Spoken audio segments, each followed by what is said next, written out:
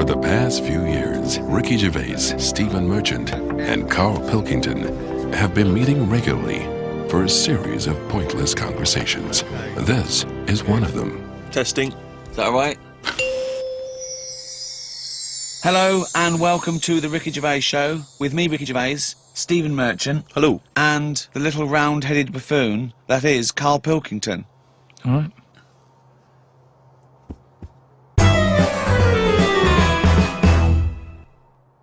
Karl, what doesn't annoy you? That's the question, really. No, I'm not going to sit here and... different things annoy me. But I don't just go about getting annoyed. Seems Stuff like happens. No. Stuff happens. What's annoyed you this week? I mean, I tend to get annoyed when people around me get annoyed. I'm never the one who's going in somewhere getting annoyed. I'm quite happy-go-lucky, me. You're having a laugh. I'm not. That's rubbish. There is nothing about... No one would ever say that. No one... How would you describe Karl Pilkington? Oh, he's happy-go-lucky. Whenever I see him, he's skipping along, whistling a tune. I whistle a lot, I've told you. Yeah, only to annoy people when you're playing Scrabble. No, I just... At the end of the day, I think the problem is, most of the day, I'm on my own. Right. Right? I'm doing DIY at home. I'm quite happy. No one's there annoying me. Right. I go for my lunch later than everyone else, so I don't have to see people. He's like Quasimodo, isn't he? He's like coming down when everyone else is not there. When no one's around. Suzanne!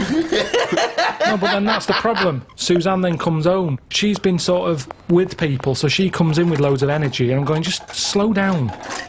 Stop going on. Then she's breaking stuff, and that's probably the last thing. What do you mean she's breaking? She's heavy-handed with all the stuff I've been fixing. She broke the shutters.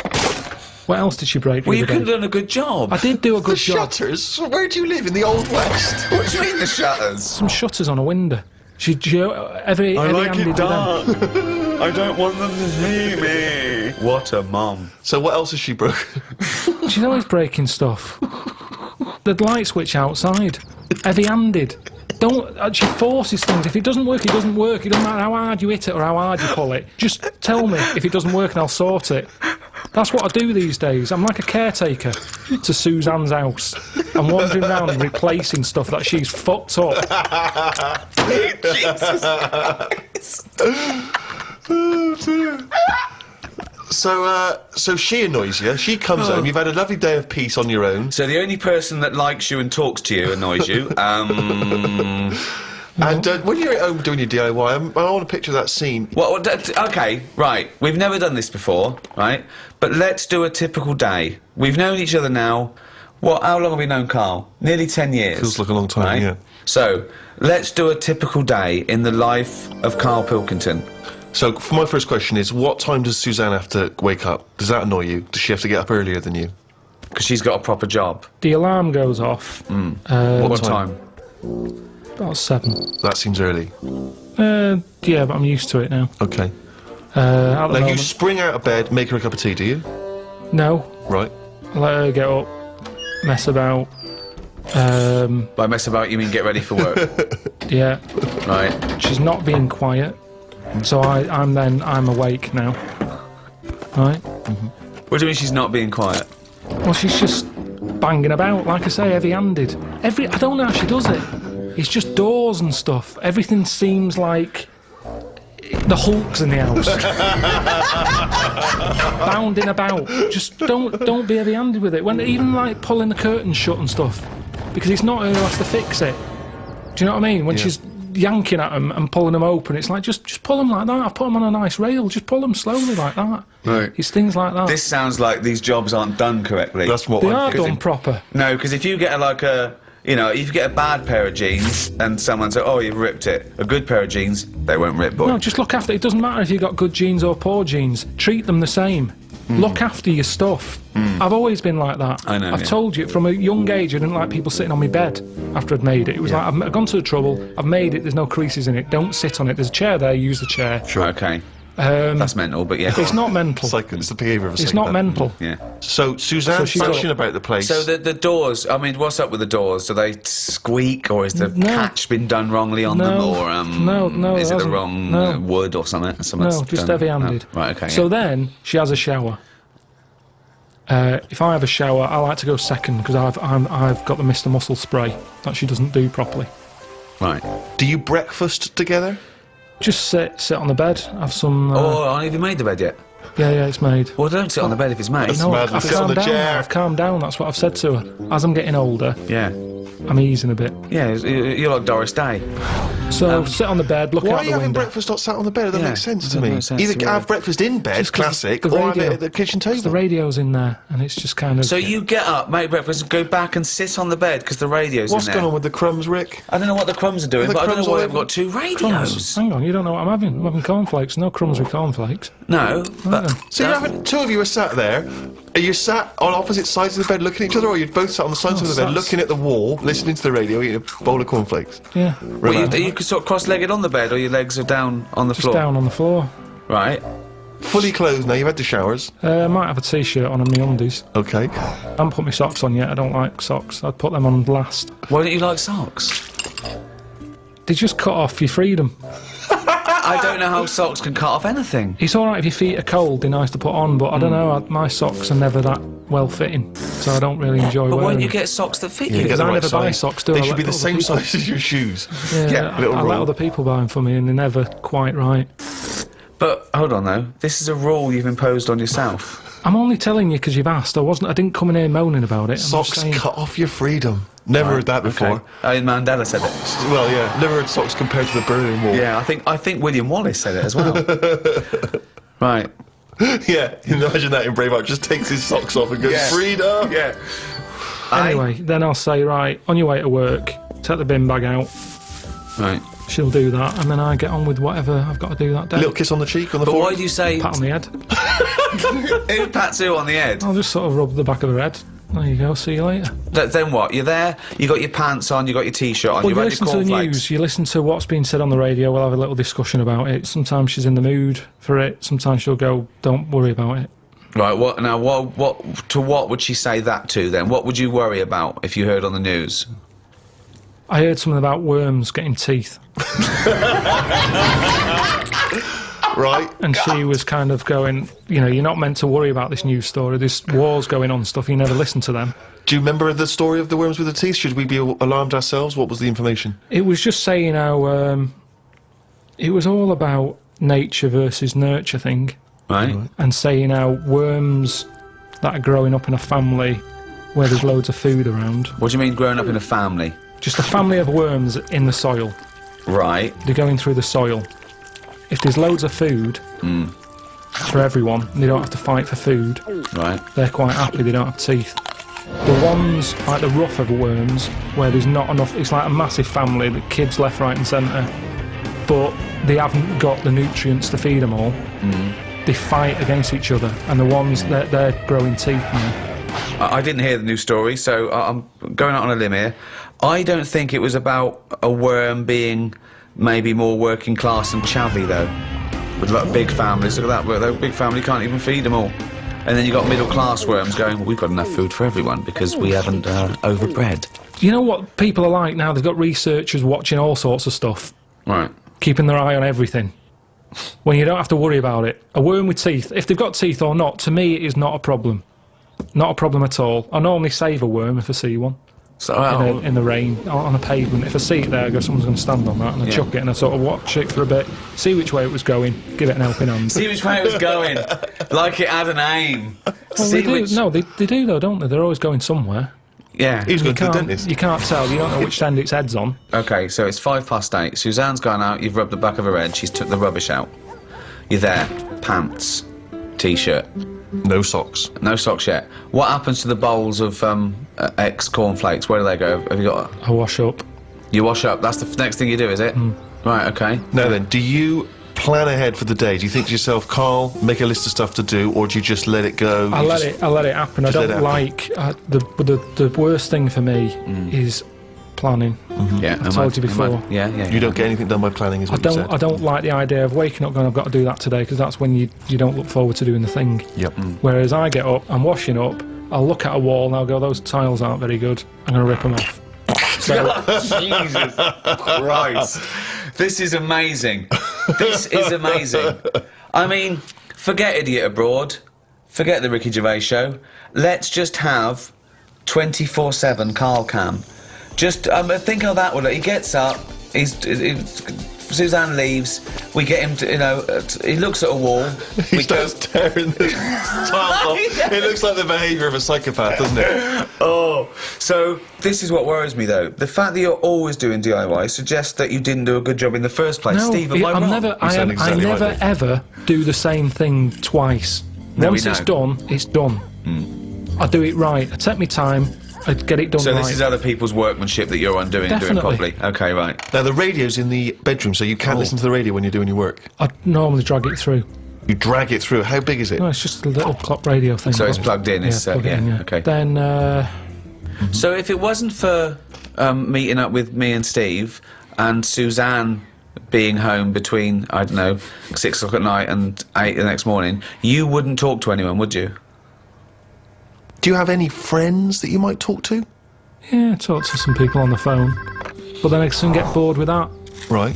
About 5 minutes in, I realise I'm not listening anymore. So what were you talking about that you got bored about? I can't remember because I got bored with Yeah. it. Yeah. And he was talking, and I kind of thought, I hope he doesn't say, what do you think of that in a minute, because I wasn't listening. Right. So what's the point of having the conversation? I don't know. But hold on, I call you up. It's presumably the first phone call you get. It's the first phone call I Sometimes. make.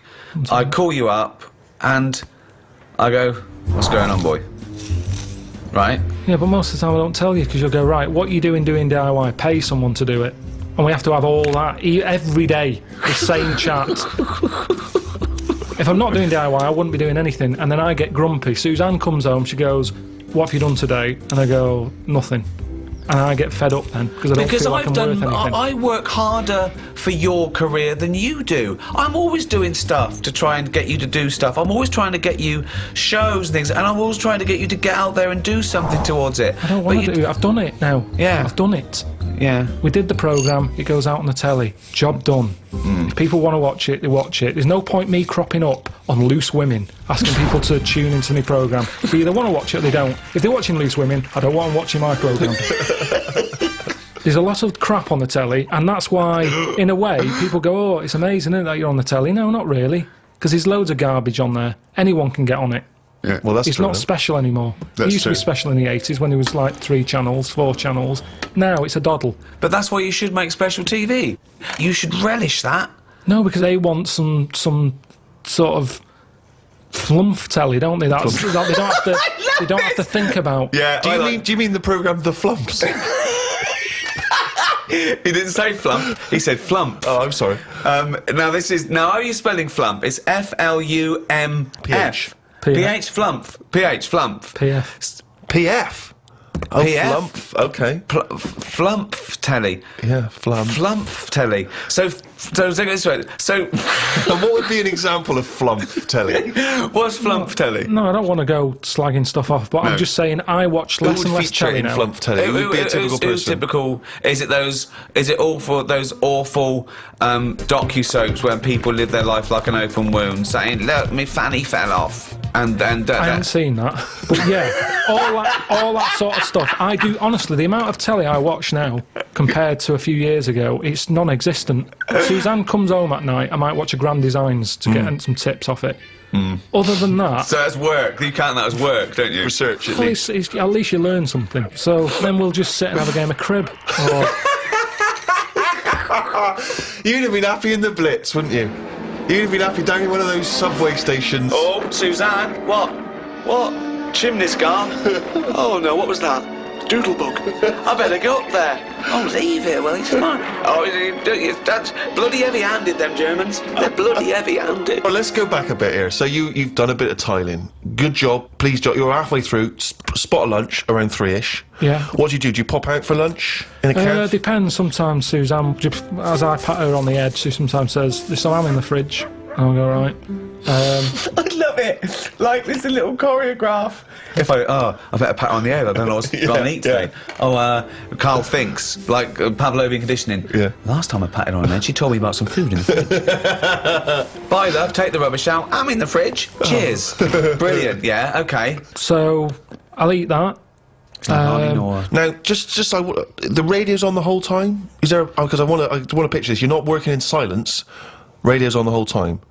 That little squeaky radio that's sort of halfway in the doorway of the bedroom and the lounge or whatever. You've got the radio. And what station do you listen to? You listen to music? You listen Sometimes to I listen to sort of speech stuff. Right. Sometimes I listen to music. What would be speech? Like a kind of one of those phone-in programs? Or? Phone-ins do me head in a bit. Right. I like, reports on stuff. So you like to be informed as you go? Yeah, just so it gives me something to talk about, because if you're not with anyone all day, your brain's not doing anything, is it? Whereas me listening to them, it's like having someone in the room telling you stuff without you having to chat back. I prefer that. I'm a bigger listener than I'm a talker. Yeah. Whereas these days, a lot of people are talking, but they're not listening. Perfect. So, although you're not listening to actual humans like your friends when they call you up. because they're just mithering.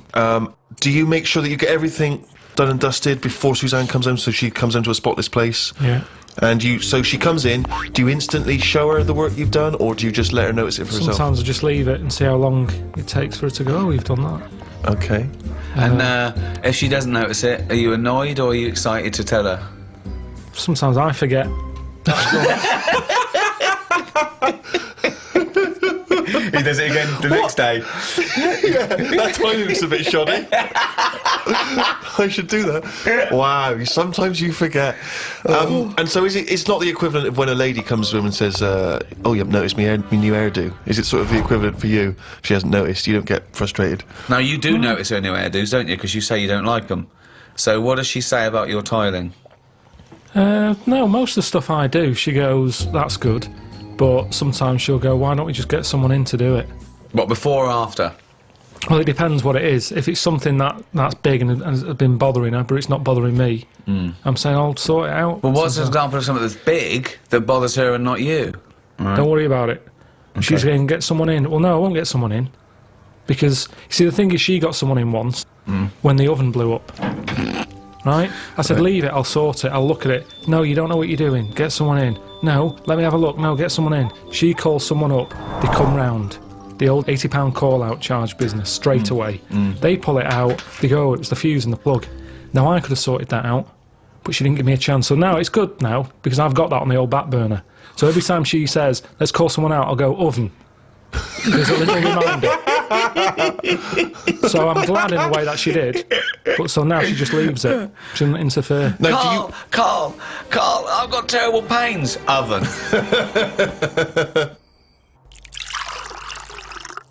I normally speak to my mum and dad at some point every day. Really? Do you? Every day you speak to your mum and dad? Yeah. Could you take us through a typical conversation with your dad? He calls up. What does he say? What does he say? He said, I've just been out, got your mum some medicine. Well, every time he calls, he's No, been I'm out. just telling you the last call out. Oh, I see. Sorry. Right. What's the weather like? And then my mum might get on, and What's she got to say? Look forward to this. she just tells me a bit of it. She, like, what was it the other day? She said, "Oh, have you seen them tablets? That are food." She's so like you. She's just like you. Oh God, was she a fucking astronaut? Have you seen them tablets? What are food? Oh, Go on, what are the God. tablets that are like food? No, that's what it is. It's like the spaceman food. They've come out and we're just chatting about them. She's saying, "Oh, What do you mean they've come out? Really? yeah, because we live in a busy world and everything, where people haven't got time to have a proper lunch." So you have a call like this, scintillating phone conversation like this every day with your parents. Yeah. And does she always try to find a piece of new information she thinks might interest you? That's each day? sweet though. That's Yeah, sweet that he absolutely. talks to his parents every day. So you've spoken to your mum and dad. You've changed the tiles. Suzanne comes in, The kitchen's all clean, ready for her to make the tea. ready for her to make the tea, even though I know you've been tiling, but that was a job you gave yourself. You didn't have to do it. No, but I don't do cooking. She knows that. This isn't even a discussion. Right. She knows. What are you having tonight? Scampi. So she'll do all that. I'll eat it. And sorry, let me just rewind for a second. I'll eat it. He's listing it in his day's work. I'll eat it. I say, I've eaten that. She goes, thank you. You go, oven. Okay, let's act it out. Yep. Okay, you've just cleaned up, right? The last bit there. You look back. Them tiles look good. You look at the clock. Right. Vacuuming up. Cleaning up all the mess.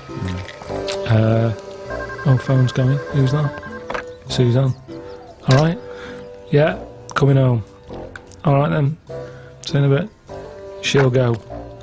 I'll I'll put the kettle on, or at least fill it, ready. Because she normally calls again. What do you mean? She calls again? What? She calls again when she's out the tube. Let's do it. Let's hear it. What's going on? All right.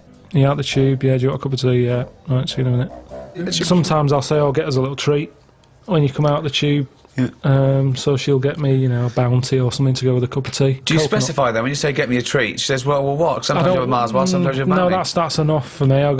When she comes in, it's a talking topic, isn't it? What have you got me? Topic. Sometimes gets you a topic. You know, it's something to chat about, isn't it? Right, okay. Something to chat about. So, has there ever been a time... Sorry, I just got to get this straight, Steve. Sorry, Rick, I just wanted to say, could you imagine you and I having a conversation about what chocolate bar you ever brought me? What'd you get me, Rick? Got your bounty, is that all right? Thanks, mate. That's as long as that conversation can possibly go. You're talking about it's a talking point. Yeah, so what happens? So what was the last time there was a discussion about what she bought you? Did she ever bring you a bounty and you go, "Oh, I was really hoping for a Mars bar"? I think the last time she got a bounty, I sort of said, "Oh, they do a 3-pack now." Do you know how they just have 2 bars? They do a 3 one. Right, what did she say? She said, "Do they?" She said, "I want out of this relationship." No, but that's how she comes through. Take a coat off, I'll go, "Oh." She'll go, "What, are we having scampi still, or have you gone off the idea?" And then I'll go, "Oh, you know, we should get them tablets my mum's been talking about." She goes, "What tablets?" I go, "The food." So see how it's all coming together? Yeah. So it's like that, and that's what does she say to the idea of now living on tablets instead of having some scampi and chips when she comes home after a hard day's work? What does she say just to sort of that? goes, "Oh, right." She says, "Oh, right." Yeah. So this important information which you're imparting that you've garnered during the day, her response to that is, "Oh, right." Yeah. So- and then I'll get her attention at some point. I'll say there's worms with teeth. I'll get her attention at some point. I'll say, I'm going to bring out the good big guns now. Imagine- Right, she's ignoring me. Okay, wait for this. Suzanne, I see you're ignoring me. Yeah. Worms with teeth. Oh, God. Amazing. Oh, God. So what does she say to worms have teeth? I can't remember. She just sort of said, "Oh, have you got the facts right?" I said, "Yeah." That's kind of it. And she'll either go, "Oh, right," or she'll.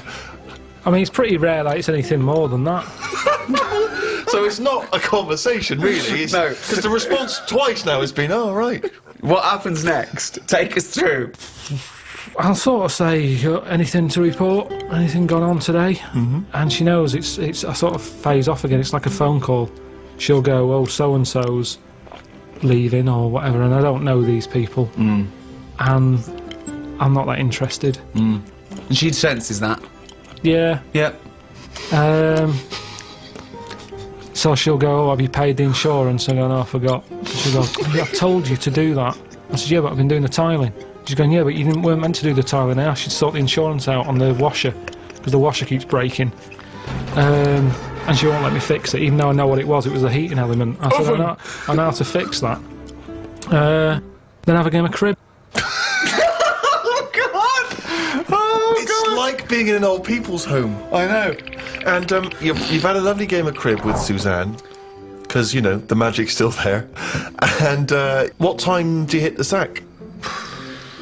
Don't know, about 11. Do you go to bed at the same time? Yeah. So that's it, yeah, that's the day, really. Well, hang on, we haven't finished yet. So, any conversation before bed? Depends if the radio's on. I might say, "Look, here's that story about the worm." Yeah. And then she'll go, "Yeah, but look, it hasn't got teeth. It said this, that and the other." And I'll go, "Oh, yeah, forgot." Good night. That's the end of that, really. Another day closer to death.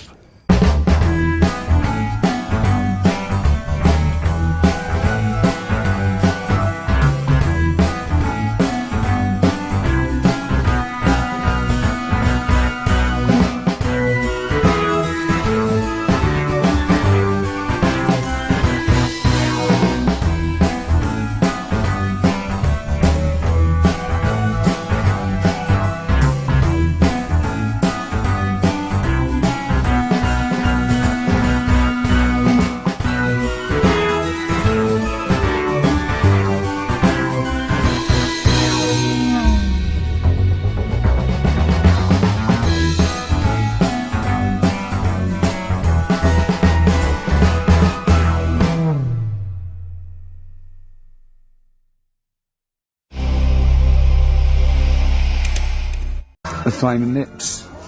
Yoshimi battles the Pink Robots on XFM 104.9. I'm Ricky Gervais. With me is Stephen Merchant and Karl Pilkington. Good morning. I'm going to be honest. I'm going to own up straight away. I've done very little work towards this show this week. I'm a little bit You busy. surprised me. Yeah. So I apologise if it sounds a bit sort of. Thanks for being honest, though. Rick. Well, no, I don't. I don't want people to go. Oh, no, that was a bit shoddy this week. I hope it's not going to be that every week. Yeah. So it is because I've done very little preparation. Okay. So Right. Whereas normally you'll probably have to help me out. All right. You have to do some of the work. Carl, you might have to help us out a little bit as well. I don't know, but I mean, because I know Steve's done nothing towards it either. So the onus is on you a little bit here.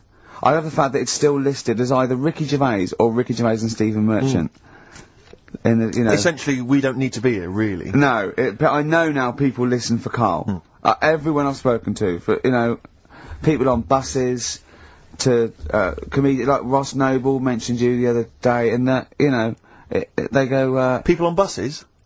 I've never been on a bus. You for haven't been on a years, bus no. for like 12 years, Yeah. have you? I know. People on buses. I don't know why I find that so funny. I just know the idea of you being on a bus. The idea of you I'm handing not over on your the bus. fare. They're shouting out from the window. Right. They're going, "I love Carl." Right. Yeah. I'm walking along. How much is it on the bus? 20 pence. No, come on, seriously, how much is it? One adult for terminus, please. I love the fact, they do that thing where, like, if they're interviewing What is it, Paul 50, Newman or someone 60p? famous, No, it's quid, isn't it? It's a quid. They always say, how much is a pint of milk? And that's supposed to prove if you're sort of still in touch with your roots or whether you're too big a celebrity. Yeah. You've got no idea how much it costs on the bus. Quid? have you? It's not a quid. 120. No, it's not 120. Pint of milk, about 50p. 30p. Oh, brilliant. Wow. Because, it's fascinating because you gave this stuff, up before you became a celebrity, didn't What? you? You were always Lazy. Because people always say to me, like, Ricky seems a bit obnoxious. Who says that? Well, no, they say, No, who comes up to you and just says that? The guy on the tube did it. I swear to God, he came up. He said I was watching an interview with Ricky. He said he's not a nice piece of work. I went, well, he said, no, I've got friends like that. And it's like they're always talking, they're a bit irritating, and you sort of let them off because they're your mates. But I was going, well, hang on a minute. He went, Well, fair two enough. things. It's sort of my job talking, and being interviewed. Essentially, you do have to talk. Yeah, So yeah, if about that's- yourself. If that's his only criticism, then I'm not too bad. No, he didn't think you were funny either. So. In fact, he had a whole list. Well, I say a list, a petition. It wasn't Dickie Anderson, was it? It wasn't Richard Anderson. I hope he's listening. He's our biggest fan. I'll tell you what, Mock Turtles need a remix by Fatboy Slim, don't they? Mock Turtles? It's Yeah. a great tune, but I'd love to hear it remixed. Yeah.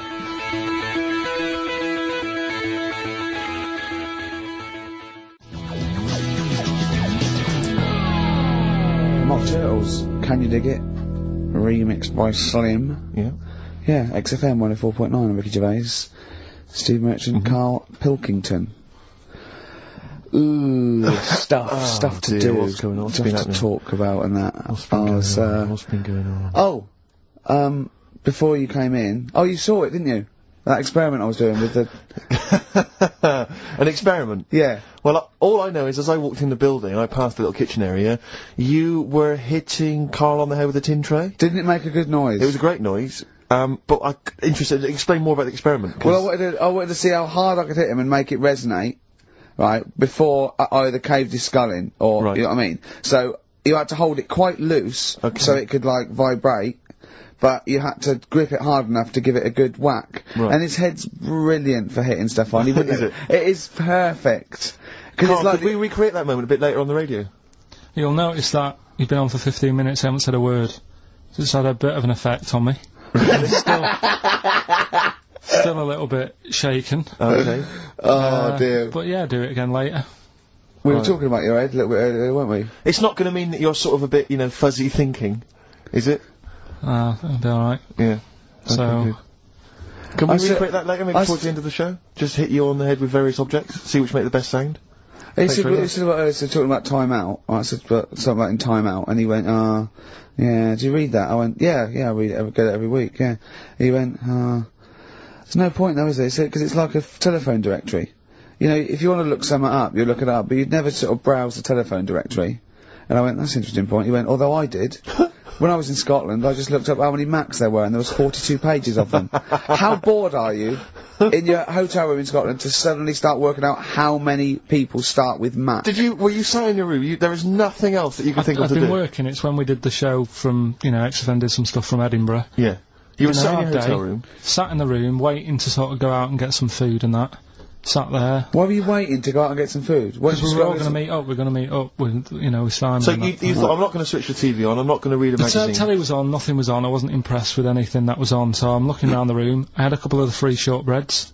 I love the fact he remembers. Yeah. He remembers a specific biscuit he had. Yeah. That's fantastic. Had a couple of them, and then looked around. There was a Bible, and I thought, well, I know about that. Yeah. There's nothing in that I don't know. So, got the phone book up, and I immediately thought, there's a lot of Mac this and Mac that in Scotland. Macintosh, Mac Daddies. Macateer. Yeah. There's loads of Return the names. So I Mac. thought, I wonder how popular it is.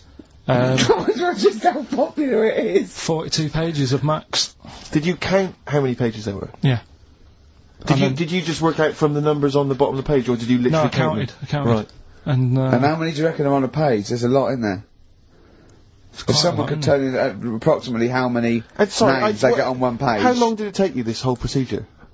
What, the counting? Yeah. Not that No, long. it's It's just 42 counting pages. Yeah. So Yeah. it's not Yeah. that much. They're all And what together, did you luckily. do once you digested that information? What did you do with that information? Did you tell Stored people it, when you haven't I? went? I mean, look, how long ago was the Edinburgh Festival? I stored it along with the biscuit. I love to get in his head. I imagine it's a big warehouse, and there's lots of partitions for weird stuff like kids born with tentacles and things like that. I imagine there's like quite an old caretaker, and you go in there. You say, "I'm looking for that." He goes, "Hang on, I know where that. I put that somewhere. Hang on a minute, hang on. Is this the one when they shave the cat? No, it's not shaving the cat. This is the Max. The Max. Oh, Scotland, the shortbread. Well, don't give me the shortbread because that's putting me off. But the what's the name though? Do you remember last week I was talking about the airy kid? And I think that's every week, Carl. That doesn't narrow it down. alright, well we were talking about that airy kid in the woods, and did a bit more research this week. Okay. Found a good story out about a monkey, Right. which I'll tell Ricky a little bit about it. Tell didn't I? me, come on, tell it now. No, Right. no. Well, Tease I me reckon with we it. should keep this. It sounds exciting stuff. That's got 'em, right? So we'll be doing that. we've got I've hooked the audience. we've got Rockbusters again this week. Yeah. We've got Doing Edam, Yeah. What Right. are you trying to get rid of this week? Cockroaches. Right, I good one. can't think of a reason to keep them. Looking into that, well, I sort the matter out. That's coming up. Excellent. We've got I'm teaching you some more stuff. Oh, yeah? Yeah. He phoned me up today. Yesterday it was. He's been researching, just educating Ricky. He said, what do you want to know about? I don't know. He said, you interested in space? And I went, yeah. He phoned me 3 hours later. He went, no, nothing about space. I went, what? He said, I couldn't find anything interesting. I said, you couldn't find anything interesting about space. Yeah. It's big. It's pretty interesting, Carl. He went, It's big, but there's nothing there. That's it's like the Millennium Dome. oh, So God. what I'm looking at, right? But no, wait. He said, is there anything else you want to know about? I went, alright, I went, anthropology. He went, what's that? I went, study a man, I sent a man. He went, like what? I went, like, our roots from caveman through and all the, he went, and I said Australopithecus, Neanderthal, and he went, well, you know all that then? I went, no, he went, right. He went, do you want to know how a lung works or something? How a lung works? And I said, well, tell me how a fridge works. He went, oh, I said, it's just the gas, isn't it? I went, brilliant. I went, tell me how a microwave works. He went, I know. I said, fella walking past in a laboratory with a bar of chocolate in his pocket, went past some sort of ray thing, it melted it, and he went, hold on. That's it. That's explained to me how a microwave works. Right. So today we're doing sort of medical-ish type things under the banner of colon. Then educate me. Oh, God. Do it again. Colon. Then educate me. Brilliant. Brilliant. So that's like go on then. So colon. Brilliant. So that's a little heading. You're going to be learning 3 things sort of medical-ish before 3 o'clock. Yeah. Is that it? Yeah, do you want to, Pretty much, yeah. a bit of suede? Go on then. How many O'Reillys are there, do you think? No, little task for you.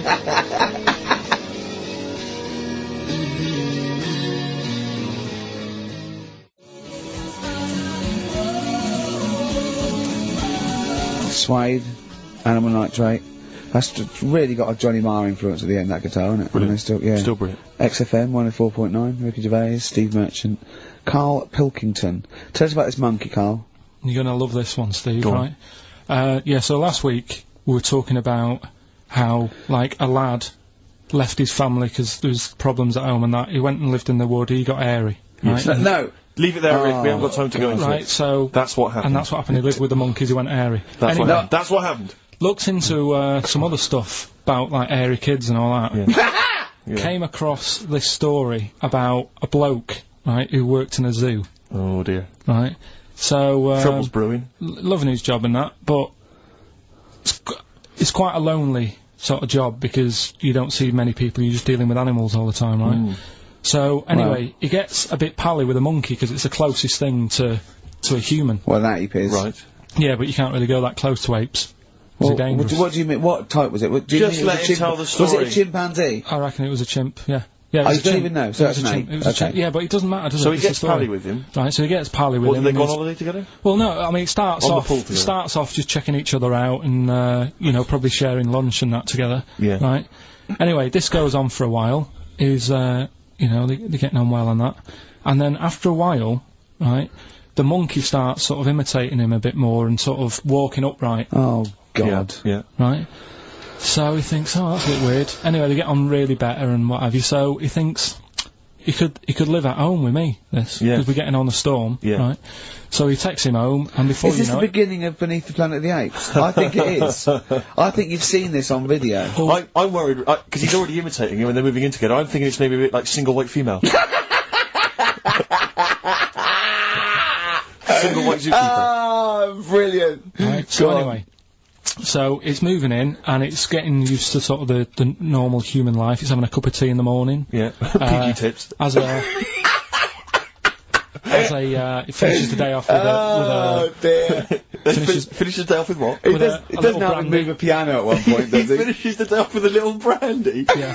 What, he pours himself. Is he wearing a smoking jacket? I'll tell you what, Carl. You're Listen, a maniac, listen, mate. no, this is why it attracted me. It's amazing, right?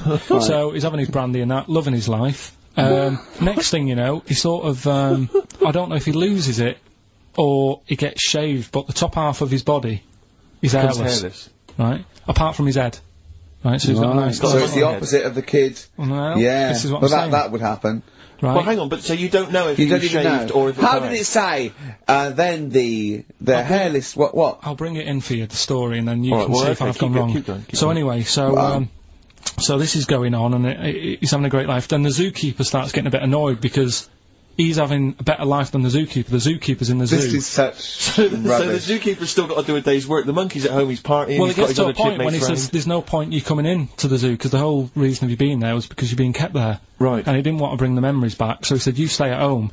So You are you're talking such. Just let him finish. God, I don't know if I can sit here and listen to this drivel. Let me. I'm fascinated. it's It nearly sounds over anyway, amazing. right? It sounds extraordinary. Carl. So he's walking up right, he's having a tea in the morning, finishing the day off with brandy.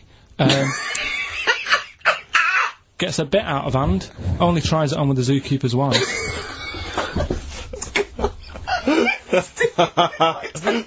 Make him go away, Steve. How does he do that? Well, because he's around humans a lot, he becomes a bit of a charmer. And, But what is it that he could do to seduce her? Pick fleas out of her? he didn't say. He's but- built. He was built. Yeah, it's well hung. so what about What do you mean? What about it, Carl? It's obviously not true. It's obviously not true. that? This wasn't on the internet, this was in a book, so it's not a quick joke and just, put it on a website. This is in a book. I don't understand how the I monkey... love that he becomes a charmer. He's got better taste in brandy. Exactly. And he, that What is- was it that he was doing that seduced her? I don't know, maybe because he was at home more than the zookeeper was. But what would he be doing, I love Carl? the fact that- He's not going to be talking with her. They're not going to be playing like, Trivial Pursuit. Maybe she liked the silent type. It didn't go into that, it just said that's when the trouble started. Carl, play a record. Right. Is that what Suzanne did when she brought you in? Talking to the songbirds yesterday. Yeah, it's just the way I'm feeling. Feeder. Just the way I'm feeling. XFM 104.9. I love that. Carl, you're panicking. You've just remembered a song from your childhood, and I don't know what you're talking about. But, I'm gonna give out a number. Please take this number down if you can help, Carl. It's 08700 800 1234. Right. I'm not that bothered. We were talking about a track from the 60s, Yeah. Mighty Quinn, Yeah. and it was on the same compilation. My dad had a tape in the car, and the tape was always on in the stereo thing in the car. And I used to sort of sit through all this stuff I didn't like, but knowing that coming up soon was a song about a monster with purple eyes. It wasn't monster Puff the with Magic purple Dragon. It wasn't that. A monster. There must be something else about it that give people Do a you clue. remember a chorus or a few lines? It says something like, it was a one-eyed, it had big eyes, purple, and it eats people or something. The Big-Eyed Purple Eater. Wasn't there a song called something like that? The Big-Eyed Purple... And it was a hit, There was, was I'm it? sure there was. A song which is something like the Intergalactic Purple Eater or something like that. It's a novelty song. Rubbish. What, by the Bonzo Dog Yeah, Dealer, it's like that sort of thing, yeah. I'm sure Well, it if you must know be what Carl... Look, the telephones have gone mad! Yeah, well, we'll find out in a bit. I mean, I'm not that bothered, I'm not going to buy it. It's just that we were talking about songs and that. It'll be good to know who it was, but... Yeah. Right, Rockbusters. that. Okay, now how long... Where did you get the... What, do you want to just answer Well, that? ask the phone, so just answer the yeah, phone. see what it is. Just see someone's... Hello? Hello, mate. Alright. Yeah, that song, I don't know if it's by, or is that what you want? That's the bit I wanted, really. What's the name of the song? Well, you know how it goes, it's like, born nights on a dawn, the Yeah. Oh, yeah! Sorry, I don't think you've helped much, though. You can't remember what it's called or who it's by. Well, no, I mean, I know the tune, but that's about it. But he's it done seems well. to me- Steve, yeah, he's done well. He's given up his spare time to call in and sing us a song. Don't diss him. Rick, I'm concerned he's just only marginally remembering it more than Carl is. It was actually in, I think it was in the Blob, no, it was in something like the Blob, actually. I think Steve McQueen was driving away and it was running in a sequence. This is so very familiar. See if thanks very much, mate. See if we can get a title off someone. And XFM. Hello, yeah, I know the name of that tune. Go on. It's the Purple-Eyed People Eater? Yeah, that sounds about right. And who's it by? Yeah, well, I'm just at work and, Who is it by? It came to my mind. Do you know who it's by? I don't know who it's by, mate, sorry. This is not enough information. I wouldn't phone in We if I only didn't had half ask the them, information. but we asked them just what the tune was. But I want someone like Paul Gambaccini to call in. He knows what chart position it got to. right. Right, Thanks very I don't much. think this is enough information. That's two people. The thing We barely is, got if any you know the information title, from we can put it in the internet, can't we, and find out who did it. Yeah. That's full of Brilliant. information. Well, thank you very much for no, calling in. I don't know why they bothered, frankly. Right. Sorry, Rick, no, I mean, I just think if you're going to bother to call in a radio station, You're have the facts. You're Have so all the facts you have. He hasn't got the facts, and he runs the radio station. He doesn't run it. They keep him here like a mascot. He's like a pet, isn't he? They have him running around the office. God. Now listen, it's Rockbusters. I've got the prizes here. Rick, I'll be honest with you. I mean, we've given away some shoddy stuff in the past. This But is it's the worst absolute collection. tat, is it? This is really scraping the bottom of the barrel, Carl. I mean, Let's hold on. The how phones many are going more of mad. these can we give away? If you're still phoning, hang up because we're not going to bother anymore. We really sorry about that. Maybe email us or something. How many of these can we give away? Rick? Look at that. It's only Fools and Horses. The It's video. the Christmas special from not this year, the year before. Yeah. I mean, we have given away so many of these.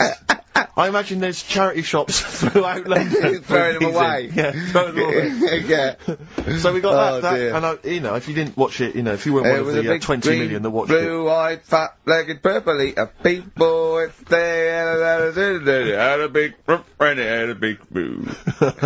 It's something like that. And once again, the best chill-out album ever, with, I mean, it's pretty much rubbish. It was a big boo. Actually, no, the songs were okay, but Purple-eater. it's just basically a collection of songs you might have heard on adverts. So enjoy that. Oh god, this one again, the best air guitar album in the world, Volume 2. This is no longer an entertainment show. This is three people chatting to each other now and again. Sometimes we remember it's going out. Sometimes we just take a call for our own amusement. I mean, It's the same price again. It's the David Attenborough compilation of DVDs, which I'd be very surprised if actually makes it to you. I imagine someone here will have had that long before we post it. Oh dear. There's a T-shirt in here. This is- XFM 104.9. You get sent a lot of Just in case you're wondering what you're listening to. You're this listening is to. this is a What is that? Quicksilver T-shirt. What is That's that? fine. What T-shirt is That's that? a T-shirt made by the Quicksilver people. So if you're a bit of a surfer dude, and by the look of the size of it, you're a midget. You can't then say midget. You're welcome to it. And this is, I think, the piece de resistance, Rick. I mean, What? because you know the kind of fans we have. They're pretty cool cats, pretty Yeah. groovy guys. Yeah, yeah. So I imagine they'll be loving on DVD Doctor Who, the Aztecs. That's one of William Hartnell, the first Doctor's classic episodes on DVD. God. There.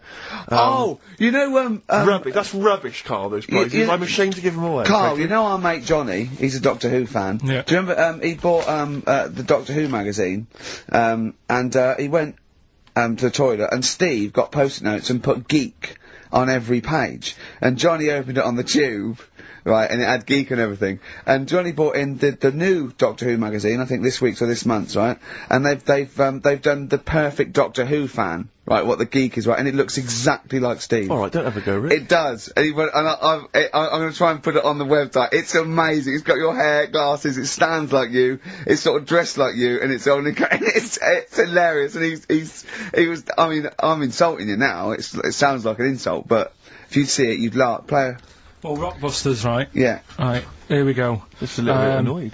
Just, 3 clues. We've lost all the energy in this show, haven't we? Well, I can't get over that insult. I'm just a little... No, Three. we did though. It It just just came out, sort no, of I can be honest with things, you, it 3 came out of left clues. field. I wasn't expecting an insult. No, And, but I I think think there it was a sense of camaraderie on this. No, I'll bring Just it in email and in you'll see what I mean. Right, play a record. I'm ricky.gervais@xfm.co.uk. just annoyed. I can't What are we listen to doing? Robert's I'm just reading out the clues. Should we put this, let's put this one in for the Sony Award. Let's put this show in for the Sony Awards. Play a song, Carl, because I need to discuss things with him.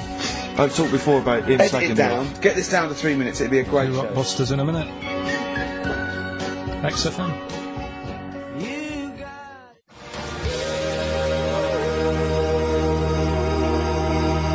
Lonesome Day by Bruce Springsteen from his new album The Rising on XFM 104.9. Ricky Gervais, Steve Merchant, Karl Pilkington.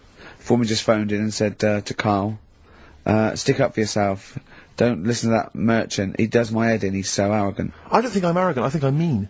Yeah. I just think I'm sort of objectionable. I don't think it's arrogance. I think it's No. sort of nastiness. Yeah. I'm just not a very nice person. But believe me, I'm not arrogant. I think I'm pathetic. We've had a lot of emails saying, could you bring back White Van Carl? Oh, yeah. Which is that section of the show where we ask the questions that the Sun asks Someone various else. random punters Yeah. Of Carl. But sadly, recently they've got very politicised and very kind of basically a little bit depressing. So there's not really anything appropriate. But I have trawled the papers looking for other questions posed in other sections of the Sun. Good idea. I was just looking here at the Dear Deirdre section, which is the sort of problem page. I don't know what your views are Oh, on I'd this. love to see Karl. Oh, God, can we get him a job? As Just an agony. ask, oh my God, that would be amazing. Right? Well, here's one. I'd like to see your view on this, Carl. I'm a happily married 42-year-old woman with 4 kids, yet I've developed a huge crush on pop star Darius Dinesh. Yeah. It sent my hormone levels through the roof, and Yeah. last night I woke my husband up at 4 a.m. for sex. We've been married for 20 years and he can't believe his luck. Recently I've been having I wanna go to I'll stop you there, why are you telling me?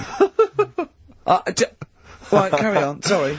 Recently, I've been having erotic thoughts about Darius morning, Sure. noon and night. Yeah. I haven't felt like this since I was a teenager and mad about Donny Osmond. My husband is amazed at the change in me. We had sex twice last night and again this morning. Again, why are you telling me this? Yeah, go on. He's just boasting. This is not a problem. It's Yeah. not a problem. What's here. the problem? No problem, just wanted to tell someone. Thanks very much. I watched Darius on TV last night, and when my husband came home, I dragged him into the kitchen and we made mad, passionate love. Right, they did it then, twice last night, once this morning. That's 4 times. 5 times she's mentioned it so far. Yeah. She's doing alright. My husband, this is a great bit. My husband thinks it might be his new moustache. Or that I'm going through the menopause, but You I were know thinking different. of growing a moustache? I was Just to thinking think of it would growing a change your moustache. luck with the ladies? I love the idea, that's what he thinks it is. He's telling his mates in the pub. You should gone grow mad with to me. these. Grow The old with Tom these, right? Selleck. 5 times in the last 24 hours. Hooray for sexy Darius. So, what do you make of that then? What are your views on that? Hold on though, if that bloke is reading that paper, that narrows it down It's a gotta bit. be, yeah. Who else did he know? His wife likes Darius, he's had sex 5 times that night, and he grew a new moustache. He's thinking, I wonder if that's me. Maureen. Yeah, go on. But what's your concern? Because I'll tell you what her problem is. She's worried that, the reason that she's now kind of overly excited and she's having this great sex with her husband is because she's actually fantasizing about someone completely different, younger. She's having these wayward thoughts, isn't she's a bit concerned about that. What's your concern? What are your thoughts? I reckon she's going to start shoplifting soon and coming out in hot flushes. Go on. Just, they're both happy, aren't they? He's getting what he wants. she's happy, I'd say, yeah, whatever, get on with it. Do you think that she should confess? She wants to be honest with him. I wouldn't, because not that many fellas like Darius. Right. So, if you're sort of thinking, oh, she'd rather have him than me, I don't What do you think Darius would think of this? He'd probably be happy with that. I mean, What would you do if you got loads of phone calls, right, from women going, Karl, whenever you're on the radio, I just have to do it. I just have to do it. Your voice makes me... I'd say, right, well, you know, it's alright. I'd be happy with that. Would you? Yeah. I mean, just in case anyone is doing that. What would you do to sort of like egg them on a little bit to help them out? What do you think? What sexy things would you say? What do you think is your quality? What do you think people would find, you know, pretty horny about you? Is it your sort of mank wine? Do you think that? Just say this, London shit, innit? I think say that, but you know, London, it's not that good, is it? Like I think you've done it there. So that's say something quite sort of sexy though. Say something like, you know, well, I love to love you. Say something sexy. Say that. No, say something sexy. If Susan says to me, you know, do you love me? I go, yeah, you're all right. I know that's true. Yeah. I know that's true. That's brilliant. But because one of the things that Deirdre says is that she's wondering if this marriage is going a little bit stale and needs to be freshened up. They need to give a new spice, a new spin to the marriage. What would you do? What advice would you give to spice up, you know, something that they've been married for quite some time? Get him. I think get Darius, all Darius things. Get David Snedden's new video on the telly. What do you reckon, though, Karl? Just treat them. Do you know what I mean? Just surprise them now and again with stuff. That's what I do. It's what you got those condoms, didn't you? That you got two. So hang on, what? You've never done that? What? You've surprised Suzanne with what? You know, I've like. You stood behind a door and shouted at her when she comes in. Don't drop the jelly. Yeah, you know, just the usual stuff. There was some free chocolate delivered to work the other day. I took her a bit of that home. Nice of you, that's really thoughtful. She didn't like dark chocolate, but I said, well, it's a thought. So, I had it. But, you know you often benefit from any gift that you give her. The chocolate, the meal, the condoms. There's always something in it for you. Yeah, there is. I love the idea. She's got bored with a Christmas present now, though. What, the condoms? Yeah. Or the food that she ate. No, the condoms. Right. Yeah, she's got tired of filling them with water, throwing them at the passing kids, or putting them on her head and inflating them. I love the idea of asking problems. What do you think of erectile problems? You know, that Pele advert, he goes, be careful, we haven't got erectile problems, call this number. What would you do if you're impotent? What would you do? What's the advertising? It's just saying, like, you know, if you can't, you know. I haven't seen that. Yeah. Why have they got him doing it? Wow. Well, he used to, you know, he used to be able to keep it up for hours, the ball, and yeah. What would you do if you... To advertise that? No, if you suddenly couldn't get, you know. What would you do? I don't think it bothered me now.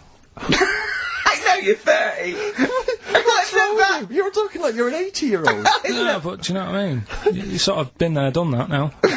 It's like the boxing and the dancing that I did. It was good as a kid, and now it's like, take it or leave it. You need to write to Deirdre.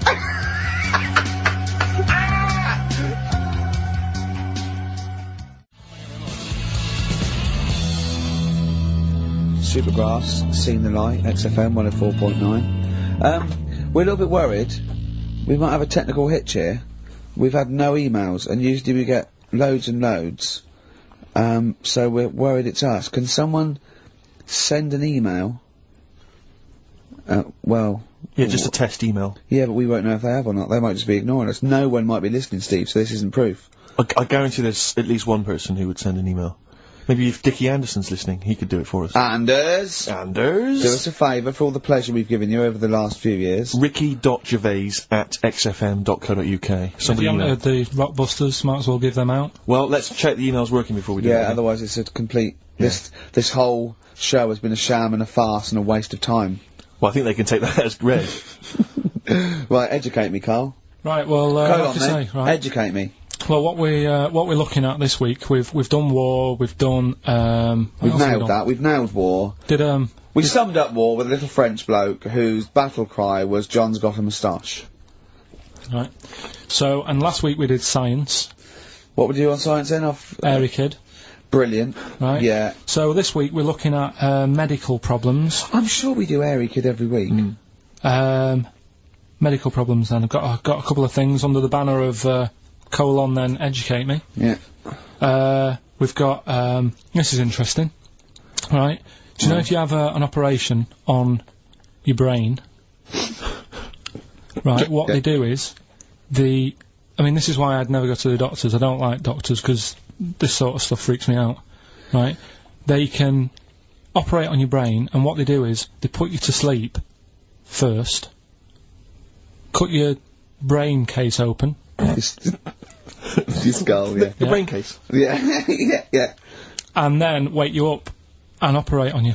So you sat there with your head open, Yeah.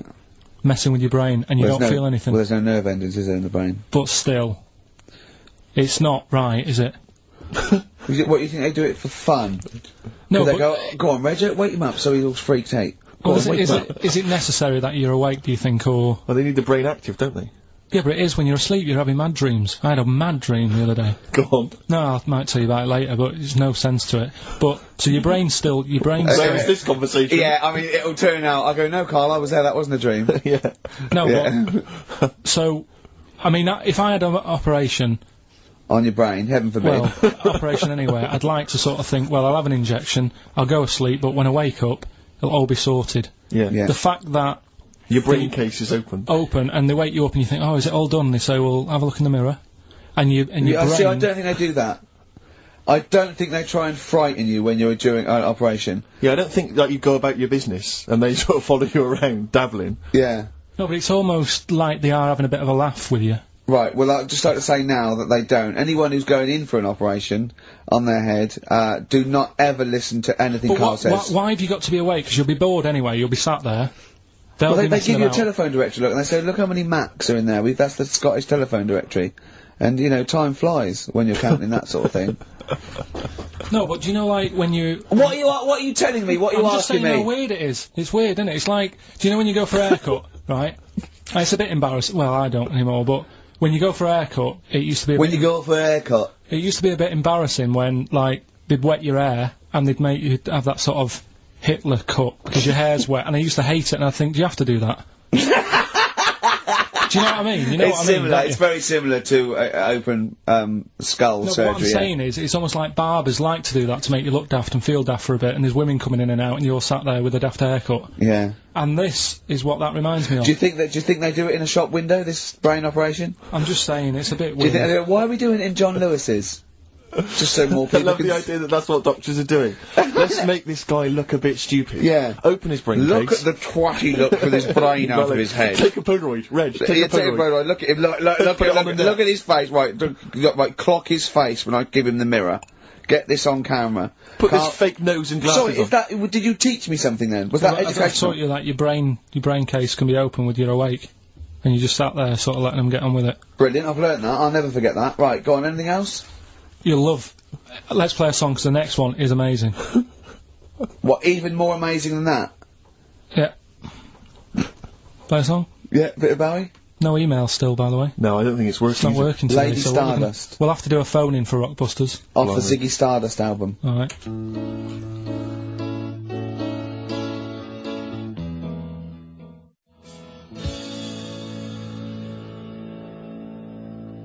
Bit of David Bowie.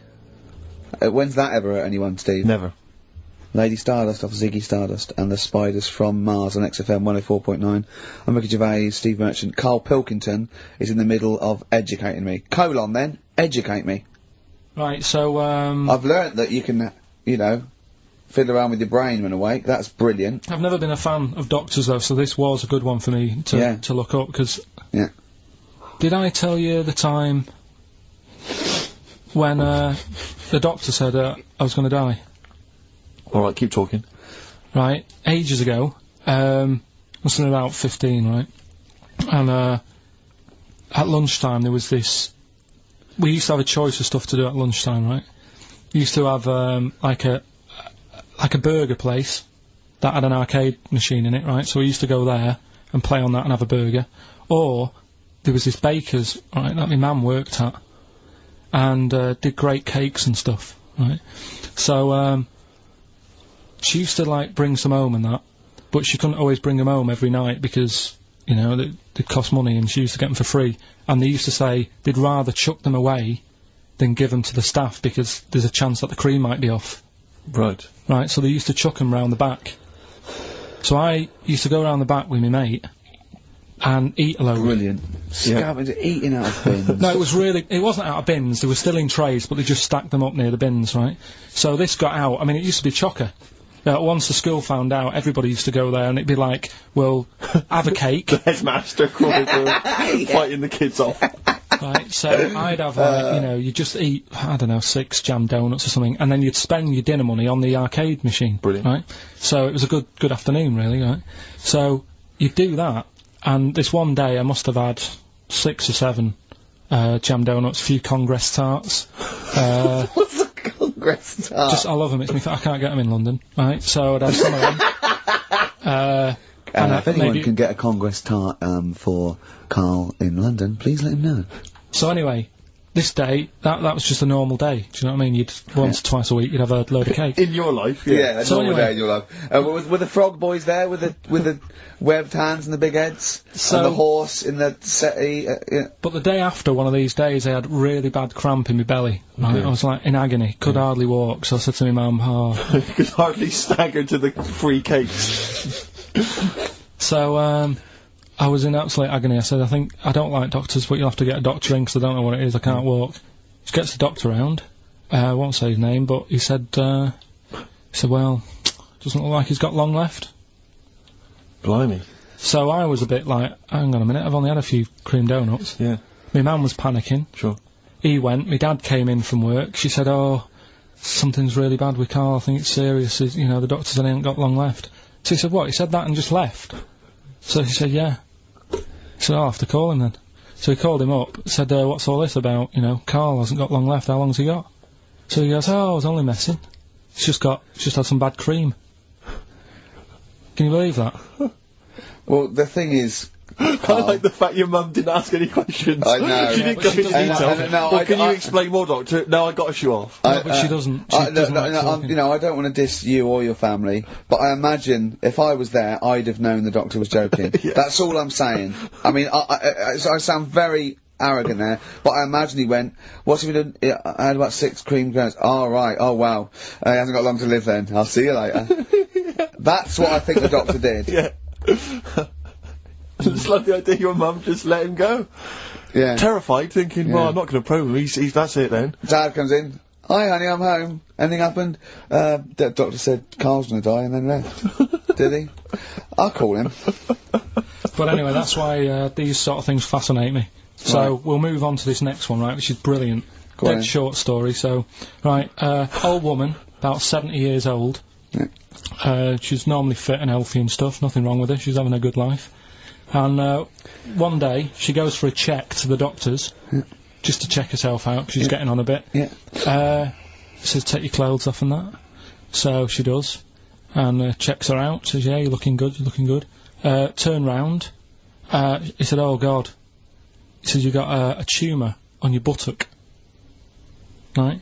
So she goes, oh, what, can you do anything to sort it out? So they go, yeah, we could book you in for an operation, it's best if we remove this.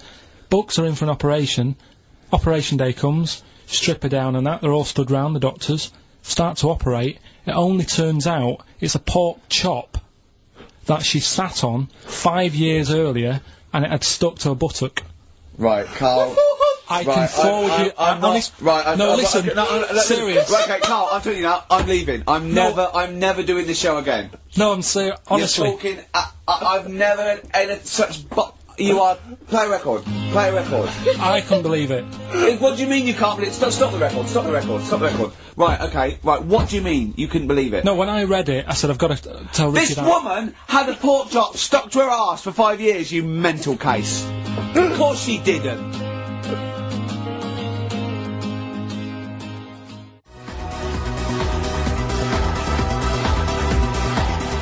Syntax, Friday, XFM 104.9, Ricky Gervais, Steve Merchant, Karl Pilkington. Right, get off. Right, what you got next?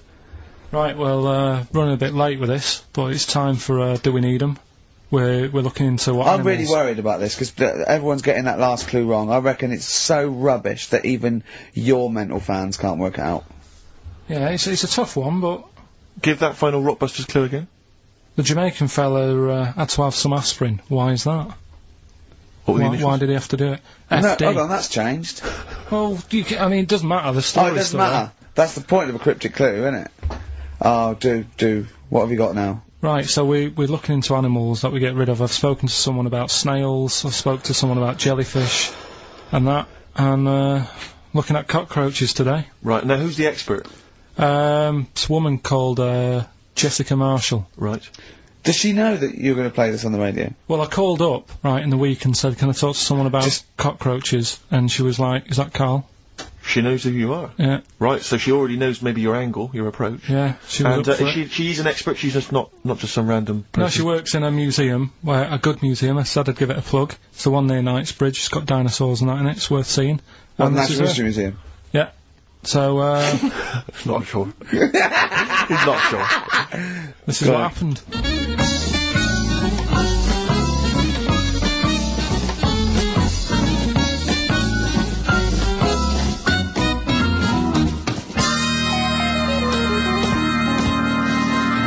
Now, what I'll do, I'll tell you as much as I know, and then you can fill me in if I'm right or wrong. And then at the end of it, we'll get to the bottom of whether we need them or not. Okay. All right. So first of all, the first thing that I found out is that that they have 18 knees. That's not exactly possible. They're insects, so they have 6 legs.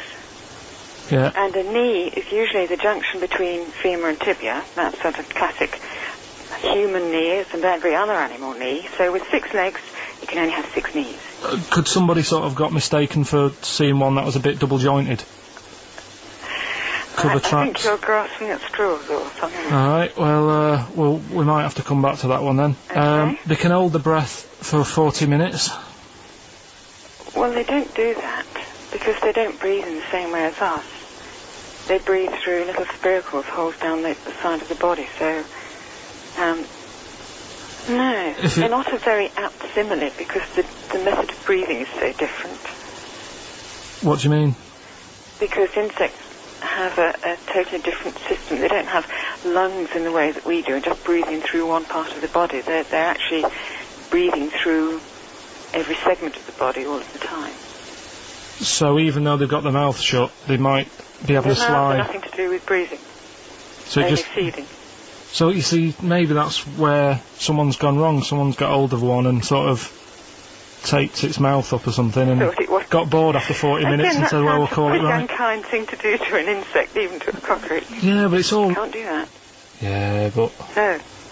Pretty unkind thing to do anything, even a cockroach. something else I found out. Yeah. They can live for a week without an head. Well, that's true if they don't bleed to death in the process.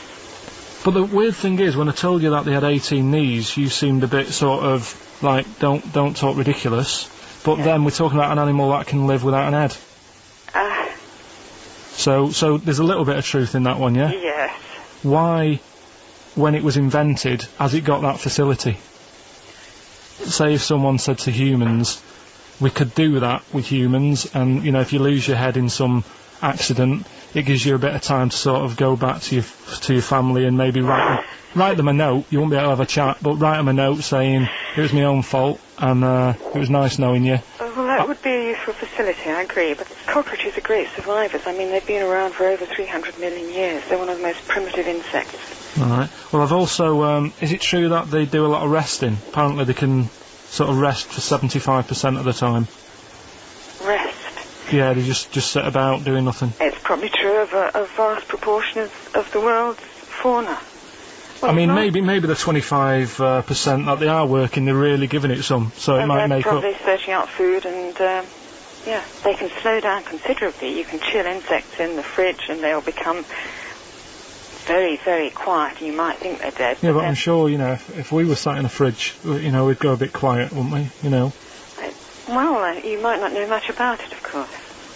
Yeah, but... Not quite reading the right sources. Well, I've been using the internet.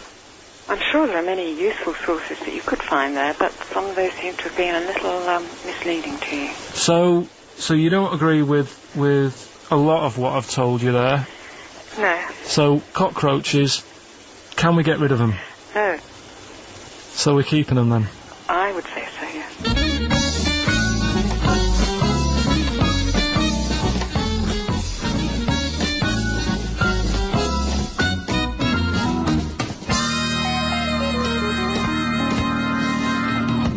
I think we should get her on more often because she sounds like she'd be a bit of an ally, really.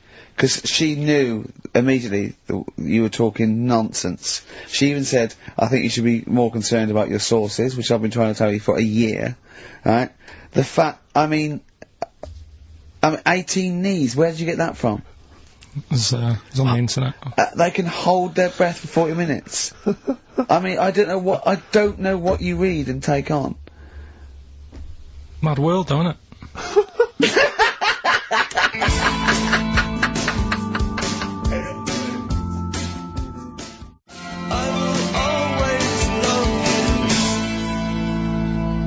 Right.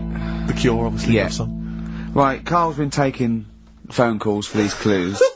Right, and so everyone's been saying the same thing for the last one. He's been going, no, and I'm worried, I'm always worried. FD. I just overheard him on the call then going, ah, what have I been saying? Oh, no, it's FP. Dickhead. Right, give me the clues out, it's a rollover. Right, tell people, we're really sorry to anyone who would have got that right. Okay, right, do the clues quickly, tell them it'll be a rollover, so we have to do 3 new ones. Do you not write these down, You're such a... I don't write the answers down in case Ricky looks over the thing and sees the answer. Why would I cheat? I'd rather you do something right with your life. Right, well, the clues were, I've got 3 other jumpers like this one. Yeah. That was FT. Yeah. You got that, 4 tops. Yeah, that's alright. Good, well done. That bunch of people can't make up their minds if they want to sit in the sun or not. That was C, they were getting that. That was charlatans. Charlatan, right? A bunch of them charlatans, right? What do you mean? What's Charlie? No, it's like, shall I go out? Shall we? Charlatans. They got it, right? Where I went wrong with this one, the Jamaican fella, he had to have some aspirin. Why? It's my fault, you know, I'm not cutting, there's no point passing the book or anything. I said FD, a lot of people were saying, Fred Durst, like, forehead hurts, which is a good one. Yeah, which would have been as good as any of yours. But I made an error, so we'll roll it over. No, what is the answer? We'll roll the what is the prizes answer? over. Jamaican fella what? Add some aspirin, why do that? What's the thing? FP. FP, it was Frida Payne. Frida Payne. Frida Payne. Frida Payne. Frida Payne. That's awful. Carl, you've got to write these down next week. This is I'm right. sorry, You're the producer. I know, but I've had a busy week, haven't I? That's doing not stuff for an the... excuse. That isn't an excuse. Our excuse is we don't care. Yeah. You do put care. the work in and then make a mistake. Yeah. I mean, it's better not to try than try your hardest and be rubbish. Do you see the point? We don't care.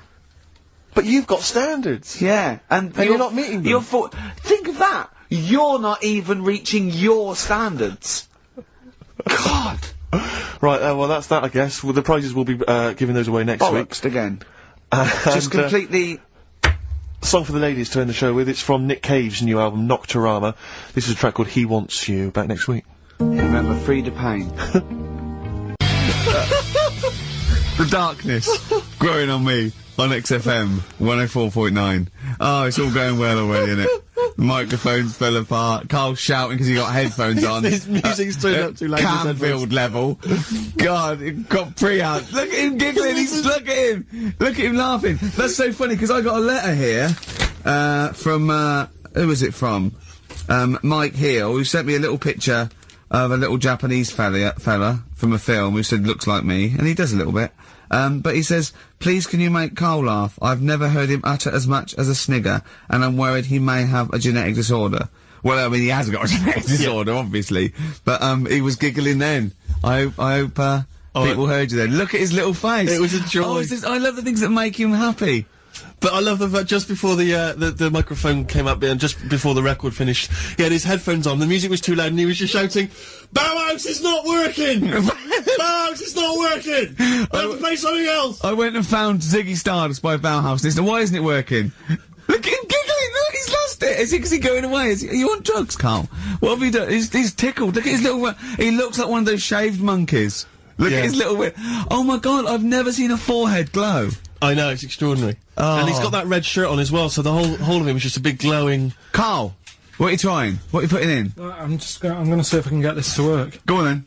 Hang on. Brilliant radio. I hope Dr. Fox is listening, because I think he's eating his words right now, Steve. Right, I think I've done it. Right. Well done. That's excellent. Right, what Let's play Bauhaus now, and let's try and compose ourselves. This is Ziggy Stardust by Bauhaus. Well, it worked. That worked, didn't it? So you panic over. Calm now.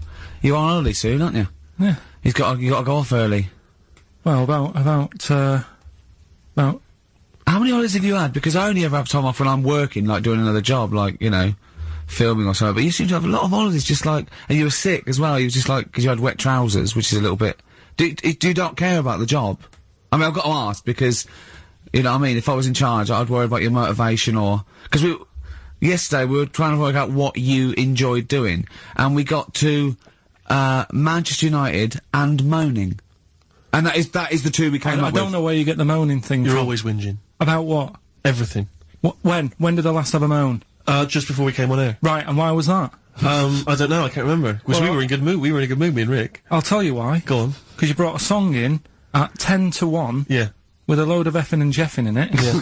And saying, can you edit this? Yeah. Yeah. But that's your job. You could have brought it in yesterday. No, I couldn't. Why not? I hadn't thought of it. But why are you whinging? That's your job. And I didn't come in 10 minutes before, and it was a good 20 minutes before. It just took you ages because you were whinging and moaning to even get started. I'm not being dragged into this. You are always... I'm on my holiday now. Well, not yet. No, you're not on yet. You're still working. Well, that's what's funny. This isn't even work, right? And yet it should be. Compared to what I do in the week, this is a doddle. Well, that's because you're not putting any effort in, clearly. Where are you going anyway? Where are you heading? Cornwall. Yeah? What's happening down there? Well, there's a monkey world. You're excited about that? We're going to see that. Probably go twice to that. Yeah. Whilst I'm down there. How long are you in for? The whole week? Yeah. Yeah. So, This is with your parents, isn't it? yeah. Taking them out. Your father, what do you think your father will be up to? What's he going to be nicking on this holiday? Well, he's, Tin. There's a lot of tin in Cornwall. He's, since they've shut the mines. He's just called Suzanne, said they've got there, said it's a nice little place. There'll be no towels when you get there. So what are you gonna do? What are you gonna do? Just gonna chill out and sort of like go to the pub and stuff? Yeah, like I say, I mean, all I've got planned is probably probably Tuesday and Thursday at Monkey World. What about Wednesday? What do you think of the Wednesday? Just wandering around? Just sort of think about, you know... King Arthur and that. Where he was down there, wasn't he? I don't know, but I'll tell Where you you going? something. What town? I don't know. I don't know where it is. Suzanne sorted it out. Yeah, she sorted it out. I had you on the phone to her saying, well, pack 'em, pack 2 pairs. Poor woman, she's packing your bags for you. Yeah. Right. But, you'd spend more time at home if Steve didn't come in at 10-2 with a rap record with, like, obscenities all over it. yeah, well, we'll play that next week. Well, you didn't even get the job done, that's the thing. We can't even play it because you didn't get finishing time. I'll tell you what, that Method Man, if he doesn't stop effing and jeffing, it's the end of his career. In my opinion. All this F that and, yo Jeff, I'm a Jeff myself. Yeah. Or I'm hanging out with my Jeffs. Yeah. It's terrible. Jeff, and we know you can't put out the J word on XFM. Oh, Mother Jeffer. Well, so we haven't got that, but what we have got... Go on. Monkey News. We've still got a Monkey News, have we? That's sorted out, that's coming up. Yeah. Rockbusters. Yeah. Well, last chance. Definitely your last chance this time. You actually improved a little bit last week. You did a couple of good ones. Yeah. Same again this week. And, Cheeky Freak? The controversial Cheeky Freak of the Week. Where Karl, finds, a human being with, some sort of, congenital or, you know, imposed deformity. Or, you know. So, and we talk about that. In a wry way. Do you think that's big and clever? no, but that's just it. It's never about taking the mickey out of someone, right? It's to make you think. I'll tell you what isn't big and clever. How lucky you are A on dwarf with learning difficulties. Nice. Yeah. Well, We'll explain it to you. That's the forthcoming single from British Sea Power. That's called Carrion. That's nice and retro. That's like end of the 70s Bowie. That's great. On XFM 104.9. That's just some of the records that we've played so far. Do you know what I mean? you've had The Darkness, you've had Bauhaus. It's like, can it get any better, Carl, do you think? Like I say, we've got Monkey News coming up. So, Guess what? I lost 400 quid cash this week. Gambling? No, that's tragic. This is why it gutted me. It wasn't even on your gambling addiction. No, I had a photo shoot. I had a suit, right, and I'd claimed back some expenses, and I'd had it in my pocket. And then when I took the suit home, it must have fallen out in the street or the cab. And I remembered it, and I went every pocket twice. And it was just the fact, I don't think about, oh God, that's terrible, that's a terrible blow. I think, oh God, if I had it back now, it would be free money. Yeah. If I suddenly found it now, I'd have £400 that was just free money. And I had a little nap to get over it, and I was... And you were fine. I was okay. But that was good. Someone £400 just found, what a gift that is. Oh. Just, I mean, untraceable. Was it in a money clip? Was it rolled up in a money clip? No, it was just literally 400 quid in an envelope.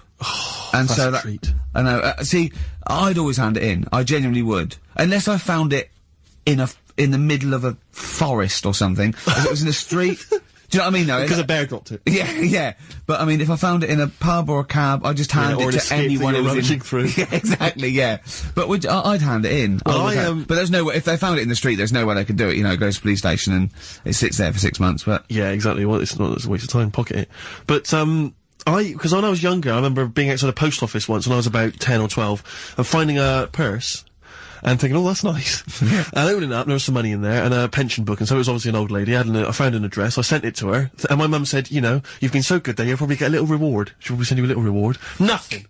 I got maybe a thank you note, but no cash, no moolah, nothing. Really? And I was livid, because I'd been told that I was gonna get a reward. I thought I've been a good Samaritan, nothing. So, many moons later, when I was at university, I learnt from that, and this is the most bizarre thing. This explains a lot, doesn't it, Carl? This is like the Mary Celeste. I went to a cash point to put I thought, I can't get my card in here. And I realised there was already somebody's card in the machine. They'd put the code in, but then they just disappeared. They'd been kidnapped or something. So it was just there, waiting, sitting. Said, what do you want to do? And it gave you a number of options. I thought, interesting. Steal or go to heaven? Yeah, exactly. He went, oh dear. Yeah.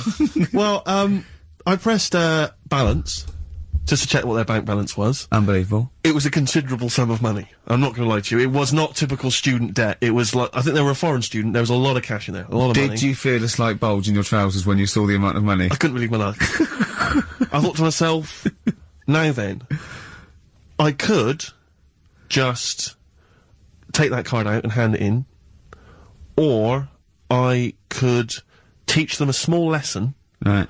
And maybe give myself a reward, because last time I did that, I didn't get a reward. So if I give myself £30, then I'll take the card out. 30? Give myself 30 You didn't really?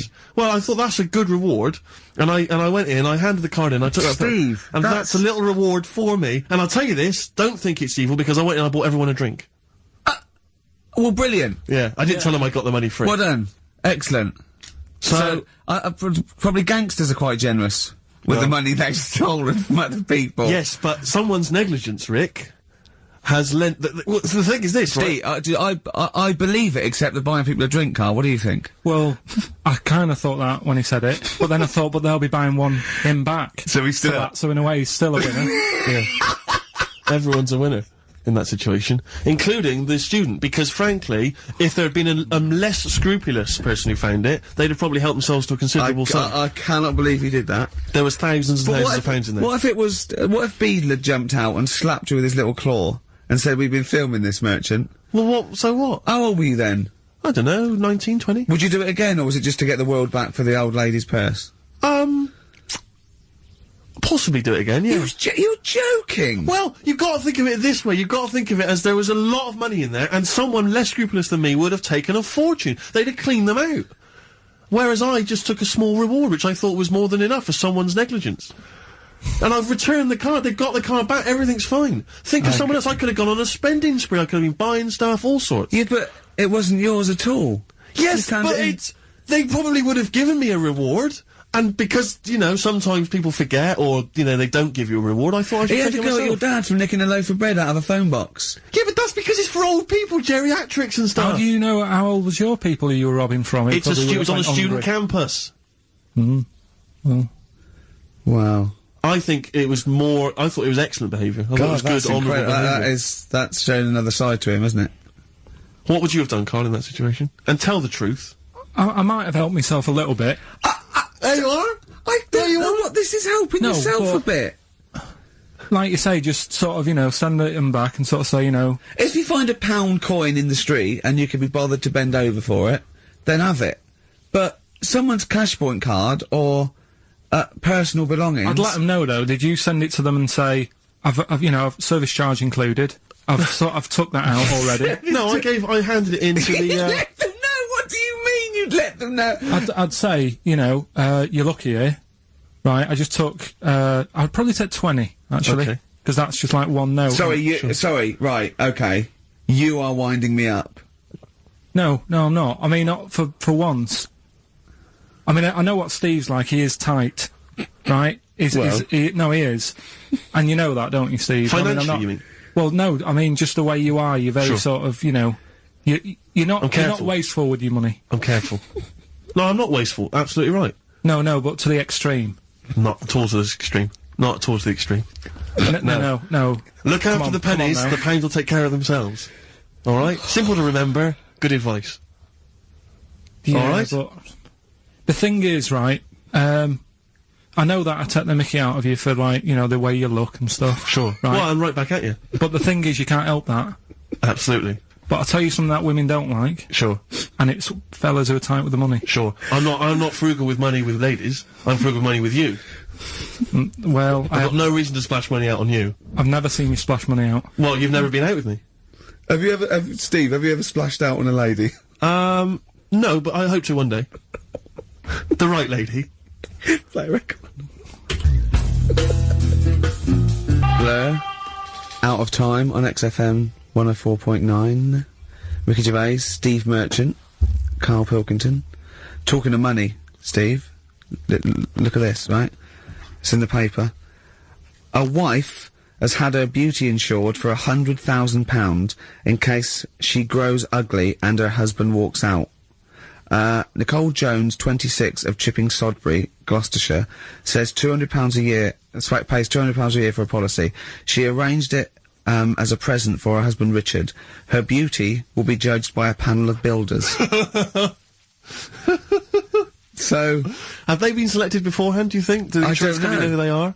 I assume they're complete strangers. So suppose, like, in 30 years' time, he looks at her and goes, "Oh, you've lost your looks." She goes, "Well, have I?" Yeah. He goes, "Well, yeah." "Well, have I?" Calling the panel. Some bills going, Yeah. alright, get him out for that. Well, never mind that. It's yeah, she's lost it. Right, Well- 100 grand. well, they- 100 grand coming your way. They stand on some scaffolding. Yeah. She walks by, Yeah, and if they will whistle, that is amazing. do you think they give her a quote first? Yeah, what if they say, "Actually, love, you've got nothing to lose. You're not oil painting anyway." Yeah. We can't come round and judge your beauty for at least 2 I mean, weeks. that is just open to abuse, isn't Yeah. it? £100,000. Because I remember, in Japan, they're mad on golf, right? And if you get a hole in one, you buy everyone, you throw a party. And it was costing them, like, thousands and thousands of pounds. So they were insuring themselves against getting a hole in one. And so, miraculously, everyone was going, "I got a hole in one." Did he? Yep. Yeah, yeah. Paying out insurance. I mean, they could be in that together, couldn't they? They're bizarre. not. I'm sure they're not. Well, They're probably more honest than you two that would take 20 quid out of a cash point. But, you know. No, 30. 30. Yeah, 30. I like the wording, though. A wife. Yeah, a wife. The word wife. The word wife. It's I don't know why I just find it's just an odd word. This is my wife. Hello, the wife. Yeah, the wife. My wife. It just seems a word that you have to say if you're 60. You can Yeah, I go, know. Have you met the wife? And even then, ironically, unless someone, you don't know exactly, are you married? Yeah, my wife is from, you know what I yeah, mean? that makes sense, but it's still people wife. People go, "Oh, better get back, I'm meeting the wife for dinner." Exactly. But especially when you know Well, them. I remember bumping into friends of mine in, somewhere at a party, a couple that I knew, and I'd known both of them before they got married. In fact, I'd known her, I think, longer.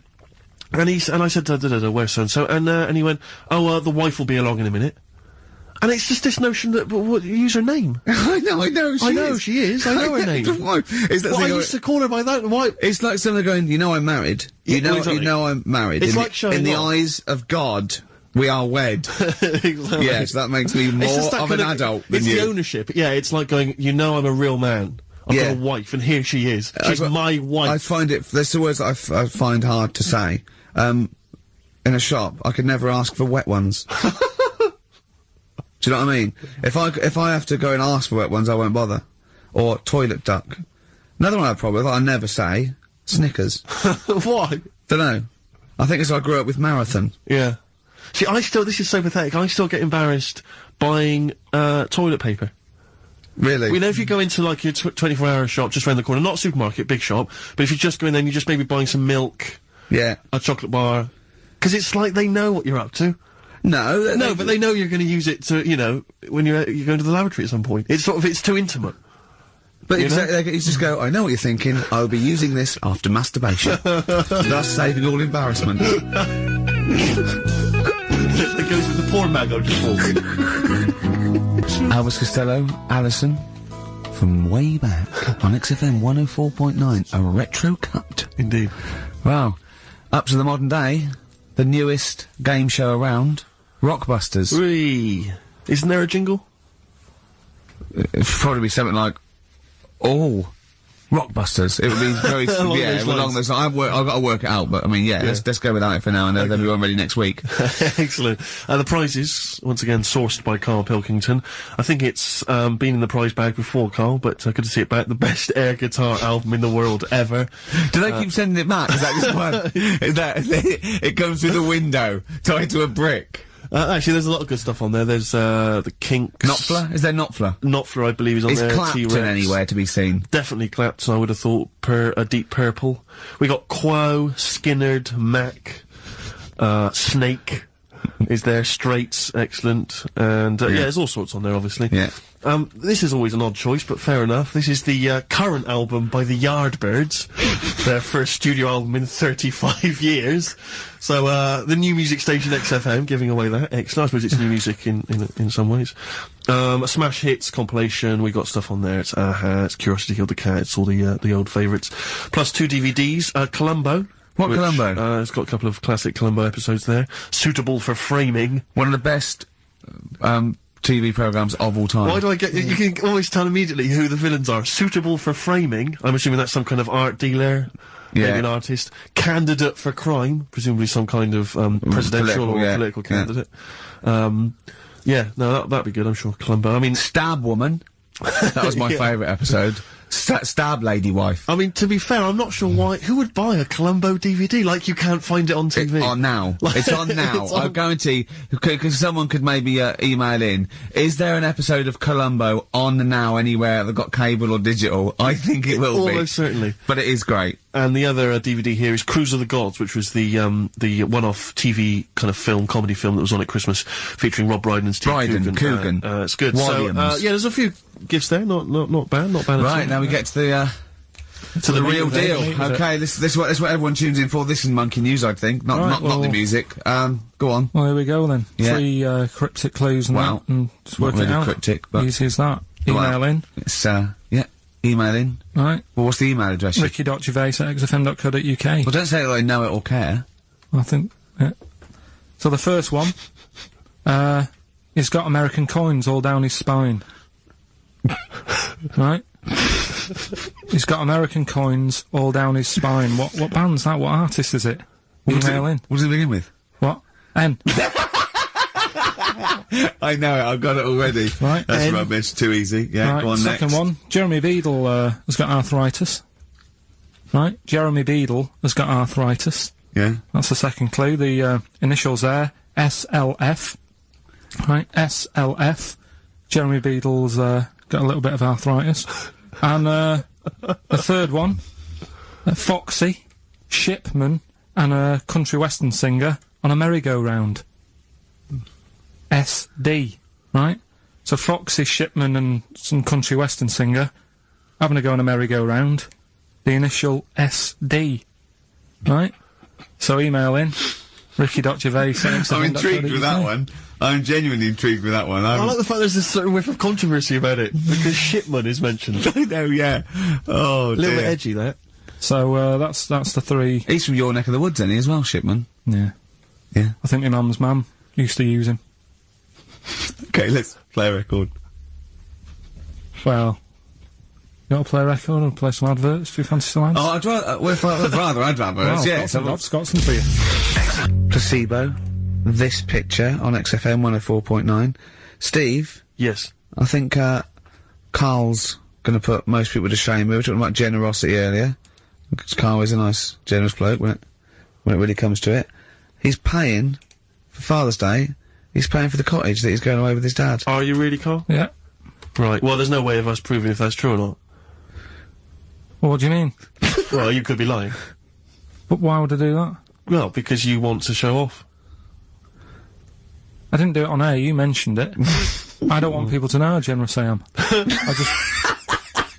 I just do it, just get on with it. You know what I mean? Yeah, yeah. Look, charity work and that. Yeah. Yeah. Exactly. But I'd have thought that you wouldn't have fallen for Father's Day. I'd have thought you'd have known it was like... Well, we don't, I mean, to be honest, there's a bit of a coincidence, because I paid for it anyway, and it's happened to fall on Father's Day. Right? But don't and my buy a dad's card. not normally that bothered. Don't fall for it. I mean, obviously that and Mother's Day and a plethora of other things were, I mean, literally invented by card companies to make more money. I know. Yeah.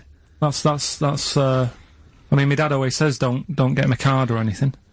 Because he hates it, with all these things that I'd like, you know, rip-off times, really, just ripping people off. Yeah. Sounds a bit stingy, that. Fair enough. Well, no, I mean, he's right. Yeah. He's right, it's just, because fellas aren't bothered about getting cards anyway, are they? But the other thing that he noticed, you know, helping out the flower companies, the Princess Diana thing, when she... Oh, sorry. Yeah. No. Jesus Christ. God. So when Carl, what do you mean? What do you mean? That's what he said. He said, "Oh, I nearly swore then because I was. You surprise me all the time. No, I'm but just... that is incredible. Sorry, what? I don't understand. What you're talking all about. the flowers that were sort of sold that day. Right. What, for Right. people to leave as a commemoration or Yeah, what? they made a mint, didn't they? Who did? Flower companies. Right. So what So are you you're saying? saying? So he was just saying, you know, makes you wonder. What? About what? Whether it was Interflora behind the hit. Oh. So it's a conspiracy. It's a conspiracy by the flower I would companies. love to see you and your dad just sitting at home watching a bit of Channel 5 when apes go mental, right? With your roast dinner. When's that on? And then talk like, well, yeah, well, you know, kill Diana, don't you? Flower company's son. Right, quite right, Dad, you're not wrong. What are you talking about? No, I'm not, you know, I'm just saying, it's like you were saying about the cards, you know, on Father's Day and that, it's just a bit, too much just of a little bit weird. coincidence. Too much of a coincidence. I'd be interested to see sort of, you know, like the business graph Sure. on how the companies were doing, then suddenly, Yeah. you know what I mean? Yeah. But then by the same token, Elton John, you know, he had the biggest selling hit record, didn't he, off the back of that? I mean, so, is he incriminated as well? If you want, I mean... It's a put him in conspiracy there, put him theory in you've there. not kind of analysed terribly closely. You've put it out there, and if people maybe who are investigating want to kind of add that into their inquiries, then they can. Yeah. Sure. But, no, that's all I'm saying. I'm just, you know... Because it's always the same thing, innit? Like, I was out shopping the other day, you know, treating Suzanne, like I do. You know, I like spending money and that. Yeah. I was in W.H. Smith's. Yeah. Oh, classy. What was it? Was it a big birthday? Was it? Was it a 30th? No, I was getting a. Was it 2 biros for the price of 1? I was getting a card for my dad for Father's Day anyway, because I'm seeing him. Yeah. Big Toblerone. Yeah. There was a Who giant is it? Toblerone. Who is it who said Father's Day? They love a Toblerone. I've never understood Toblerone because the only time I see Toblerone is in airports, Yeah. right? And minibars. That Yeah. is what the small Toblerone is for the minibar in a hotel, 3-star upwards, and the big Toblerone. Well, it's the big Toblerone is a gift, isn't it? It can only be a gift. You wouldn't buy a big Toblerone for yourself. Yeah, duty-free gift. The Toblerone. It's next to you know, Chanel No. 5 Toblerone Yeah. and a bear. But it's who specifically would you be buying that Toblerone for? I don't know. Someone who's clearly never had it before and would think it was interesting novelty. Yeah. Well, this gift's interesting. I'll tell you what though, Toblerone is brilliant. I mean, if whoever makes that, if they want to send sort of, you know, some Toblerones. I mean, I will eat Toblerone. Well, yeah. I think very much the same about, I think very much the same about fags. And of just course- cigarettes. If you've got any boxes of cigarettes And, that you don't want, you know, duty free or whatever, send them. I'd just like to say that, in no way do I endorse Carl's dad's theory that flower companies were behind the death of Diana. No, maybe I could say that on air as well, just to save any complaints. I'll tell you what though, talking about fag packets and that, do you know, like now, they've got, if you have these, they'll do you in, sort of thing, on the front now. They've got these special stickers on them. Yeah. Saw a thing in a magazine the other day, in Brazil, it's got like pictures of ill people on them. Blimey, that is It's gone powerful. really, hardcore over there. That's good, isn't it? But I mean, to be fair, what more can they do? I mean, there are fag packets now that say these will kill you, and people are still smoking them. I mean, I Yeah. don't know what they. I don't think the message is getting through. You could ban them all together, I suppose. If they, it seems weird to sort of like you might as well sell guns and go careful. You can kill people with these. Well, ban them then. Wow, just be careful. Let's shoot your eye out with that. This is poison. This is poison. These are really, really mental poison drugs. You know those people with the. You ever see them in the street? They're selling fags duty free. Obviously, they're just selling on the street. You just have you ever seen these guys? I walk up and down Finchley Road a lot because I'm just near my place, and all these people they're sort of looking a bit shifty, and then they think that you're maybe a smoker. They just fags, and they'll open their jacket, and it literally will be like something from the 1940s. They won't go to you though, do they? They're smoking. It's Stunts your growth. They know you must have never had a fag in your life. But you know, I might be buying them as a gift or something because I'm quite a generous guy. But it struck me, I was chatting with my friend about, you know, there are certain people who are very, maybe they have trouble getting work, or maybe they, you know, they're immigrants who've not landed on their feet and they've had trouble, you know, and so there's a couple of jobs they can do. It seems there's the fag selling, there's those people I noticed on Oxford Street who bend a piece of wire into the shape of your name. I mean, what kind of a gift is that, really? You know what I mean? I know. It's like they're literally giving them out. Or you can, you can have the bending the name. You can be selling those things that you throw at the wall and they sliver down. At Dover. Yeah. What are you doing? what can you do? I'm a trained carpenter. Right. Can you write really small on a piece of rice? I could Could you write try. those names on a piece of rice? I could try. It's quite tricky, but do you think you could what do it? about the rest of your family? Well, that one's only 2, but he could be trained. He's got smaller fingers. Okay. Do you want to sell some knocked off perfume? How about that? Again, we'd like to apologise for any inadvertent racism, suggestion that Lady Diana was killed by flower companies, or that Steve makes a habit of stealing from cash points. What about XFM 104.9. a picture of Rick Waller on the front of the bargain bucket?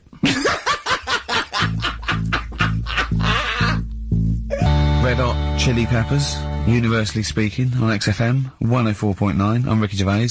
With me, Steve Merchant, and, of course, Karl Pilkington. Now, people come up to me, and they say, is Karl for real? And I go, what do you mean? He goes, well, they want to say, is he that stupid? And the answer is yes, right?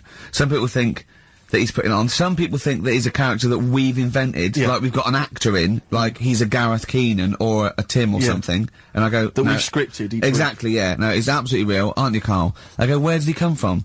Well, just to tell the story, we came here and, I was much too important to run the desk myself this time round. So they just gave us a T-boy. Steve came in with you, I remember that. yeah. Yeah. Why do you remember that? Well, Steve knows, I don't want to keep going over it, but it's just the way he looks. It's just Were you taken aback? a little bit. Yeah. Right.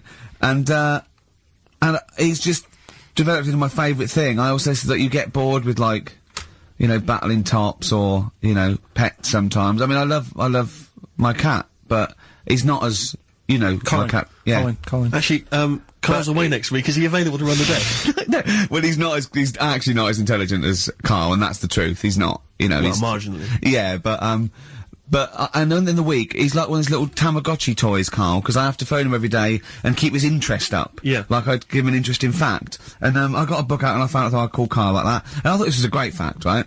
A 2-day-old gazelle can run faster than a racehorse. Right? I thought that was incredible. Sure. Okay. So I phoned him, I said, a 2-day-old gazelle can run faster than a racehorse. He went, what's it do after that? I went, what? He said, well, how fast can it run when it's adult? I went, well, even faster. He went, oh, I thought we could just do it then, but then it sort of lost it. I went, what are you talking about? I went, you know, that's incredible. A 2-day-old gazelle can run. He went, well, no, that's what they do. I went, what? He went, that's what they do, isn't it?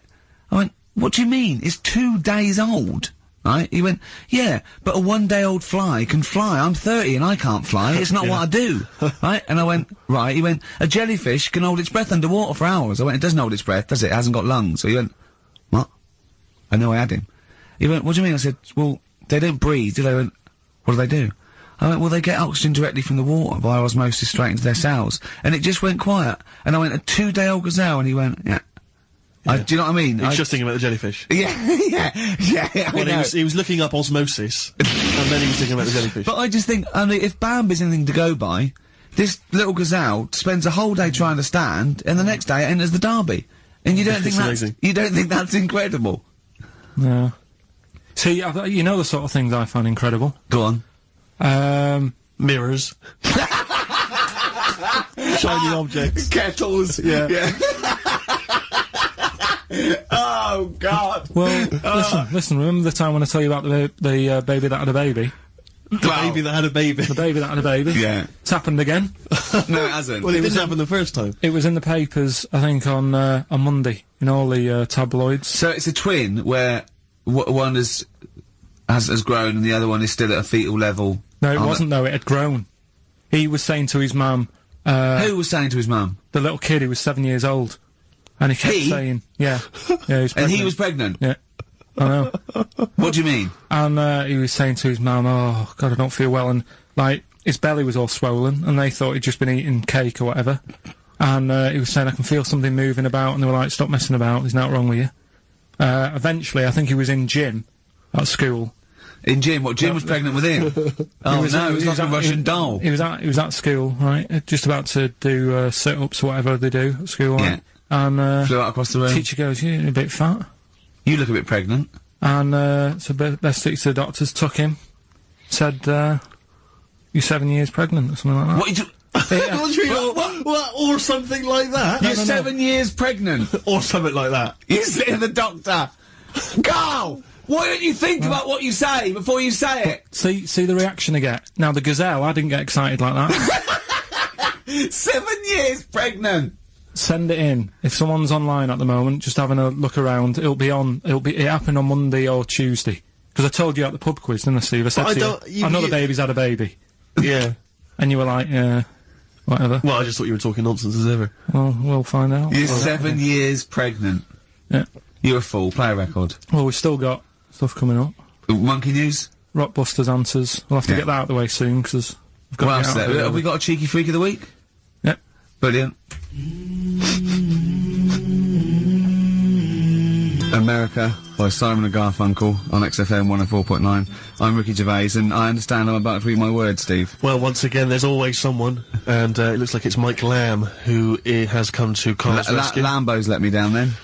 Doctors have removed a 4-pound baby boy from the stomach of his 7-year-old twin brother. Yeah. Alamjan Niamatilev was yeah. born with the freak fetus growing inside him. For 7 years, it lived like a parasite until a school doctor became alarmed about Alamjan's bulging tummy and took him to hospital. Surgeons who gave him a scan operated immediately, unaware that the baby was attached to the boy's blood vessels and still alive. They saved Alamjan from certain death, but knew the 8-inch fetus was doomed. So there we are. Boy pregnant with his own twin brother by Barbara Davis. That was in the Mirror, apparently. So, I've read on and all the facts are right. They took him to school, the parents didn't realise. And that isn't even this week's Freak of the Week. I mean, that's you still got that to for come. free. You've got that, you can have that. That's the free freak of the week. Free freak of the That's, week. you know, that's giveaway. That's like 13.5% extra. Yeah. You know what I mean? That you might get with hairspray or something. So that, I mean, if that's just the throwaway freak of the week, there are 2 freaks of the weeks there. If those 2 freaks, I can't wait to see what the actual freak of the week is that people are paying for. Is it incredible, Carl? I'll tell you what, something else you can have for free. Go on. Another sort of freaky thing, right? I was watching this programme in the week. Right? What? I don't know what it was. But it was about, I just saw this little fella on it, right? What do you mean, little fella? He was doing this history thing. Oh. Right? Yeah, I know what you mean. So, is this he's found out that a Viking was a bit like him? Yeah, that's it, yeah. he was boneless or something, or he's... Well, that's the weird thing. What do you think of that, Steve? He's what? He's boneless? No, he was called Harry the Boneless something. Yeah, but you know what you're going to get there, don't you? That's what I mean. Always have a name, Elephant Man. You know, Harry the Boneless. Where is he? You know what I mean? I'm meeting someone, waiter, what's his name? He's called Harry the Boneless. He's over there flapping around. Yeah. He's over there in the bucket, having noodles. That's what I mean. But, do you reckon you could do that?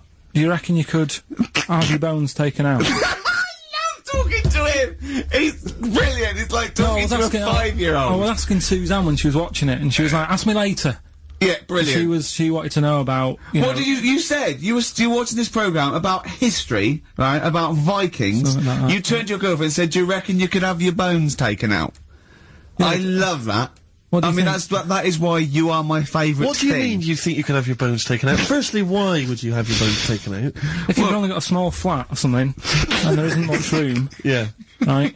And what I mean is, would all your organs still do the stuff? No, they wouldn't. You'd just be mush. Listen, I'll teach you something now, right? The skeleton, right? Spam. Yeah? Support, movement, anchorage. No, support, protection, anchorage, movement. Spam. That's what the bones do. Yeah? You couldn't stand up. You wouldn't be protected because they protect this rib cage, skull, of course. Anchorage, everything holds onto it. Every muscle is tethered to pull against something, like a crane, a pulley system, so you wouldn't be able to move at all. Do you know what I mean? So you'd be in a bucket. There'd be you'd die immediately, obviously. No, you can't have your bones taken out, Carl. I mean, why do you need to ask that question? Sorry, but Boneless Bob, or whatever his name was. Harry the Boneless. he presumably didn't have any bones. I mean, that's why he had that name, obviously. No, he did. No, he's got the name. Yeah, exactly. No, he was just... he was... I've had an email here from Graham, Old Kent Road. He just says, I had a dream about Carl last night. Can I sue? I've no idea what he looks like, apart from the boldness, and yet he turns up in the middle of my dream. I don't need this, it's harassment. Yeah. But people are having dreams about you now, Carl. You actually, it's like you're one of something that was created by the Brothers Grimm. I had a dream. You know when people used to have anxiety dreams, they had like an exam or something, like, you suddenly go to school and you realised, oh my god, you didn't have, your trousers on, or, I had an anxiety dream, I assume, we started off an anxiety dream about The Office, about filming The Office, and we had to film in HMV, but someone hadn't cleared it, and so we had to find an R price, and I went, oh, okay, that'll do. And as I was walking there, right, I didn't have any shoes on, which is like an anxiety dream, but I looked down and I went, so what?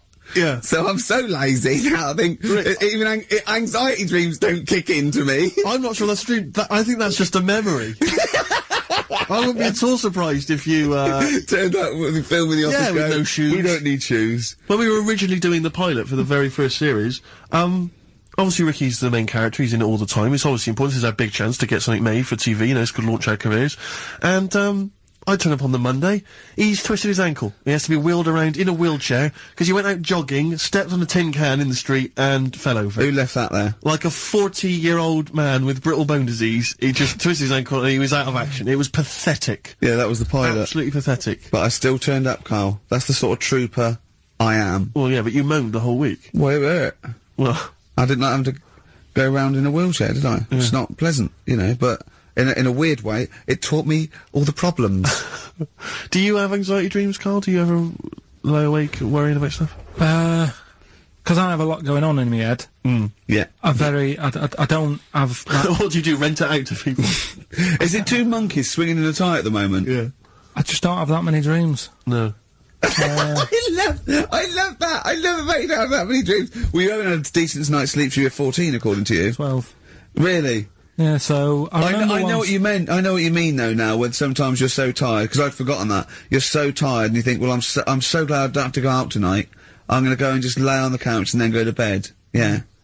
Have you had one, Steve? Have you? Anxiety dreams, I do have them periodically, yeah. It used to be a lot of, you know, things like running to get to school in time, but, you know, suddenly your feet are running in treacle and you can hear the school bell and you I can't haven't had them for years. I just haven't had an anxiety dream for years and years and years. Yeah, dunno. I don't care. No, well, no, you just genuinely don't care about anything. This is the problem. You've just got to a point now where nothing bothers you, really. It's like you're just too lazy and disinterested in anything. This show, your career, my career, Carl. No, I never give up on Carl. So, Carl, so this little Harry the Boneless, what was your point? Was that really your point? You wondered if you could live without bones? Yeah, I saw the little fella on this programme, and The presenter? Yeah, and he was a small fella, and he was talking about Harry the Boneless, and I thought, you know, that's interesting little bit of science stuff. Yeah. Yeah. Well, yeah, that's about it on him, really.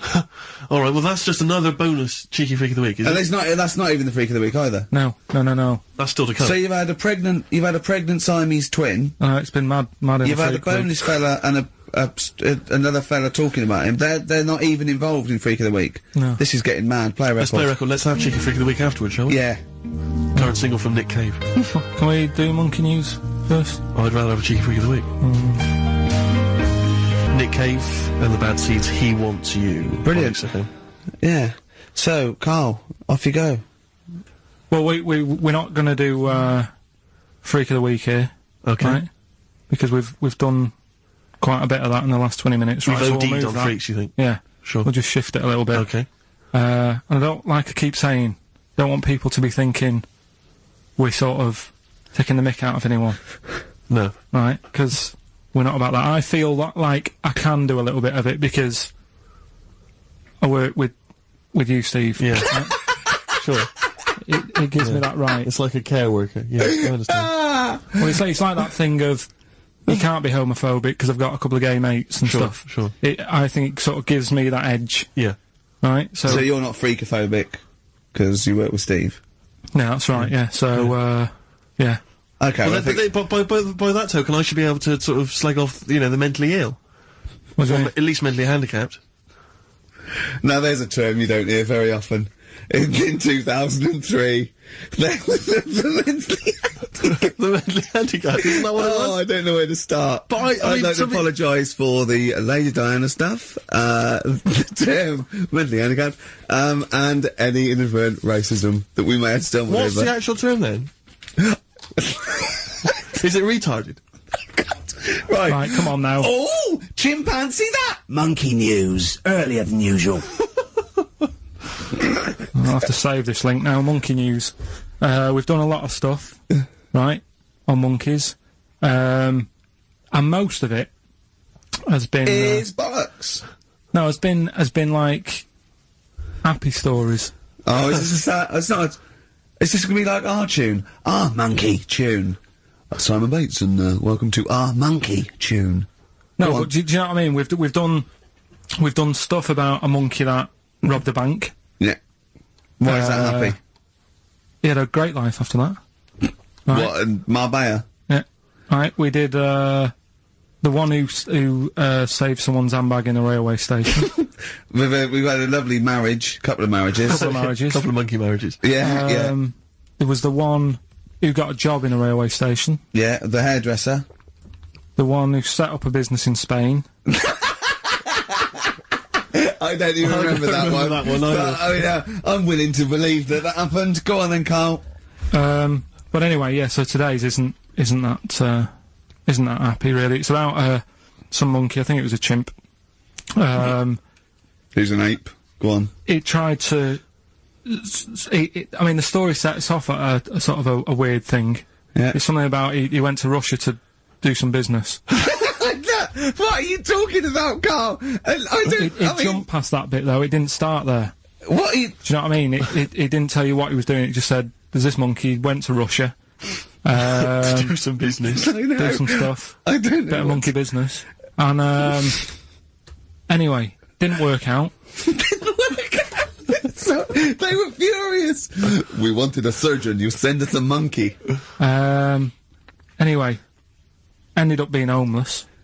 Oh. No, So joking. it's taken a turn for the worst. What? Couldn't even get into like a tree hostel or anything like that. That's the problem. And God. ended up homeless. Got in with some tramps. I don't know where to start. Come on. Yeah, so he's knocking about with some tramps and stuff. You know, sharing drink and what have you around a little fire. They broke into some home, not sort of squatted. Right, so into not the homeless flat. anymore. Problem was, yeah, he had a roof over his little area he had. Yeah. And he goes, oh, this is good, this is, you know, we're having a good time, this is sorting me out. Yeah. He had his He mate. said that in Russian, though. didn't he? What was he eating? I don't know. Don't know, it didn't say. But they're in this house. Well, he could only be eating sort of like, you know, fruit, nuts, vegetables. I mean, they classically sort of don't eat, you know, pork pies and. But they've got drink McDonald's coffee. in Moscow now, so. Sure. He probably chow down on that. Yeah. Yeah. Anyway, there was a bust. What? I knew this was There was a bust in the flat that they were squatting in. All the other tramps sort of knew what was going on, legged it, left little chimps out there, got arrested. And they thought it was a real fella at first. They were like, get him, you know, he's obviously just a scruffy bloke who hasn't had a shave and stuff. Yeah. Yeah. Hasn't shaved his back for a Yeah. while. Or his face. Yeah. His head. Yeah. Got him down the station, and the boss was like, what's going on here? We've got a monkey here. He was like, what? So you arrested the monkey. Well, so the arresting officers hadn't noticed all the way to the station that he kept slipping out of the handcuffs and was going for the entire journey. They didn't notice till they got there. What, did they put a hood over his head maybe and just like, you know? I don't know. I'll give you the story if you want. There's the headline. What is it? What's the headline, Steve? I don't want to see it, but... The headline, this is once again from supposedly reputable news organisation Ananova, homeless monkey arrested in Russia. Did you read on, or did you see the headline and make up that whole story? It's most of it is there. What isn't there? What bit isn't there then? No, I think you know. Steve can have a look over it, check it out and stuff. Point But out the it was- embellishment for me, Steve, will you? Well, what it doesn't say is that the police didn't realise it was a monkey. That's what I was guessing. That's what I was guessing. Really? That they got it back and they said, what are you doing? We've got a monkey here. And they go, yeah? Yeah. Oh, God. There's some more monkey problems in the week. Have you seen the Alfords advert with monkeys in? No. There's a new advert out for Alfords selling bikes and stuff. Yeah. Got some monkeys in it. It's caused an uproar. Why? People are saying it's you know, dressing them up in tracksuits and that is Taking the mickey out of Manchester. just, you know, it's not nice for the animals and that. So there's been loads of Will they complaints get a about free it. bike or something, do they, I imagine? I think they kept the tracksuits. Yeah. But, yeah, Shall I that's record the after thing this now. cheeky freak of the week? No, I'm just saying we're not doing this to sort of, again, take the mickey out of the animals and stuff. These are true stories and that. But yeah, coming next, Freak of the Week.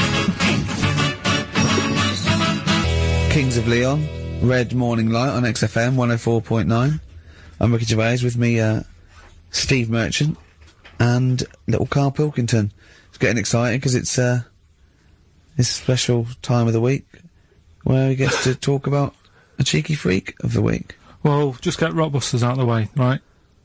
Because I've got to put these prizes in the post bag now because I'm shooting off. Yeah, because you got to go early. So I don't know how you do your job.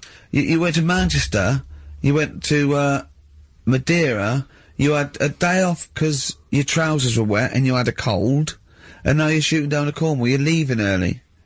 How do you get your work done? And you've got one job. Me and Steve have got loads of things to do. Because I'm fast, let me work. Like I said, the prize is ready and packed up. Here. No one's being affected by me shooting off early. Right? Okay. So, Rockbusters answers, got to get them out of the way a bit earlier. Right? So, here they are. First one. He's got American coins all the way down his spine. Yeah. Why would that be? Right? Initial was N. Nickelback. Nickelback. I got for all that these. one. I got all these this week. Right. Second one, Jeremy Beadle has got arthritis. What's going on there? Stiff little fingers. SLF, stiff little fingers. Yeah. And the third one, Foxy, Shipman, and No, and a country and western singer, you said. Now, what's the initial? SD. Yeah, so Spin Doctors, yeah, I got that. And then I said to you, why is it a country and western singer? And you said Dr. Hook. Why is it Dr. Hook? Why does that give anyone the clue Dr. Hook? A country and western singer. It's just what was in my mind when I called it. Well, there we are. There you go. So we've changed this to Rockbusters, or what am I thinking? You could have had Dre. What's in my mind? You could have had And the Medics. All right? Just think it through. Who's the winner? The winner, very lucky, Sandra Cassidy of Leon C. She gets all those great prizes. You know, we've actually had people emailing in saying, this is the worst Rockbusters ever, because it was too easy, it was boring. Oh. This is just, don't shoot the messenger. Oh, Other dear. people saying, it really has run its course. Some people genuinely agreeing with Ricky. Oh, Carl, this must hurt, mate. Stinging attacks on you. Some people just slagging you off generally, saying that you God. whinge all the time. Looks and like stuff Steve was right when he, sort of like poo-poos your ideas. So... When he wheezed on your bonfire. Someone else, I swear to God, someone else emailed in and said, don't bother sending me the prizes, take them to a charity shop, or pawn them, give me the money, I'd rather have it. So I don't know what to say, Carl, I just wonder if it really has run its course now. Alright, well, we'll see what you come up with next week, then. Let's see what you do, let's see what you come in with. Sure. Oh, yeah. At 5 to 1. I'm guessing you'll be popping in with another hip-hop track. Full of effing and jeffing. Well, again, I won't bring it into you, I'll do it myself at home, because obviously that makes it easier. Obviously you can't cope. Oh, dear. Are you actually going to be here next week, or are you still going to be in Cornwall? No, you see, there again, I'll be back in time. And in the week, when I go to, Cornwall, see the Monkey World. Yeah, you're 2 days past work. the Monkey World. That still work. Yeah. That still work, what? What, you're going to interview some of the monkeys? Get some stories? I love that. You were going, could a monkey live without bones? And so I'm going, Carl, shut the please, just look at the monkeys and eat your ice cream. And that's work, is it? Right. Right, are we having Cheeky Freak of the Week? Do you want to do it? What time have you got to shoot off? Could do with shooting off sort of soonish, Okay. to be honest. This is not radio. Have you ever heard that on a radio show? Chris Tarrant going, I got shoot off right now. I couldn't get a later train. I know! Why'd you get a later train? There isn't a later train. So I couldn't get to Cornwall tonight if I had to. If I had to finish this show, I couldn't possibly get to Cornwall. Rubbish. Of course there's a later train. Oh, I've booked it now anyway. Right, well that's the point, isn't it? Yeah, you're not thought it through. Whatever. I don't think the show's lost anything. I think we've still had the, Freak of the Week's coming up now. Oh, cheeky Freak of the Week. Right, well, we've had some interesting things we've been looking at. This week, it's about the strangest couple that ever got married.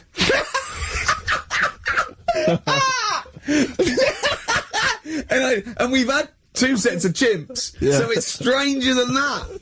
Oh, it's not Dale Winton and Nell McAndrew, is it? It's not your parents, is it? Well, we're going back again to I think this is about 19... Something like that. 1940. Yeah, whatever. Whatever. Yeah. Strangest couple, a fella, right? He had skin of a lizard. He had the skin of a lizard, okay. And the woman who he Which he married... used as a condom. The woman who he married. Yeah. Airiest woman ever. Right. And that was their act. They used to tour the world, and they'd say, it's like, couple who've met, they're having a great life. Let's get them out on stage, here they are. And they'd What do you mean he had a skin of a lizard, first of all? That's what it said. He had some sort of, some illness. So he was called Lizard Man, and you like that because it was good description. I thought that's good. I'm here, hello, we've booked a table for 2. Who are you meeting? I'm meeting Lizard Man. Oh, he's over there. Yeah. You know he is, right? Yeah. I'm meeting the hairiest woman in the world. She's over there. Yeah. Yeah. So what did they do for their act? Now, bear in mind that we had some Siamese twins last week, and their act was having a bath. Yeah. So I hope it's an improvement on that. What did Lizard Man? He came out and ate some flies, did he? I don't really know. I just think they stood there and that. Yeah, when you read this and it goes the most interesting fact ever, Lizard Man, and you go, that's enough. I can extrapolate from that. But straight away I'm thinking, right, I wonder if they got the wedding photos. Right? And then, like it said that they had a kid. Oh, what would that be like? Exactly, it'd be like an ostrich, wouldn't it? It would sort of like... That's what I was thinking. What did you think it would come out like, the baby? I didn't think what that looked like, I just was thinking, parents' evening. Do you know what I mean? You wouldn't want them coming up to the school, would you? So little Johnny, who starts off relatively normal, he's quite good at, he's good at nature. isn't he? And his mum and dad come into the room and they'd be looking round, wouldn't they? Well, it's always like that thing at school when, like, you find out your mate's mum and dad are really old. Right, Have you ever seen that? Yeah. When you go, you know, your gran and granddad bought you? Yeah. Your mum and dad. Yeah. And you go, oh. It is weird. What's that we're talking about? He calls him mum. What was that? Oh, sorry. Do you know what I mean? Yeah, And no, like- that's always strange. But if you had Godzilla and King Kong as your parents, Yeah. and it was they're like you always say, fighting. they're always fighting, and you know, like you say, you're in a school play or something, you wouldn't tell them, would you? You wouldn't want them coming out with a video camera. He didn't tell his parents he was in the... When we were... Well, exactly. You did Little Donkey, you didn't tell your dad, did you? And he came along and videoed it. Yeah. Was kept that- it quiet, don't want them to know anything. But you didn't... What was it was meant to be playing? You had a little drum, didn't you? Yeah, I was doing, I had a little drum. I think I was meant to be playing We Three Kings. Yeah. But, he started doing Little Donkey and I thought I can add a touch to this. Sure, you improvise. Started playing along It was like with the first yeah. remix, wasn't it? It went down well. But yeah, that's all I was thinking with, the Freak of the Week this week. That's what I'm saying about Freak of the Week. It's to get people thinking, right? Thinking how lucky they are. That, you know, they don't have to... Comb their face. What are you talking about? What do you mean, Freak of the Week is to let people know how lucky they are? Just... What about the little freak you're talking about? What are they thinking? They're going, oh, he's talking about me. I'm a little hairy lizard man. On a stick. Pop in, give us a call. You know, that's what I'd like to do on a TV programme. That's what I want to do. I want to go and, like, meet these people and say, right, let's just go shopping, you know, we'll film what your normal day's like. Yeah. Let's pop out. Nip into Sainsbury's or whatever. Yeah. And buy a comb. Park right up close to it. You know what I mean? Yeah. So what you're saying is you just want to get a little message out there, which is that there's always someone worse off than you. Well, there's proof of that in this room. You know what I mean? Oh! Carl, when's your train? In a minute, I'm gonna get going now. I'll see you later. Thanks, Carl. Brilliant. What are you playing? You gonna play a song? Kirsty McCall. Yeah. I'll see you later. Cheers. Kirsty McCall, New England. Karl Pilkington has left the building. He's rushed away. He's on his way down to Cornwall. And we're left by ourselves. Indeed. In the room. See, if we can do this... If we can press all the buttons and not make any mistakes, strictly speaking, there's no need for Carl. I don't mind if we make mistakes. Well, no, exactly. We never were in the old days, did No, we? sure. I think Carl is going to love Cornwall. Because I think, one, the mayor is probably an animal. Yes. And I imagine the townsfolk think like Carl. Yeah. Do you know what I mean? I imagine he'll stay there. He'll be made king. Have you ever seen Return of the Jedi? In Return of the Jedi, the Ewoks, the little furry creatures, they see C-3PO, and because he can talk and he can speak their language, they actually elevate him he's to godlike back. status. What are you doing here? Hooray! He's back. I What mean, are you doing? You could have stayed till the end. What are you doing? What are you doing? Right. Right, well there he is. He's on his way Yeah, down to if Cornwall. you're listening online in Cornwall, I mean, I can't imagine that's ever going to happen. But, you know... on a clothesline with a bean tin at one end and a big bean tin in London. Or if I'm cool in London. Yeah, or if the foil helmet you wear to fend off laser rays from aliens out of space are somehow picking up the show, then Carl's on his way. Look forward to him. He's the bold one. Because he's got a sort of like, you know, the obligatory sort of red face that would go well down there now. Because I think he's been out in the sun, or he was pre-boiled when he came in. But he's rushing down to Cornwall now, going from Paddington Station. So, you know... If you're in the Paddington Station area, you want to pop down there and sort of wave him off, then do. Yeah. Don't be afraid. That's not a dirty sexual act. Wave him off. Yeah, I'd love to wave him off. And, call in the week as well, carl.pilkington@xfm.co.uk. Send him anything. Just clog up his email. Yeah. I mean, because he gets stressed at work. So if you can send him 3 or 4 emails each. Yeah. Over the next week, so he's got to read them all. But disguise them, don't make them look rubbish, so at least he's got to sort of open them and look at them. Or, you know, some of them might be correspondence, so he will, you know, just phone his, line as well, just ask for XFM, ask, Carl, and leave long messages on his voicemail. Yeah. So, if you can, just for us, just for me and Steve, remember, it is mine and Steve's show. Carl is merely like, you know, the icing on the cake. Yeah. If Carl can come back, maybe next Friday or Saturday or Monday, whenever he comes back, to about 250 emails and 200 voicemail messages. If you put down, when it says, what's the name of the message, the title of the message, if you put monkey news or monkey information, he'll have to open it then, because he'll be intrigued, even if it's not about monkeys. Yeah. Do that anyway. Yeah. Voicemail messages. Leave them long. I like this information. Disguise it, so it might be important. Yeah. Just so he has to listen through. I wish I'd give his own mobile out, but, you know, that is just too cruel. But anyone can get him at XFM, and of course, we've given out his email before, so, I mean, go mental. There are plenty of ways to torture Karl Pilkington. I mean, we're doing all we can on a Saturday. But we're only two people. But we're only two men. You know what I mean? So listen, go berserk. We'll be back next Saturday, and we'll leave with a song for the lovers, song for the ladies, whatever. It's a beautiful track. A song for the sunshine. Song for the Sunshine. It's Lily White by Cat Stevens. And we've done it. We don't need Karl. Definitely not. See you next week, Rick. Bye. Are you tired yet? Is it time for bed?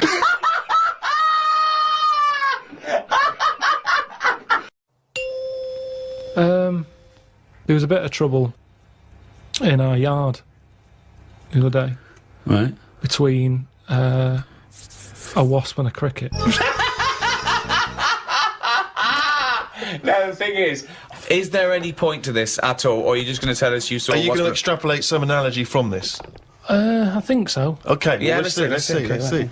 So there's a wasp. Yeah, well, so look at the whole scenario. It's the whole scenario, right? As you said, sorry, just to clarify, as you said, it was kicking off. No, right, okay. Whole scenario. So you're looking out of your window. No, I'm in the kitchen by the sink. Yeah. I'm washing up the few plates. Right. The kitchen door's open. Right. Suzanne says, "Oh my God, look at that! What? There's a wasp and a cricket having a wrestle." I've never seen it before. Right. Wait! Are you sure this wasn't Mexican television and it actually was a sporting people event? dressed up. Yeah. So they're there wrestling, and I was like, "Well, stop them then."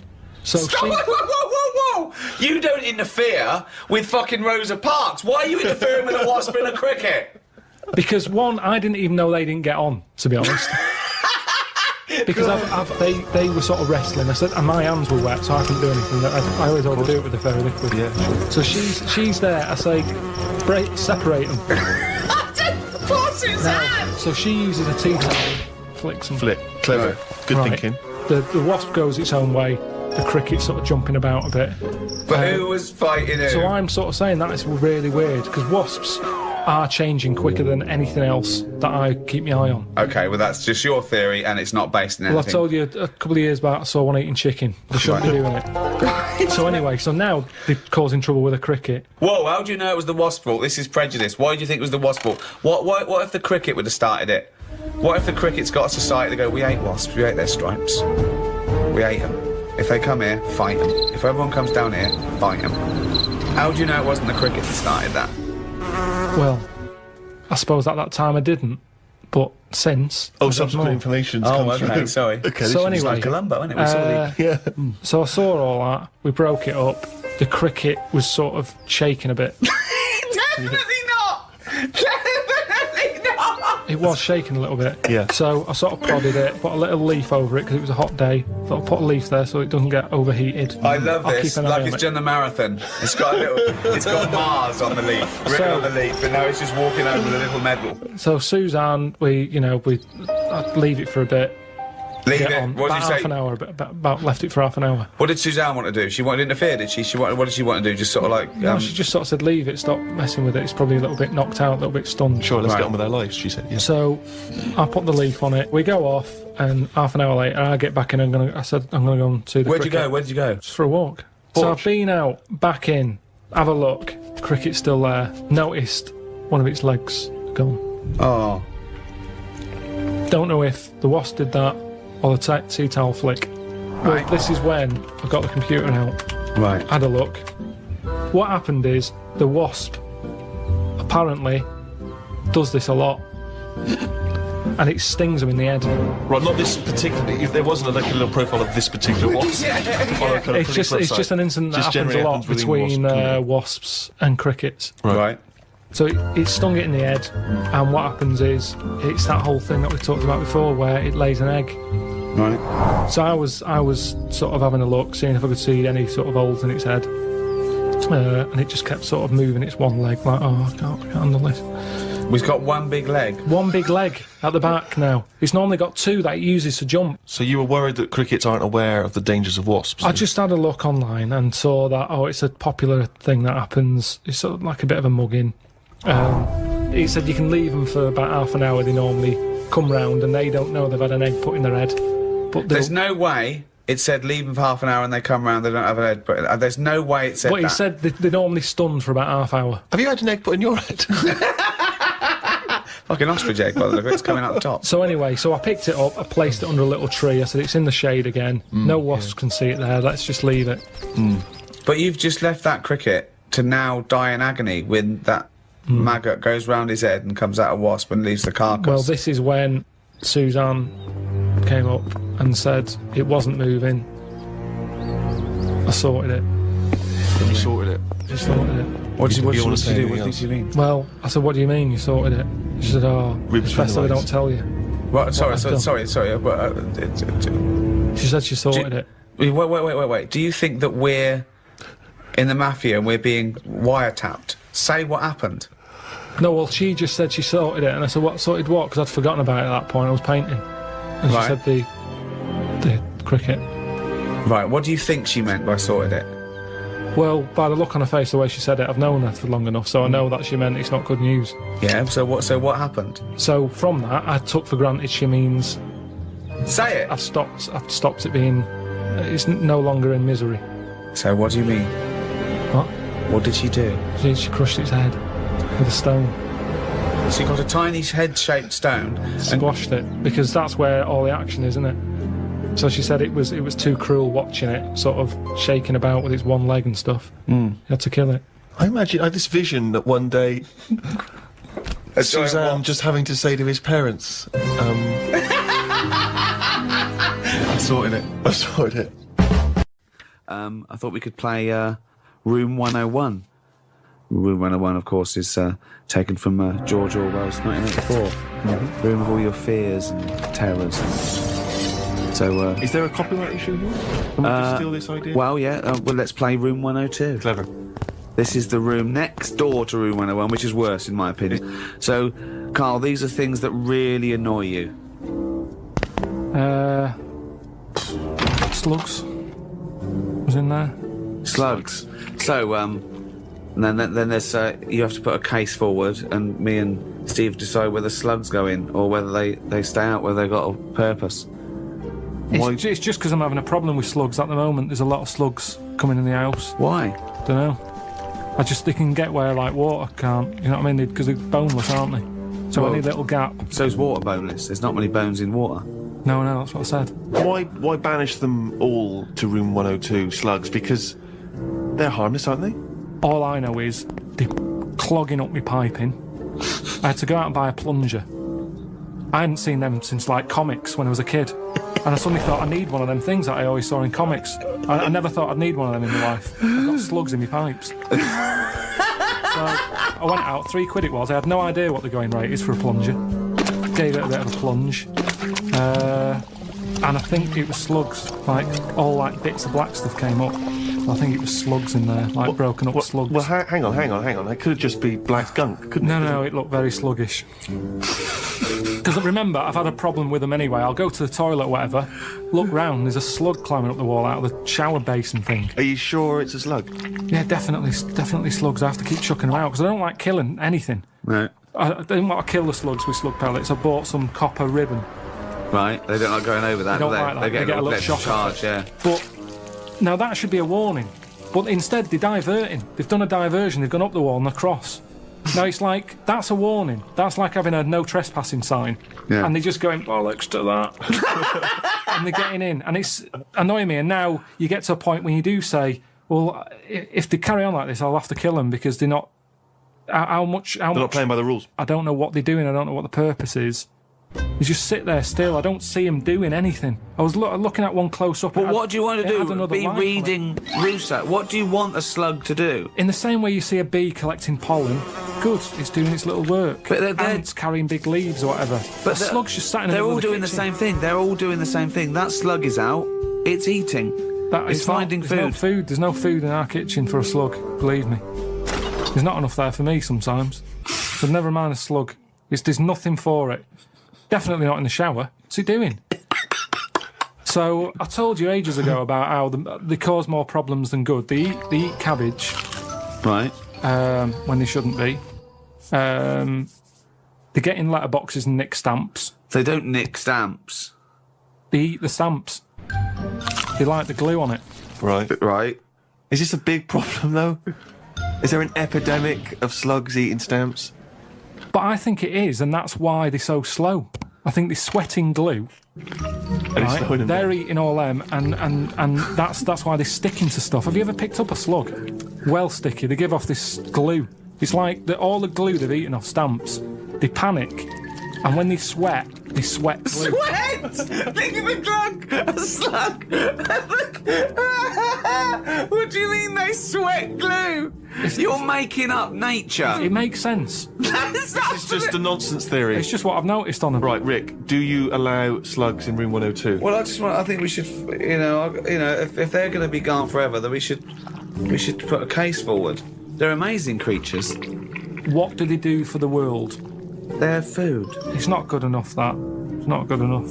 What do you mean? That's the ultimate sacrifice. Surely them being food. Just having problems with them at the moment. I've spent £3 on a plunger, and I don't like the idea that every time I get up in the night to go into the toilet or whatever, I've got to put the light on because I might have a bit of sluggage between my toes. Sluggage, a little bit of sluggage between my toes. Right, okay, so we need to move on. So, you are not putting them in? I'm not putting slugs in. Alright, slugs have not gone in, Carl, I'm afraid. What's your next one? Okay, number 2. People who don't want to do what the brains would be better at doing. Right, okay, no, I'll get around that sentence. Now, tell me again. Brains that don't want to do what their owners are good at. Ah, so now it's the brain's fault. Can you just expand on that point, please, KP? Do you know, like, people decide what they want to do, Right. don't they, for a living? Mm-hmm. But sometimes they're not good enough. Right. You mean they have a dream and they can't fulfil it because they haven't got the skill or... Yeah, but that doesn't mean they're not good for anything. No. It's just that they haven't unlocked the thing that they're good at. They want to go Well, at of it. course. So, I mean, there's much bigger issues there that the poor working class people don't get the same opportunities. When you're worrying about whether you're going to live through the next few days, you don't start thinking, I wonder if I can play the cello. Can I refer you back, though, Rick? You made an interesting point there, but I fear that's not exactly what Carl was saying. I don't think that his point was quite that profound. Yeah, that's kind of what I meant. Yeah, I don't know. There was something to do with the brain not allowing its owner. Yeah, because that's the bit that annoys me. Fair enough if a brain hasn't decided what it wants to do, because you. What is this? Let him finish. God, this Because it thing hasn't- about Let him the finish. brain. Shut up. Because it hasn't found its destiny type thing. A brain But hasn't found its destiny. when someone is good at something and they know the brain is good at something, but then they don't want to do it and they want to go off and do something else. Now they say in this country the problem is we haven't got enough tradesmen. Right, We don't have enough plumbers. right. There's enough plumbers' brains. I don't know what the fuck that means. Shut up. What are you talking Shut about? up. Let him please finish. Because This is brains- like beds and pillows brains have not changed over the years. The brain is exactly the same. But it's the owner of the brain that's in charge. The brain could be going, I want to go for a walk. But if your body's too lazy to get up and go and see the stuff, the brain isn't going to get what it wants. It doesn't make sense, Imagine- Carl. all right, You imagine are your this. brain. All right, let's go to the extreme. People with no legs who want to be swimmers. Don't be stupid. Oh, God! Oh, God! I'm so annoyed. Is this a big problem? It's madness, isn't it? It's mad that the brain wants to do that so much. The brain's in the wrong body almost. Yeah, are you with me? No. A plumber who can plumb is annoying when he jacks it in as a living because there's other brains who can't do plumbing. They don't get their head round it. This means I don't know what you're putting in room 102 because you're saying these. It's like this brain's wandering around looking for brain? a body, and it goes, "Oh, I'll choose that body." Hang on, this body doesn't even want to do some plumbing. It's a matter of taste. It's just a sometimes matter of taste. I'm not putting the brain in, it's just people. If I had a really good skill, I'd hope that I'd use it. Do So it. people who don't fulfil their own potential. Is that a better point? Yeah, that's what I meant. Who am I talking to now, Carl or his brain? We're both listening. Well, I will put in people who don't fulfil their full potential. Slugs are safe. What's your next thing to try and get in room 102? It's a tricky one, this. Go on. It's people who think that humans are special. Do you know what I mean? But you think that? No, I don't. I don't think humans are special. I think what- some of us are. Look at it like this. You see, we think we're important because we just do. Well, I don't, but some do. And they're the ones I want to get rid of. Another argument with himself. Now, we think we're special. There might be something else going on that's more important. We're in this universe, aren't we? Yeah. They're trying to make a new universe. What do you mean? There's a machine somewhere. What? A big bang. They're making a big bang again. Right, well you've got that completely wrong, but sure. They're not trying to create a new world. They're trying to recreate the conditions that happened at the beginning of the Big Bang. All right, but the world completely came different. But the world came from the Big Bang. Yeah, they're trying to recreate the conditions so they can test and they can experiment to see Dangerous. the conditions before. So why are they doing that? Who's allowed that? This is what annoys me. It's because humans think they're special.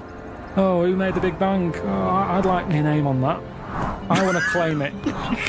Why do people always want to better someone else? It's happened. Let them have it. Okay, right, okay, Carl. You're in charge of the world now. You are this... You're all-powerful. You're like a god, okay? You can do anything. You call all the scientists, and they go, what do you want of us? Oh, orange-headed one. What the fuck do you want of us? Right?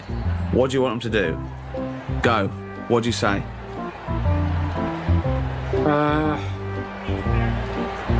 Well, I want to come in and... How long have they been working on the Big Bang idea? Forget it. You've got every No, scientist... but I don't just want to come in and poo-poo that, because they're going to... Poo-poo. They've done a lot of research Well, on hold it. on. You wanted to stop a minute ago. Yeah, I know, but you don't just come in, guns are blazing. I'd say, hello, You can do everyone. anything you want. Oh, go on then. Hello, everyone. Hello, Carl, leader.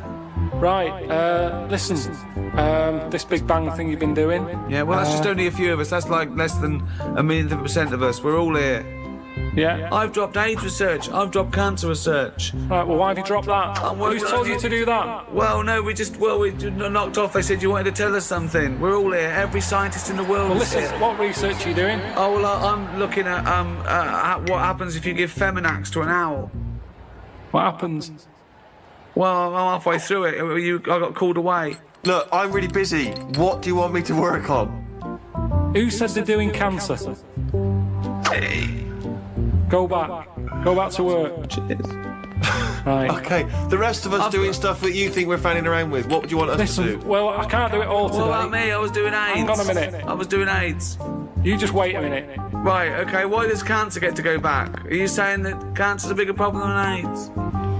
You go back to work. So AIDS can go back. I'm doing restless leg Right, syndrome. can everybody but the Big Bang people leave?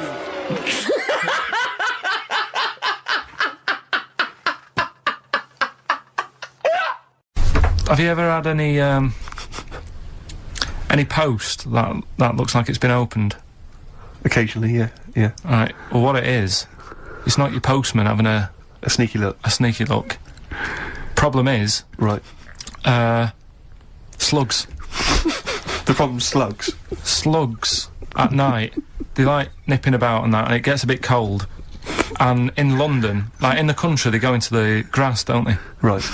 But in London, it's like, oh, what can we do? And they go in letterboxes.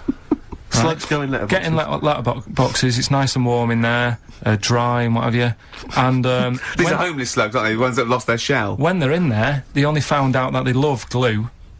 And they've been eating the glue off the stamps. Right.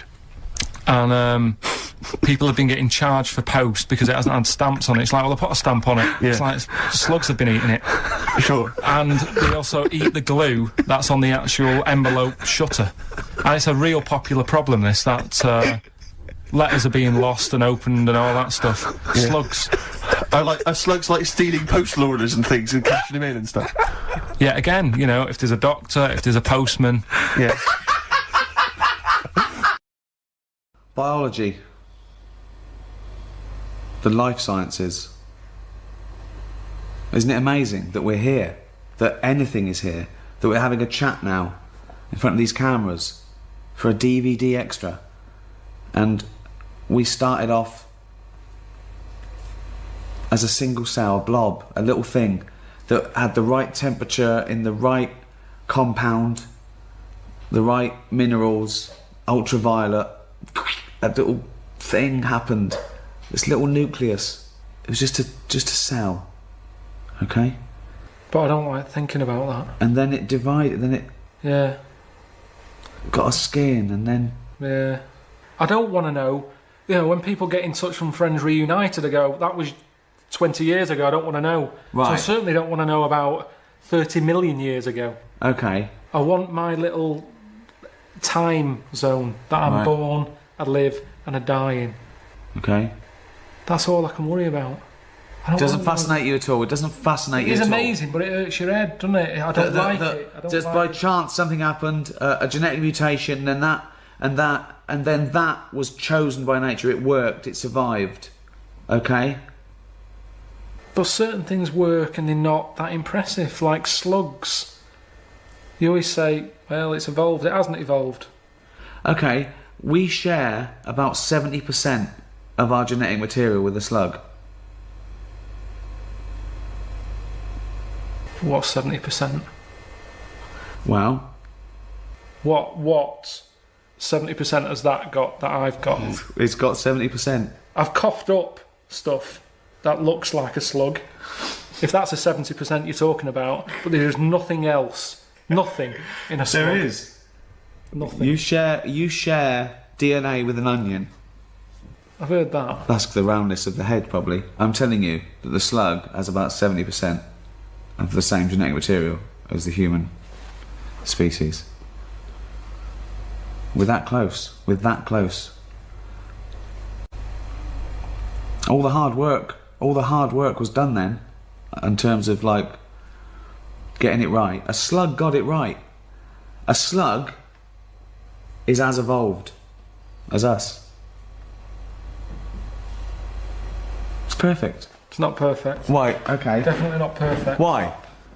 Why isn't it It's perfect? just not great. I've had to deal with slugs a lot when they were like blocking up my shower. Right. There was a gang of them in the tube. How can they be as evolved as me? What are they doing? Sat there, just all mushified. Mushified! Right, talk me through it. What happened? Just was having a shower and the shower basin filled up. I was Right. like, what's going on here? Yeah. So I got a plunger. Right.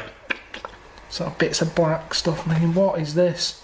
I had to unscrew the plug hole bit. Couldn't quite get down there. Yeah. Had to take the tiles off the side of the shower thing. Right. Got in there, unscrewed it all, got the pipe. Just slugs all in there. All sat in there, blocking it up. Don't know how they got in there.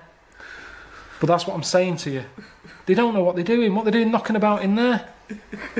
Get out! Now, what are they doing? I don't know to this day what they do. I watch insects, you know I like insects. They survive. That's what they do. They're chosen Yeah, but by you nature. don't know. There's another one. There's loads of insects knocking about the house. There's a spider in the outside shed. It's not an insect, nor is a slug. Slug is a mollusk, spider's an arachnid. Alright. Okay. Spider's in the cupboard outside. Right. I'm not joking. It's been there now for about 2 years. Right. Could be 3. Okay. Same one. It's quite big. Right. Just sits there in the corner. Right. I go in. I smash its web up. Why? Because I don't want it there. Right, fine. I don't want to kill the spider. Right. But I'm sort of saying, I'm wrecking your house. If you move, there's no problem, move. I go back, it's built its web again. Just Right. sat there like that. Doing nothing. What is the point? Well, it's not doing nothing, is it? Well, it's building its house every It's time I wreck hunting. it. It's hunting. It's not even doing that. Well, it is. That's what it. That's how it does it. It's made a web, and things fly into it. Then it wraps them up, sucks the juice out. But Right. for what? To then sit in this shed. What It's are not you an doing? Existence. What Why are you- didn't it go? But you're eating. You're staying in your flat. You want to go back to Mallorca 5 years ago. What are you doing? What are you doing? Oh, it depends. I've been. Who knows? Who knows what's going to happen in another billion years? You'll be the slug. The human race could be the slugs. There could be this amazing being that evolved from us going, what are they doing? People go, well, you know, 70% of their genetic material. You don't know how it's going to go. You stood on the shoulder of giants. You stood on a few slugs, you told me in your flat. But we share our ancestry with those slugs. We are related to slugs. I have never watched Who Do You Think You Are? And they've gone in your family tree. Do you know Terry the Slug? He's a great uncle of yours. We don't need to know where we've come from. And nobody would want to hear that either on that programme. You would not want to hear that. Yeah, but It's nothing to do with us. Oh. It's happened. It's all an accident. But it's a matter of degrees. Your brother. Right, okay. Very close to you. Your I cousin. haven't seen him for about 12 years. Okay, genetically speaking. Couldn't get closer, okay? It's the closest you can be. A brother, a son, a mother. Except a clone. An identical twin, okay? So, cousin, a bit less. Great cousin. Bloke round the world. Chimp. Marmot. Mouse. Bird. I don't know what you're doing now. You're just saying words at me. What's a marmot? Doesn't matter. It doesn't matter. It doesn't matter. But you're related to him. You're related to him.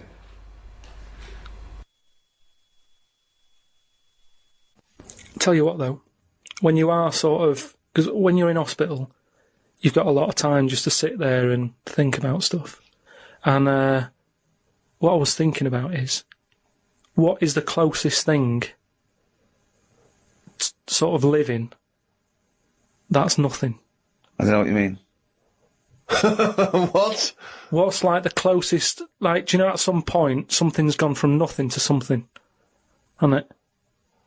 No, I don't understand what you mean. Something, at some point people were nothing, and then something happened and there was something. Do you know what I mean? But they were never nothing, were they? Do you mean what is the first and lowest and most primitive and most simple form of life? No, He's right here in this room, Rick. say like when you look at a stick insect, right? You go, right, there's a slight crossover there from a stick to a living thing. No, it's not. It didn't used to be a stick. No, it's not. There's no biological relationship between it and a stick. But there isn't much difference between the two, is what I mean. Of course there is. It's a huge They difference. just sit there looking like a stick. That's their skill. Yes, but there's nothing to do with being a stick. It's like camouflage. That's like saying when a soldier puts on combat gear, you're saying he's a cross between a human and a shrub. He's not a cross between a human and a shrub. No, is he? but that's man-made From a distance, stuff. you can't see him. That's the same as the stick insect. No, but that isn't what I'm saying. What I'm saying is, have you seen them weird things that just look like they sort of look like a leaf? Yeah, there are insects that have evolved to look like a leaf. So a bird thinks, oh, there's no tea there. No, that's not a juicy insect. This is leaf. I don't eat leaves. Yeah, but at Forget some it. point, something has had it away with a leaf. No, What? at no point has something had it away with a leaf. No, to make it look that much like a leaf. At no point did a beetle shag a leaf. There's nothing on a genetic level or molecular level, anything to do with it having anything to do with a stick or a leaf. It's superficial. It's the way it looks. That's all it. That's like saying chameleons must have mated with green once. They are green. No, but it looks like a leaf. What I don't understand is It has evolved to blend in perfectly with its surroundings and fool predators. But then how does it meet? How does it have relationships? It will be going around sort of having it away with a leaf. No, it won't, because it doesn't know what it looks like. It doesn't matter. They do it with pheromones and attraction, and it's not like a stick insect will be talking to a stick for ages and go, oh, I've wasted my time here. This club's dead. Rude. I was chatting to her. She was foxy, but she was giving me nothing. But, Dave, that's not a stick insect, that's a stick. What are you talking about? That's a stick. You've been talking to a stick all night. I can't believe it. I just thought she had a great slim figure. No, it's actually a real stick. But I've been reading a lot about, I like spiders and stuff, just reading about them. And there's one, right? It's got big legs. Yeah. Doesn't use them. It goes around, floating in the air, on a bit of webbage. Like a He kite. just took a gamble then, didn't he? He took a gamble, he thought, do you know what, I'm going to go with webbage. Don't know if it's a word, not sure, but I could just say web, but I'm going to go with webbage, I'm going to risk it. And it didn't pay off, did it? Webbage! Webbage! But that's how it gets about. It's in the air like a kite. Yeah. And it's just floating about. I've seen one, yeah. So that's what I'm saying about weirdness. The way all that goes on, and this is what I can't get my head round. You have got your head round. But do they get ill then? He's just, for those listening at home, he has just bumped his head against the microphone. Trying to mate with it because it's perfectly round, this microphone. Well, one thing Karl has been doing over the past few months is writing his diary. He's kept that up. I don't know what he's had to write about. All he's been doing is looking at moths and ants and bees and going for walks. But I'm sure it's all in the diary. So, let's have a look at that. Oh, I don't believe it. He's only gone and written it down. We went to the park and had a brew. Suzanne read the paper while I played with a ladybird. I mean, it's like a child, isn't it? It is like what a child would do. Suzanne read the paper while I played with the ladybird. His only friend is a beetle. It climbed up my arm. It struggled on me hairs. This is in detail, then? Yeah. It kept stopping every now and then and was rubbing its head with its right arm. It did it about 4 times and always used its right arm. It rested for about 5 minutes, then flew off. Sunday. Had a bit of a to-do with Suzanne because she wanted a lion today. I ate this. Once you're awake, you should get up. I got up and put the radio on really loud. She eventually got up. I told her insects don't have lions, so we shouldn't. Why are you obsessed with insects? You must be fucking unbearable to live with. You must be a nightmare. No, I've just started, because I've watched insects a lot, I don't want to keep going on about them because we're a bit insect heavy. But at the end of the day, if we copied insects, we wouldn't go far wrong. I don't know what you mean, though. 1 minute you're saying they're great, then the next minute you'll slag them off. Yeah, I'll slag some of them off if I don't know what they're doing, but because I've studied them a bit longer, I just think they do You it haven't right. studied them, though. He thinks he's like Darwin. But you just slagged them off again. Don't you think that insects are doing stuff? They're not. It goes there, then it goes back again. The ant was messing about, but only that one. The others were carrying stuff. That's what I'm saying. There's snidey ones in everything.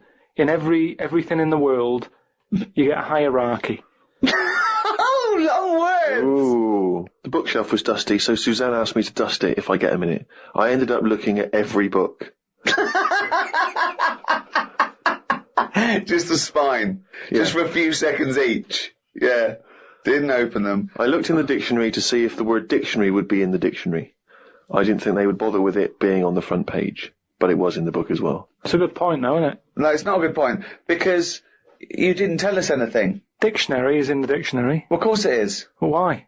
If you go, how do you spell dictionary, you look at the spine and you go, oh, there it is, D-I-C-C, and all that. So what does dictionary mean? It's a book full of words, isn't it?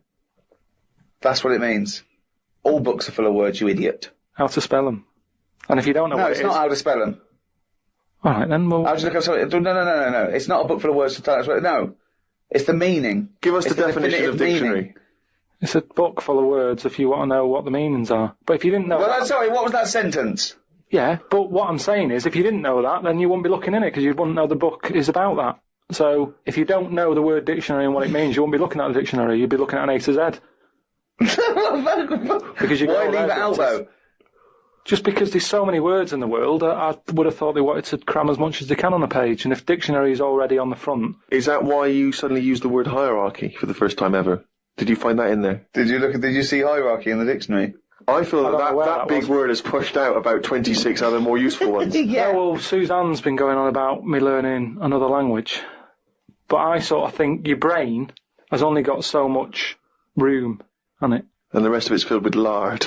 So, if I've got to learn everything I know, again, but in a different language, it's taking up space, isn't it? You don't learn everything. Oh, God. It's all What do you mean? storage, isn't it? But you don't have to learn it again. You don't have to learn the concepts again. You're merely Do you know how learning many vocabulary. moves there are in the human brain? You don't worry, you won't use them all up. I feel that he has reached his capacity, though. Yeah. Well, you need another sort of, you need an update. You need some more memory. Woke up to some interesting news. It's good when this happens because it sets me up for the day ahead. If it's miserable news, it affects my day. It said on the news that they have found 2 new flies. Fucking hell, more insects! What have you done? Is that all you've done this summer? Bong. Trouble in the Middle East. Bong. 2 new flies found. Ladybird climbs up arm. They were found in the UK and they were found close to each other. Maybe this happened because they were different than the other flies and weren't expected to hang about together, so that's why they knocked about with each other. That would happen, wouldn't it? What do you mean?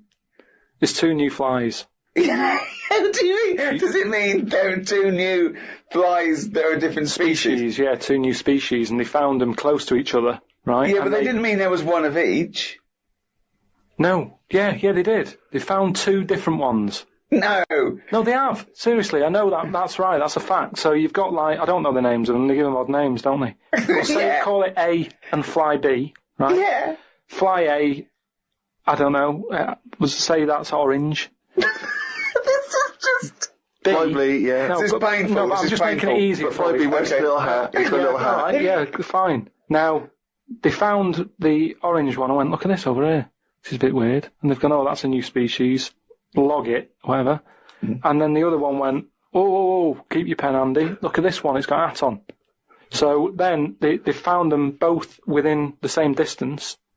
I don't know what that sentence means. Keep going. They Let him finish. found them both within the same distance. But without interrupting him, let him finish this point. Let me just make one thing clear. Karl Pilkington just said they found them both within the same distance. Think of that! Don't know what it means, but go on, let him finish this point. So what I mean is, they weren't knocking about with other normal houseflies because they were probably sort of going, oh, he's a bit weird. Leave it. Yeah, because the other one was also odd. They're hanging about with each other. Don't you understand that? Why is that such an odd concept? Because you think of it as like 2 little new kids in school. Yeah. But they find out they're both new and they've got something in common. They're both goths, so they start hanging out together. Oh, And this was on the news, was it? yeah, just on the radio, yeah. I know if I looked into that story, it would be 90% wrong. Bit tired today, because didn't get to sleep as early as I wanted due to a moth getting in the bedroom. Fuck me! I got it in a glass and looked at it for a bit and then let it go because Suzanne wanted to go to sleep. Looked up some interesting news. Some people dug up an old body in Ireland. Turns out it's well old and was here when dinosaurs were here. The really weird bit is it had hair gel in its hair. Right, what is it? Fella, Well, no, there wasn't around when dinosaurs were here then. just a bit after. Right, fine. A lot after, yeah, go on. I think any hominid, anything that could even be linked to anything that may become man is only about 1 million years old, and I think Homo sapien is probably only about 150,000 years old. Dinosaurs are about 150 million to 250 million. Yeah, no, it's not the age bit, that's amazing. It's the fact of, there's a fella, won't have even had shoes on his feet, Right. and yet he was worried about his hairstyle. Right, well that's definitely not true either. This is unbelievable. Well, there was a man on the radio doing poetry, says Karl in his diary. I thought I'd have a go at doing a poem about today. Not really. He had, Steve, I'm a little bit queasy. He hasn't really written a poem. He's written a small poem. No, he hasn't really. Yes. If moths had eyes... Fuck me! let me read the poem, okay? Oh, fuck. You wouldn't interrupt T.S. Eliot. Okay. Okay. If moths had eyes, would they be happier? How do they know they're not dead? Cavemen hunting for food, but not before they style the hair on their head.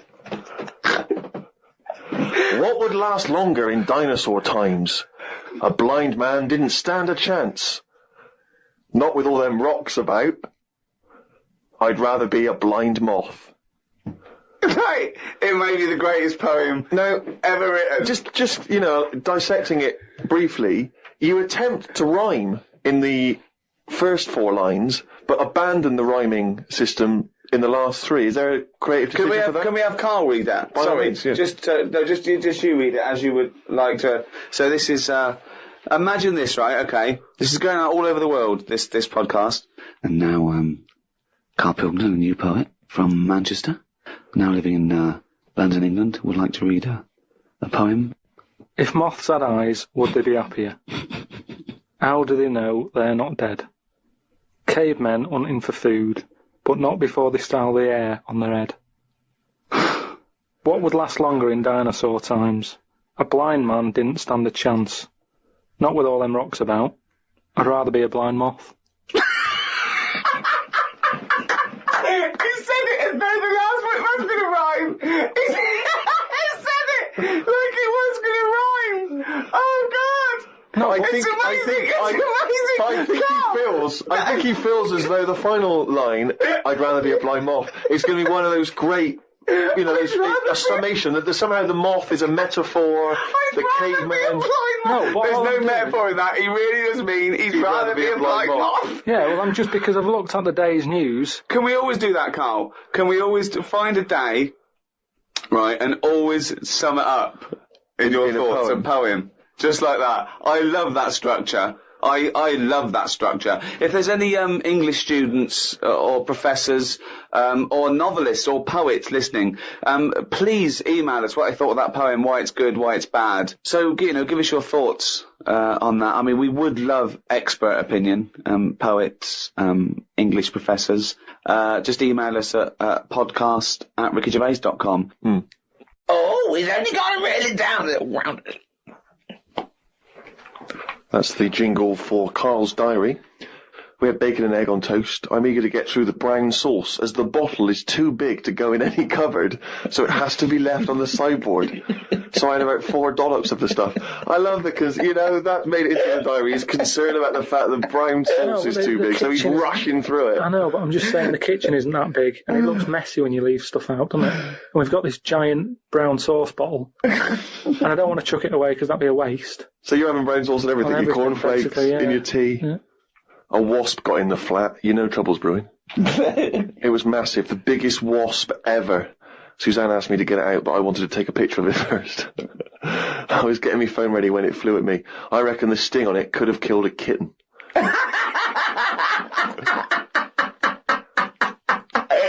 So specific. It ended up flying out the window on its own. Drama averted. Oh, God. We went out for tea. You're always in a cafe. That's what this diary. You spend so much time in a cafe. There were loads of flying ants. I kept kicking the table because I could feel them on my legs. I wouldn't be that jumpy normally, but I still had flashbacks of the giant wasp from the morning. Suzanne told me to stop being stupid because I was ruining her night out. A night out in a cab. Brilliant. Oh, what was it, her birthday? And flashbacks from an incident. Yeah. Like he's some sort of, like, war veteran. What is it? It's the wasp. It could have killed a kitten. Bought some wallpaper. We got back and got on with it. The wall that we've papered before has got a big mirror under it. We papered on top of it again. I ended up reading my phrase book while Suzanne did the rest of the tidying up. Now, what's your phrase book? This is just you trying to master English, is it? It's just a book that tells you little sayings and how they came about. An interesting phrase is potluck. It came about when all people ate is stews. They used to chuck all sorts of stuff into the stew. You stuck your spoon in, and sometimes you got something nice like beef, or you could end up with a bit of frog. It's potluck.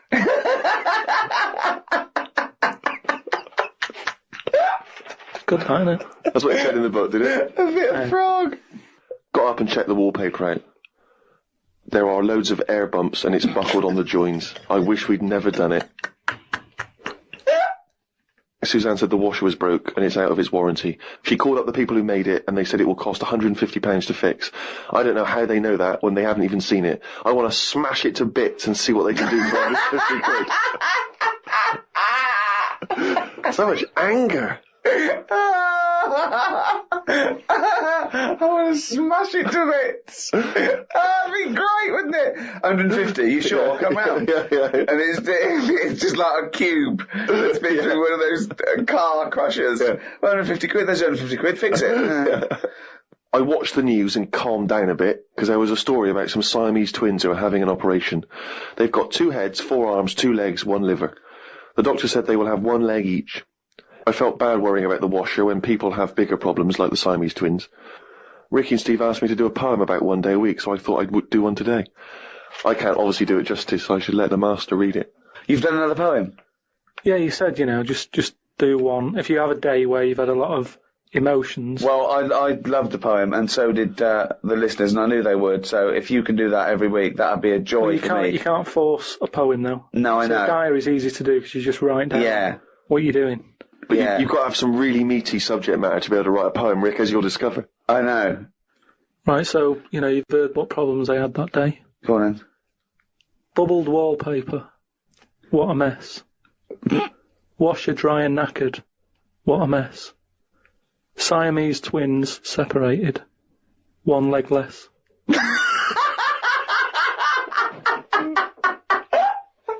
I don't know what rhyming scheme that is again. Oh, God. Oh, God. Oh.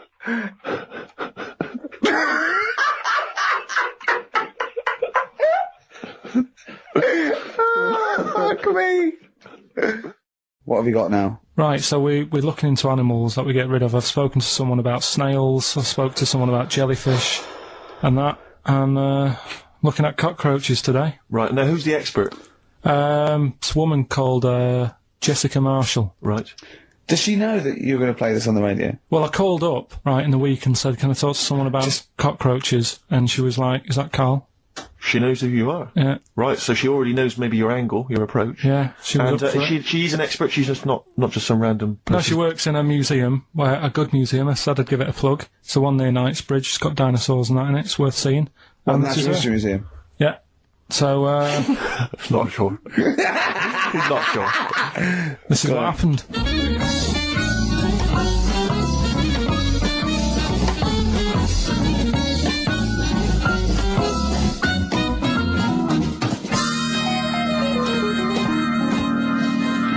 Now, what I'll do, I'll tell you as much as I know, and then you can fill me in if I'm right or wrong. And then at the end of it, we'll get to the bottom of whether we need them or not. Okay. All right. So first of all, the first thing that I found out is that they have 18 knees. That's not exactly possible. They're insects, so they have 6 legs. Yeah. And a knee is usually the junction between femur and tibia. That's sort of classic human knee, as in every other animal knee. So with 6 legs, you can only have 6 knees. Could somebody sort of got mistaken for seeing one that was a bit double jointed? I think you're grasping at straws or something. All right. Well, we might have to come back to that one then. Okay. They can hold the breath for 40 minutes. Well, they don't do that because they don't breathe in the same way as us. They breathe through little spiracles, holes down the side of the body. So, no, they're not a very apt simile because the method of breathing is so different. What do you mean? Because insects have a totally different system. They don't have lungs in the way that we do, just breathing through one part of the body. They're actually breathing through every segment of the body all of the time. So even though they've got their mouth shut, they might be able to slide. Nothing to do with breathing. So only just feeding. So you see, maybe that's where someone's gone wrong. Someone's got hold of one and sort of taped its mouth up or something and got bored after 40 minutes and said, well, we'll call it right. That's a pretty unkind thing to do to an insect, even to a cockroach. Yeah, but it's all... You can't do that. Yeah, but... No. Pretty unkind thing to do anything, even a cockroach. Something else I found out. Yeah. They can live for a week without an head. Well, that's true if they don't bleed to death in the process. But the weird thing is, when I told you that they had 18 knees, you seemed a bit sort of like, don't talk ridiculous. But then we're talking about an animal that can live without an head. So there's a little bit of truth in that one, yeah? Yes. Why, when it was invented, has it got that facility? say if someone said to humans, we could do that with humans, and, you know, if you lose your head in some accident, it gives you a bit of time to sort of go back to your family and maybe write them a note. You won't be able to have a chat, but write them a note saying, it was my own fault, and it was nice knowing you. Well, that would be a useful facility, I agree, but cockroaches are great survivors. I mean, they've been around for over 300 million years. They're one of the most primitive insects. All right. Well, I've also... is it true that they do a lot of resting? Apparently they can sort of rest for 75% of the time. Rest? Yeah, they just sit about doing nothing. It's probably true of a vast proportion of the world's fauna. Well, I mean, maybe the 25% that they are working, they're really giving it some, so it might make up. They're probably searching out food, and yeah, they can slow down considerably. You can chill insects in the fridge, and they'll become very, very quiet. You might think they're dead. Yeah, but I'm sure, you know, if we were sat in a fridge, you know, we'd go a bit quiet, wouldn't we? You know. Well, you might not know much about it, of course. Yeah, but... Not quite reading the right sources. Well, I've been using the internet. I'm sure there are many useful sources that you could find there, but some of those seem to have been a little misleading to you. So you don't agree with a lot of what I've told you there? No. So, cockroaches, can we get rid of them? No. So we're keeping them then? I would say so, yeah.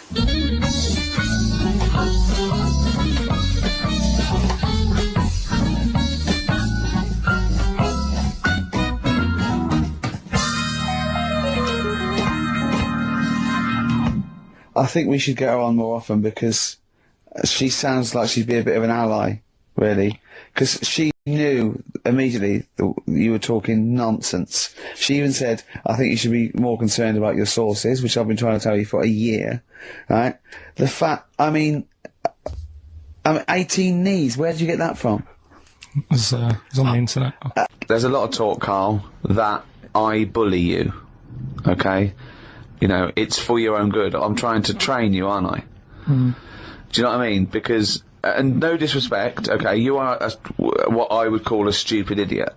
Well, can I just ask, because there's been an awful lot of emails that have said, will you and Steve please stop calling Karl stupid? Now, Right. they say, oh, it doesn't justify calling him stupid. Now, I don't know what part of injecting a 76-year-old woman in the head so that she lives her life backwards couldn't be considered stupid. Okay, then listen, right, I've found some things that I think will interest you, and I want your first thoughts on these, okay? Now, these are facts that I've sourced, okay? What's the actual topic? Well, you love animals, don't you? You're interested in animal Some facts. of them. I don't love them. Some of them fascinate me and stuff, but a lot of them also get on my nerves. I don't know how an animal can get on your nerves. They just do. Sometimes you sort of just think, what are they doing here? What are they offering anyone? Right. See, I'm worried that these facts will annoy you now, but they're meant to fascinate you, and... Okay. No, I think anything's good as long as it gets you thinking. It doesn't matter what opinion you have of something. Yeah. But as long as it gets a reaction. Okay, then, here you Right. go. There's a frog, Carl. Just a little frog, a poison arrow frog, that contains enough poison to kill over 1,000 human beings. Why is it that annoyed? It's not annoyed. Well, why is it going about killing 1,000 people? No, it has the potential to. It has enough poison, it has enough toxin in it that could kill 1,000 human beings. But does it need that? Whereabouts is this? Where's it living? In the rainforest, I think. And does it need that sort of power? Is it in that much? Is it getting threatened a lot? Is what I mean. Well, no, because it's saying, don't come near me, and it shows it with its colours. It's got the colours that say it doesn't want to be eaten. It doesn't want people to chew a bit, right, and go, oh, I'm an idiot. It's saying, look at my colours, don't eat me. You don't want to come near me. But then why give it bright colours? Because now it's standing out. Yeah, and it's going, don't eat me. Yeah, but make it a colour that fits in, like camouflage.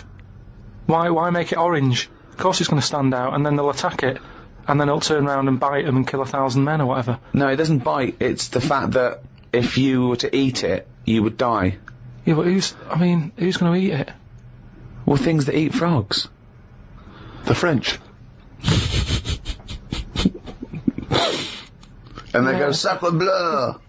You have killed me and 999 of my friends. But why is everything like, surviving like this, though.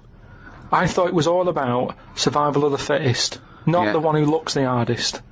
Well, but survival of the fittest is whether you're chosen or not by nature. No, but I'd survive if I could go about killing 1,000 men at one bite. It's not fair. It doesn't bite. It's well, whatever, if it licks you or whatever. But no, it doesn't not seem- if it licks you. If you lick it. Well, I'm not going to lick it. It's not going to happen. I will not be licking a frog. So it's of no danger to me. So I could still kill it, and there's no chance, at no point am I going to lick a little frog's head. Not when it's alive or when it's dead. I love the fact it's all about you. It's all about how it relates to you. And he's annoyed that they're getting away with something. He doesn't like any sly animals. He doesn't like animals hiding. Then he wants them hide. He doesn't want animals killing things. Then he wants them to kill things. He doesn't know what he wants. When they say survival of the fittest, they don't mean that, say, lions have been working out in a gym. It means you understand? it means the fittest gene pool, and the fittest gene pool is a gene pool that's still around. That's all it is. Yeah, if but it's here, it worked. I was trying to explain to you the other day. A slug is as evolved as us.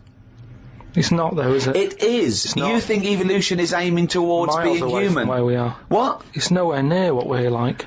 But you're looking at it in terms of this evolution has a will. It doesn't have a will. It's chosen or it's not chosen by nature. A slug got it right. A slug has got it as right as. What do you mean it hasn't? Well, what was it like before it got it right?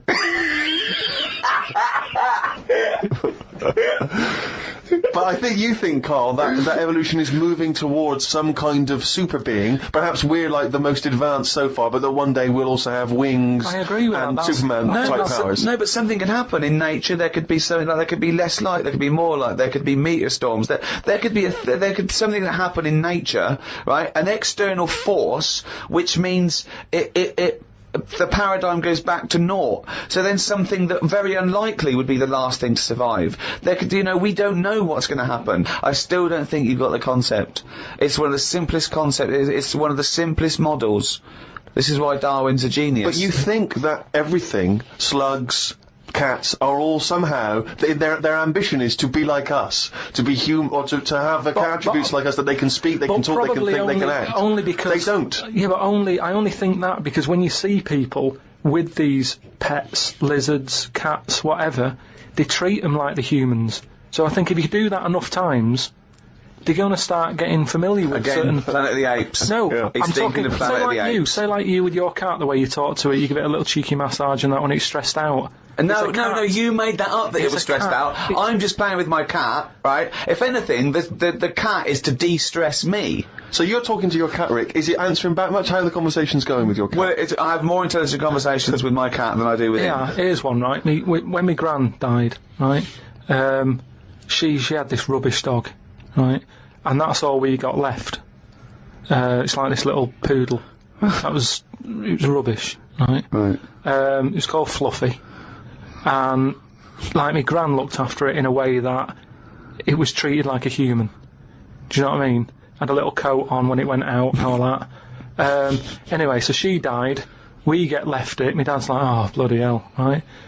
Before you know it, only took about a month. It was a wreck because we weren't sort of bathing it the way she bathed it. We let it out if he wanted to go out. It got covered in oil. It used to go under the car and everything. So it went from looking like this fluffy, poodle to just being a bit of a wreck. He got hit by a car. It ran sideways like a crab and all that.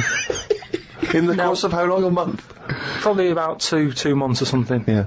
Now, so it went from being over-treated to just being treated like a dog. Yeah, but a dog isn't, is not a indigenous species anywhere. We sort of bred those from, but jackals change it. All I'm and saying wolves. is change it. Take away the dog thing, give someone a frog, and they'll still overdo it.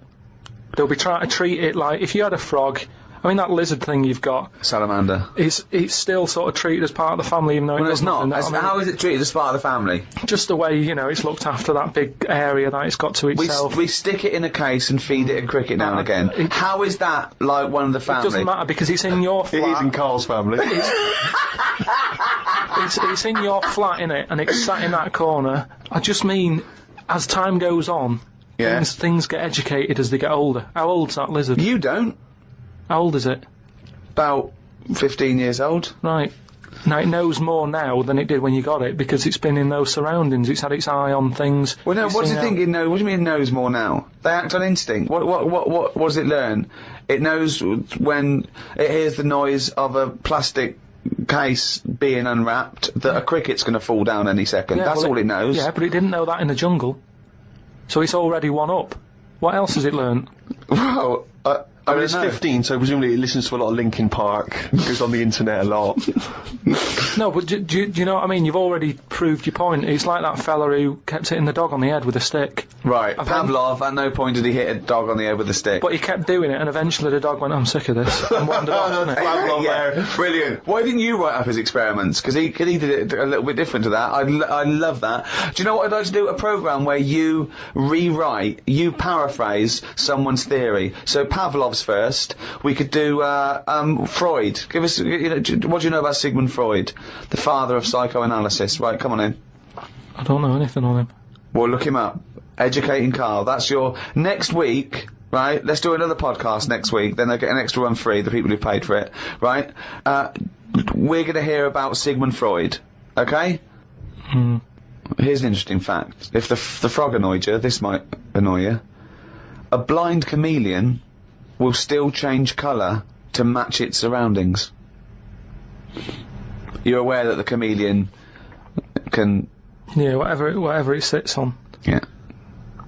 But then what happens when you put one of them on a mirror? No, does it get stressed out, or what? What's it copying? Well, it probably doesn't need to copy anything, because it looks at itself and it goes, oh, look like that. It's brilliant. God, that was fast. That's the fastest I've ever done that. That is brilliant.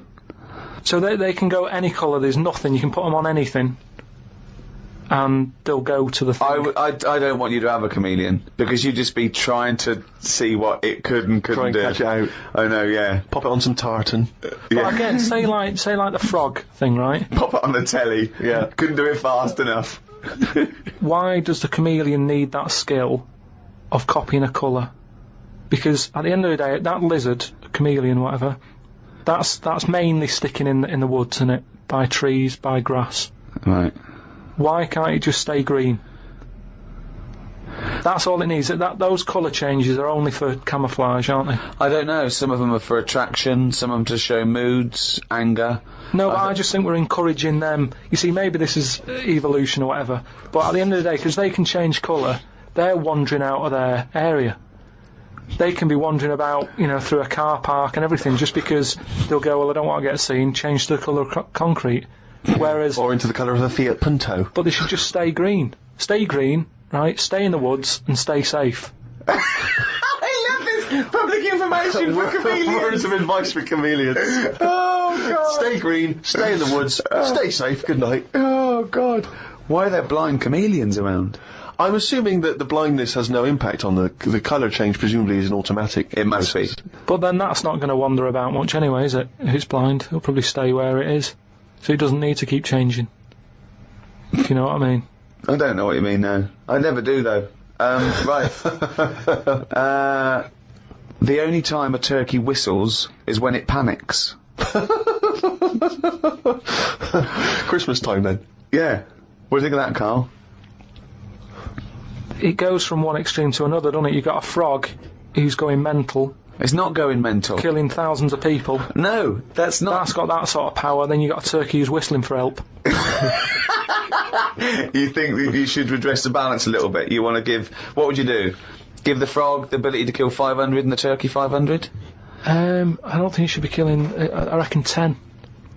10, because... You've made your point with 10, haven't you? Do you think that he's got 1,000 in his lifetime, like he's got 1,000 to kill? I don't think you understand. I just think... He doesn't really kill 1,000 people. That stat is about that if you were to boil up a frog, decant the poison, there would be enough poison to split between 1,000 people and kill them. It doesn't mean someone goes, frog, you have the power to kill 1,000 people in your lifetime. Choose them wisely. But I just think if it needs that sort of power... It should be fighting evil? Well, it's not... it's knocking about the wrong area, isn't it? If it's under that much danger, move. Talking yesterday to Matt Robinson, the guy I did the film with that you came over and did a part in that we've cut. And his dad as a doctor and used to go around the world and stuff. And when he was about 10, he went on holiday, and they were driving through Indonesia to get to somewhere else. I forget where, but they came across this village where he said the spiders have won. Okay, they drive in. As you're driving in, he could see these things sort of hanging from the trees and the sort of telegraph poles. And as they got closer, he realised they were just big spiders. They just made webs everywhere, and he could see them on the street, okay? He said it freaked him out. They parked up in the sort of like the high street, and he said he got out, and they were running on the pavements, like pigeons, and that's just running everywhere. He said the kids were playing with them. The kids were playing with them. There was no one else freaked out like this. He said he ran to the restaurant. They had to stop. He ran into the restaurant, freaked out. He got into the restaurant, and there was a tarantula on the floor. And he ran back in the car. And he said later to his dad, was that a dream? And his dad went, no, it's true. You know, it's a real place, right? He was telling us that's the worst place in the world. He was looking it up. He was trying to Google it, and he can remember the name of this place, Indonesia, and he put in Spider Village, Indonesia, right? And he couldn't find it. But another one came up in Cambodia, and it was there, and he said it was exactly the same, just as bad. A place where just spiders have won, okay? But in this place, they eat them. They eat the spiders. The local inhabitants eat the spiders. Yeah. Wow. So it's just, this town is just dense with spiders. It's They're just everywhere. they're just happy there. No one's killing them. No one's doing anything. Are you just treading on them as you walk down the street? Yeah. He said it's just they've just taken over. There's a place off Madeira they called Spider Island where no one lives there, but with absolutely no predators. There's just millions of spiders, but no one lives there. How do you prevent the spiders? You know, when you're sleeping, crawling in, getting in. You your don't. nose They just put up with them. I suppose it's that, you know, they're no weirder than any other insect or pest or whatever you call them. It's just, I suppose, because you think of spiders as loners. Yes. And they're the top sort of phobia, and it seems weird that they're almost treated like pets. But isn't that a weird place though, that you drive in and it's just, oh hello, welcome to Spider Town. I couldn't be dealing with it. I mean, my mum wouldn't be that bothered. She's still got that one that's under the telly. She's had that for ages. And my dad threatened that he was going to kill it because he's sick of it.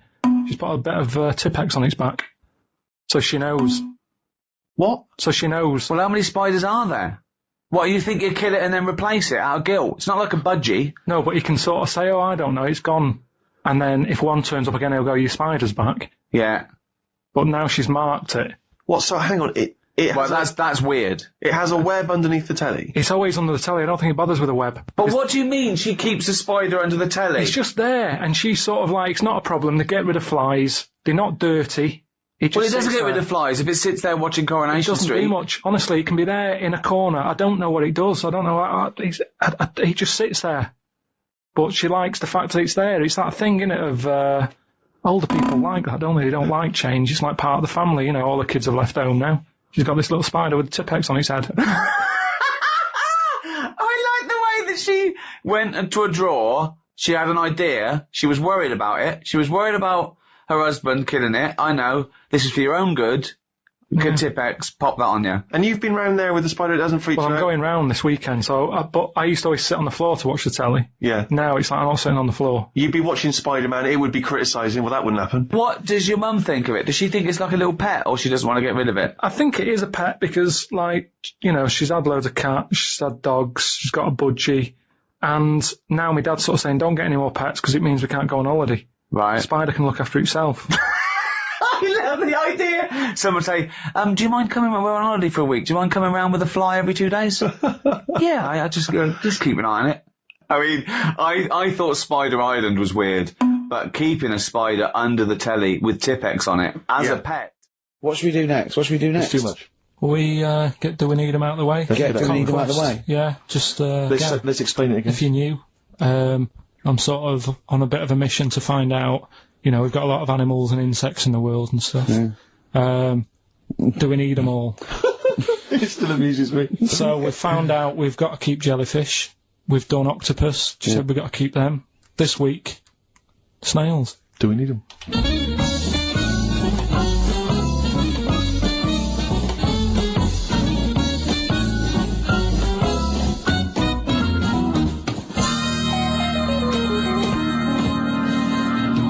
doing some research, Uh-huh. right?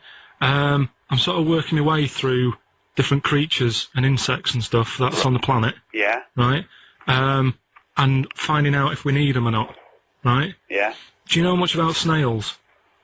What, sea snails? Well, yeah. Snails in general. Don't know much about snails, land snails. Know a bit about sea snails, like whelks, top shells, that sort of thing. Would you say they're important?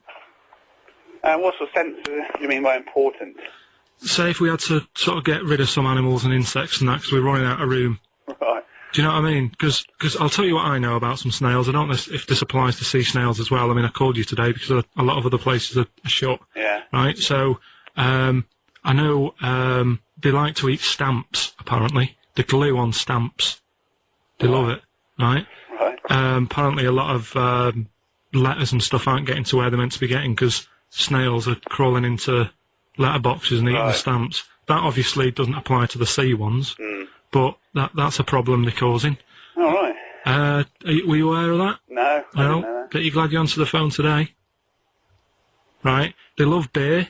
Beer, yeah, he doesn't. And also, I don't know if this is right, but I heard that they sleep for 13 years, or can do. Right, I wouldn't know if they can sleep for 13 years or not, but... I mean, sea snails are pretty important, yeah, they do quite a good job in the sea, they graze on algae, and they provide food for other animals. I mean, you can say that about any fish, you know, any animal, why do they exist? Would you be upset if, you know, someone said, we're getting rid of them? Oh, yeah. You would be? They're an animal, you know, I wouldn't... Forget being like favouritism and all that I get for them, right? There'll be other things knocking around you can sort of spend your time looking after. You'll still have a job, don't be worrying about that. Because I'm not going to get rid of all the fish. Jellyfish need looking after, so you're safe. Yeah. But do we need them? Come on, there's loads of people saying, come on, we've got to move on through the animals, and you're holding them up saying, well, I want to keep them. Well, who's saying we need to... That just sounds a bit crazy to me. Just imagine. Do you know what I mean? And they would come to you because you work in an aquarium, so they'd be asking for your advice. Right. And you're slowing it down. Well, they asked my advice and I'm giving it to them, so, you know, that's what I think anyway. Yeah, but snails, you know, I mean, like I say, they drink beer and that, you know. What did they do apart from some food for a whelk? They were around, their descendants were around a lot longer than we have been. Yeah, they've been around a long time, but what have they done? Well, they survived that long, so they must be doing something pretty good. Well, apparently they sleep for 13 years, so really, even though they've been around for ages... I think that sounds a bit... But I don't think they sleep for 13 years. Not all of them, just the tired ones. So, snails, do we need them? Well, yeah, I just think they've got to... Just as, you know, it's not for us to say, do we need them or not, we can't just... So you think we should keep them? Yeah, definitely.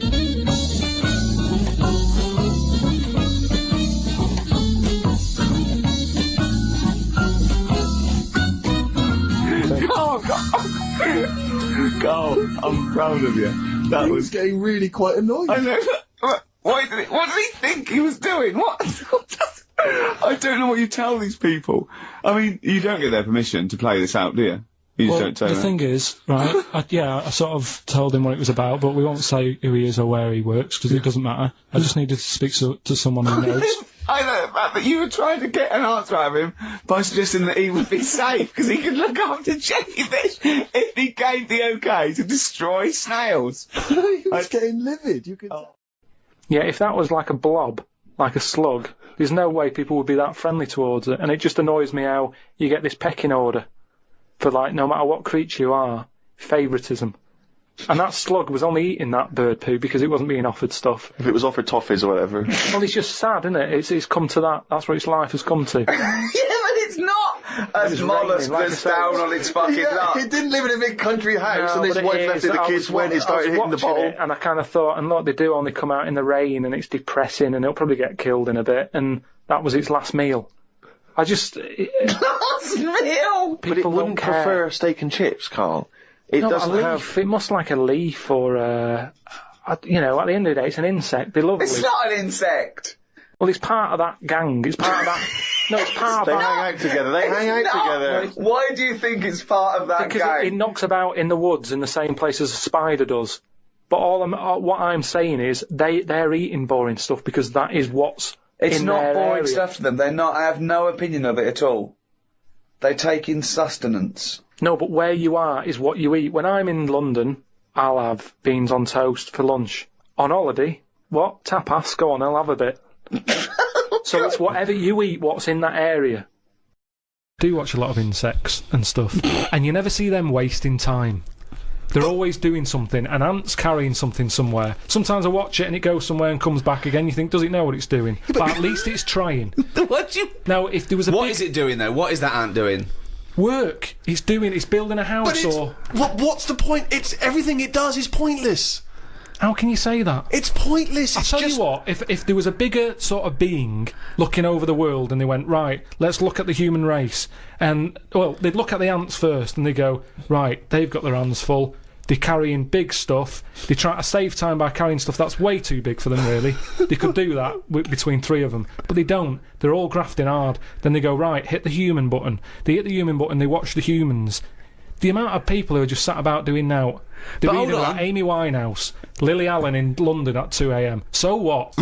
What are we doing? I agree with you, but what are you doing? You see, the ant analogy, joking aside, I think there you hit on the fact that life is about working for what you get. And I'm right behind that. I am right behind that. I think that's I think that's absolutely true. That's what I meant. What's dangerous is A boiling kettle to an ant. At the end of the day, right? Yeah, but that's evil, isn't it? What? You know, I mean, you sometimes make out as if I'm an evil man. We had an ant problem in the garden. Suzanne said, we've got to get rid of these. And I said, well, it's a bit out of order. They are outside. And she said, yeah, but there's getting a lot of them. She went and popped the kettle on. I said, I can't handle this. I went in, right? What? You didn't want to see the ants burn? That's sweet. You know, they're there. Yeah, they might be causing a problem, but I don't want to see this mess. Now, the thing is, she went out. She poured the hot water on it. I left it a few minutes. I went out. I had a cup of tea. I thought, it's a waste of electrical line. So I took my cup of tea out there, and I'm sat there. And then I just saw one come back from wherever it had been. One ant. He looked devastated. Because that had been away. As far as that was concerned, it had been out to get a leaf or whatever. He came back, devastation. And it's that what that's the thing. He summed up death for me. That the ants that are dead, they didn't know anything. Suddenly they were there. Next minute, load of water, dead. It's the people who are still living in life that are the saddest, aren't they? After death. And that summed it up. What do you think? That ant would have been better off being there when it happened. How could you tell the ant was... What do you think? So you saw him... I mean, they run around in circles anyway, don't they? But this was just kind of going, what's going on? And what did it slow down when it got nearer the nest? Did it drop the leaf and then you see it run the last few inches? It just kind of got close and it was like a double take almost. Almost like it got near the hole and then it was like, hang on a minute, this can't be it because no one's around. And then it walked on and it went, no, it is the hole. And it went back and it just sort of stopped for a minute. Ah. And that for me, that's the sort of thoughts Descartes should have been having. What? Things that you can look at as a human and appreciate it and understand it and go, yeah, that's true, that is like life. Instead of, oh, am I awake? Am I asleep or what? No. Well, you might as well be asleep because you're doing nothing else. Oh, God! Alright. Carl, right? What do you think it's like being a crab? If you could go now, your mind, into a crab, what would you see? Where would you be? What would you be doing? What would you be thinking? What would you think of all the other things the crabs you'd see, the squids you'd see? What's it like, do you think? I want you to... It's like creative writing. Just think. Just let yourself go. Come on. It's got to be a crab. What do you think of a slug? What do you think to be a slug? What would you do if you were transported now into a slug? What would you do? And Suzanne, you're suddenly in the kitchen, but you're a slug, and Suzanne's sort of like there, just making tea and that. How do you let her know it's you? It's impossible. I'd just chuck myself into the salt pot or something. No, because what do you do? I'd hate that. That would be horrible, that. Oh, God. Have you ever read Franz Kafka's Metamorphosis? In which a man wakes up and he's turned into a giant beetle? And that's the whole story. I think it might be of interest to you. So what happened to him with the beetle?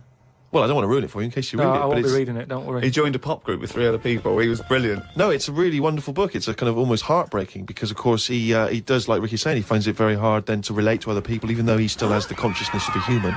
You know, his parents, his rest of his family, they don't know how to deal with him, you know, because he's a giant beetle. He becomes a freak, he becomes an outsider. It's terrible, you know. But hang on, though. Is he a giant beetle? Or Yeah. is it... Well, yeah, well, that's not going to go down well, is it? That, of course, people aren't going to like you. But if it's a normal-sized one, then you just get in with the other beetles, don't you? Whereas if you're a giant... How would you do that? How would you ingratiate yourself? Right, so you're suddenly a beetle, you're Karl Pilkington, right? There's other people, they're doing their business, they're scuttling around, and you go in there, and they look at you as a new beetle. What's your first... What do you do? How do you ingratiate yourself? Well, for a bit, I wouldn't sort of barge into their house and that. I'd wait until they're out and about, and I'd like in life, right? Sort of help them out. I don't know what beetles do all day. I've never seen one doing anything. They just seem to be going from one place to another. Right. I've never seen them carrying anything. I don't know what they eat. I don't know what they do. I don't know why we've got them, right? But what I mean is, I'd watch them and I'd sort of help them out. And, I mean, you know, it's like going on a date or meeting a woman, isn't it?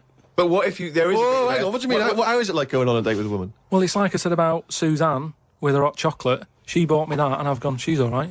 Right? She gets me another one before I know it. She's living with me. So, it's... So you're all these beetles, they're scrolling around, right? You're sort of like watching them, and then you realise that you want to mate with this female beetle. What do you do? What's your first move? Yeah, but I don't know what beetles do I? So I don't know what you do. I don't know if you go up and go, all right. What do they do? How do they get on? Well, it's a different world. I don't know yet, do I? Because I haven't done it. Would you feel bad, because having your own mind in this beetle, right? Would you feel bad shagging a beetle? Would you feel that was a bit sick because you've got a human mind? Well, no, because you just close your eyes and that, wouldn't you? Think of something else. So, get round it that way. There's no point getting down about it because I'm stuck now as a beetle. So you've got to get on with it. But if you're a slug, you said you'd throw yourself in the salt pot. What would you do if you were a beetle if you got depressed? And you see all the other humans. No, you see your mates, right? They're listening to the iPod. What would you do? Well, no, that's what I'm saying, though. Beetles are different because they do tend to hang about with each other. A slug's always on its own. It's a lonely insect, isn't it? It's not an insect. All right, what is it? A mollusk. Right, they're lonely. I've never seen a load of snails all together or slugs wandering about, whereas beetles seem to knock about in crowds. Yeah. So, oh God, okay, all right, another one. So they're sociable creatures, and it wouldn't bother you that you've got the mind of Karl Pilkington in there? Because you can't communicate with these people, because they don't speak English, they don't have any communication with you. Yeah, but if it's happened to me, there'll be another one in there. Okay then, right, okay. What would you do, right? That's the most disgusting thing. What could it be? Well, what would you do, right, if you were suddenly a fly, right, and you were knocking around with the flies, right, and you had to land on some, excrement? Yeah. What would you do? Yeah, but I don't have to. What do you mean? You're a fly. You're yeah, loving I wouldn't. No, I wouldn't be loving it, though, would I? Why? Because I'm me in that fly's head. So I don't think other flies would be going, come on, join in. I'd just be like, no, I'll wait here, wait, watch and that. Because I don't see why they have to do that. What would you do, right, if you had to go back and you were in a, had to go put your mind in, like, an unhatched egg of something, like maybe one of those, that a wasp was injected in a spider. So you know you're in an egg, right, which is really uncomfortable, in a spider. How would you feel about that, Karl? You're a baby wasp in the abdomen of a spider. And I know everything that I know now. I'm sat in there. Yeah. And now I'm in a spider as an unborn wasp. What the fuck am I doing here? What's going on? I don't know what I'll do there. Probably try and sleep. There's nothing else to do, though, is there? I just pray. When I was about 13, 14, I once tried to improve the animal kingdom by making the hardest animal ever, the most perfect animal. Now, just to clarify, you didn't, in sort of Frankenstein style, No. try and bolt various bits of animals together. It was a drawing that I sent to Blue Peter. There was no competition going on. You just thought they would be appreciated. I thought they'd look at that and they'd go, well, he's a genius. Yeah. This is like Da Vinci. Sure. And this is the animal. This is what I thought, the perfect animal. I mean, when I say perfect, I meant the hardest animal. This animal, it could take anything. It was just the strongest, hardest, fastest. Right. Yeah. So, I started with the head of a lion. Of course, that makes Do you know what I mean? perfect sense. Roar, it looks good. Roar, bite you, right? Okay. I popped that on the body of a rhinoceros. Okay, so it's got the toughness, the armour, if you like. It's full strength. Head of a lion. Think of that. So you've got this picture. Head of a lion, body of a rhino. Perfect. Okay? Hold on, though. Pop some arms on it. The front arms were the arms of a gorilla. The arms of a gorilla. So it okay. could punch, grip, it could make stuff. The lion, I mean, that's where the lion falls down, because it can't make stuff. Sure. It can't climb, you know. So, okay then, wait a minute. You think that's got enough weaponry? Sounds like it. No. Pop on the tail of a giant scorpion.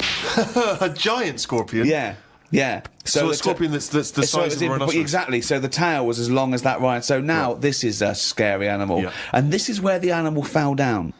I thought, right, legs. Well, the fastest animal is the cheetah. Cheetah. Popped on 4 cheetah legs. 4 cheetah legs. It would have collapsed. Crushed under It the would have weight of the collapsed rhinoceros. immediately. So, Yeah. And you drew this, did you? drew it, yeah. Did you show it to anyone Yeah, other my than mates went, that's brilliant. Right. They said, that's brilliant. And then just sent straight to Blue Peter. Yeah. Any reply? No reply at all. Really? No reply at all. Surprised. What do you think of that, Carl? If you wanted to make the ultimate fighting animal, what would you come up with? If you had the power, like that fella in Arabian Nights, size of a chimpanzee, you could change into anything, but you could change into, you know, like that. I don't But- think I'd go for strength and that. I'd go for survival. What would you do? Cockroach. No, I'd have like an armadillo's body. Right. Okay. I'd have head of an owl. Right. The head of an owl? Yeah, why come on, why? What does that bring to the table? The head's there to sort of make it look friendly to the make it look human friendly. race. So Okay. because if you look half decent to the human race, they'll look after you. Right. That's the way it works, Yeah, doesn't it? With okay. a cat and a dog and all that. So the owl makes it look nice. Right. I'd have I wouldn't have legs. I'd go for like the slug juice. What do you mean? So now you're a really slow-moving, legless armadillo with the head of an owl. Slithering along. How is that going to be friendly? They'll see the beautiful face, but then they'll be terrified by the sludge. No, because the head's that nice that they'll forgo the sludge. But hold on though. But wait a minute. So it's got this thing that's stuck, right, going at 0.1 miles an hour, with a going hoo, right? You come over, you kick the head off. How is this No, a because the survival? head can go into the thing like a tortoise. Can it? Yeah, of course it can. Into the armadillo body. Well, no, an armadillo doesn't do that. It just curls up into a No, ball. this isn't an armadillo, is it? So it's Why has it got the slug? Why is that so what attractive? I'm thinking is an armadillo.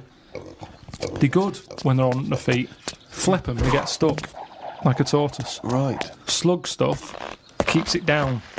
So if anything attacks it, it's like a limpet or one of them things that can. Why lock have a to limpet stuff. then? But it can't get any. How it can barely move. It can Just hardly go and get just anywhere. go and kick it. What do you Just mean it it's- can't get Well, how anywhere? can it escape from danger? It's going to move very rubbish. slowly. No, because That's the worst it'll animal. lock itself in. It'll lock itself in. Yeah, and then I just scoop it up on the You sand. can't scoop it up. It locks itself in if it's in danger. I'd give it peacock feathers. This is the worst animal Why has it got peacock feathers? Again, it's just It's the worst animal I've ever heard. Why has it got peacock feathers? threatening. It looks more threatening. That's what peacock That's the feathers do. least threatening thing, peacock feathers. It's like Danny LaRue coming at you. There's Yeah. nothing remotely scary about peacock Yeah, feathers. to humans, Yeah. but the humans won't be harming it because they like the owl head. People will like to have these things in the garden. They eat lettuce. They eat lettuce. They eat Why has it got a beak? They eat lettuce. He's telling them what it's going to eat now. The owl's going, fuck that, I want a mouse. I love the fact that he's based what it eats on the fact that how it moves a bit like a slug. Yes, Let it eat lettuce. It moves that and let it eat lettuce. Like I said, it's not that weird if that existed. If that was normal, like when you went out to empty your bin, it was one of them sliding up the wall. You wouldn't even double take. You'd just be like, oh, there's the owl head peacock feathered thing. I don't know why it's climbing walls in an effort to find lettuce. Yeah, why is it climbing up that wall? Because that's the only way it can see properly. Because its head's coming out like that. So even though you've designed this animal, now you're even explaining its limitations. Well, it's mainly made as to be on walls. Because what else is living on walls? Oh, God! Oh, fucking hell! What a useless animal that is! Carl, I mean. But nature chucks up odd things, doesn't it? Don't. Why are we starting on this again? No, I'm just saying that is nature. Now and again, you'll get stuff that. Oh, was he looking at you? Yeah. Was he really? Look at his fucking head. Look at his stupid round fucking orangey head and... Oh. Why aren't you a freak? You've got a little bald head. We're not meant to be bald. Well, I was, I think. That's the thing. That's what nature's done. You see, I didn't do anything with my hair when I had hair. I didn't style it, I didn't do anything with it, and it probably thought, what am I doing here? Whereas people who love their hair, and they comb it and have different styles and look after it, they have hair for ages. Nonsense. No, nonsense, absolute nonsense. Well, you're saying that. Absolute nonsense. Well, it's a little bit weird then, isn't it? And that's what happens with old people. Once they lose their, will to live, once they lose the job, they get old. What's my purpose? What am I doing here? And it's like nature goes, you're not needed, and they die. Maybe that's what happened with the dodo. What's it doing? Can't fly, its wings are useless. Eat it, tastes horrible, kill it. No, they did eat it. I think they did eat it. Yeah, but it wasn't very nice, was it? I think they over-farmed it. I think that's why it was extinct, because they did eat it. No, but they did eat it, but they didn't like it. Everybody, you never saw like a fully eaten carcass of a dodo. You're making this up again. Eaten. All conjecture. No, but they didn't eat it all. Everybody would probably try it and go, it's not for me, that. But you don't know no this. idea, You don't you're just know making this. it up. What's this based on? People... And also, why would that kid it out? Because, I'll tell you why. Because if it's not nice, people don't get another one in. And they die out. The reason we've got loads of chickens and loads of cows is because we eat them. If we ate polar bears, we wouldn't be short of them. Because you'd farm it, you'd take more care, but what's a polar bear doing? Sat on a block of ice floating about. It's no use to us, is it? It sounds harsh. Once again, got his information from a Glacier Mint advert. No, but it's no use to us. We know they're there, and it's all very sad when you see them on the news sort of struggling and all that. Yeah. But it's going to make them stronger. It's very honest. Had a late night last night because I stayed up to watch a programme about monkeys. It's already good. Of course he did. It's already good. Now, before I read on, I mean, is this not some kind of monkey news? Is this not a late return to monkey news? Well, it's not that good. Is it not? Whereas the other monkey news is... Oh, chimpanzee, that's some more shit! This is what he says. This is what he gleaned from the programme about monkeys. It sat on a bridge and wanted stuff off people to walk over the bridge. What? So it was acting as some kind of toll booth, This is ridiculous. No, it was a bridge in like the jungle. Oh, shut the fuck up. And it's a monkey that sat on a bridge, and a lot of tourists go through the area. No, it's a monkey to look at them. who realised that if he sits there, he'll get stuff because it look like it's a cute little chimp begging. No, but every time. Yeah, because you give a monkey, I'm as bad as him now. If you give a chimpanzee a banana, and he starts realising that humans have things to give. Yeah, but it's all Squirrels sorts of learn that. If you don't go, you wouldn't say, went to the park, there's squirrels waiting at the gate. You have to give them a toll to go in. They're only going to give them a nuts. They come up to you every time. You fucking idiot. Went to bed after watching it and fell asleep thinking about it on the bridge right now. It's a bit bad, really, because the monkey should work harder for its food. It made me remember the slug I saw yesterday that was eating bird poo. Nobody would ever help a slug with food like they do with ducks and monkeys. A slug's life is pretty bad. The only time they come out of their den is when it's raining. Den. So even their days out are depressing. It is. Do you know what I mean? No. It is like, it's a horrible thing to be, innit? A slug. Talking about what is it like to be a slug? No, just because like the monkey, even though it's been quite aggressive, everyone was like, "Oh, give it some water," and it was well like kitted out. It had like chocolate bars, bottled water, some like fizzy stuff, and all that. An iPod. It was listening to Monkey News. It could have had one if it wanted one. It was getting away with murder on that bridge, and that's just because it was furry. Yeah, if that was like a blob, like a slug, there's no way people would be that friendly towards it. And it just annoys me how you get this pecking order. For like, no matter what creature you are, favouritism. And that slug was only eating that bird poo because it wasn't being offered stuff. If it was offered toffees or whatever. Well, it's just sad, isn't it? It's come to that. That's what its life has come to. Yeah, but it's not a mollusk raining, like that's I said. down on its fucking luck. It didn't live in a big country house, No, and its but wife it left is. it. The I kids was went. It started hitting the watching bottle. it, and I kind of thought, and look, they do only come out in the rain, and it's depressing, and it'll probably get killed in a bit. And that was its last meal.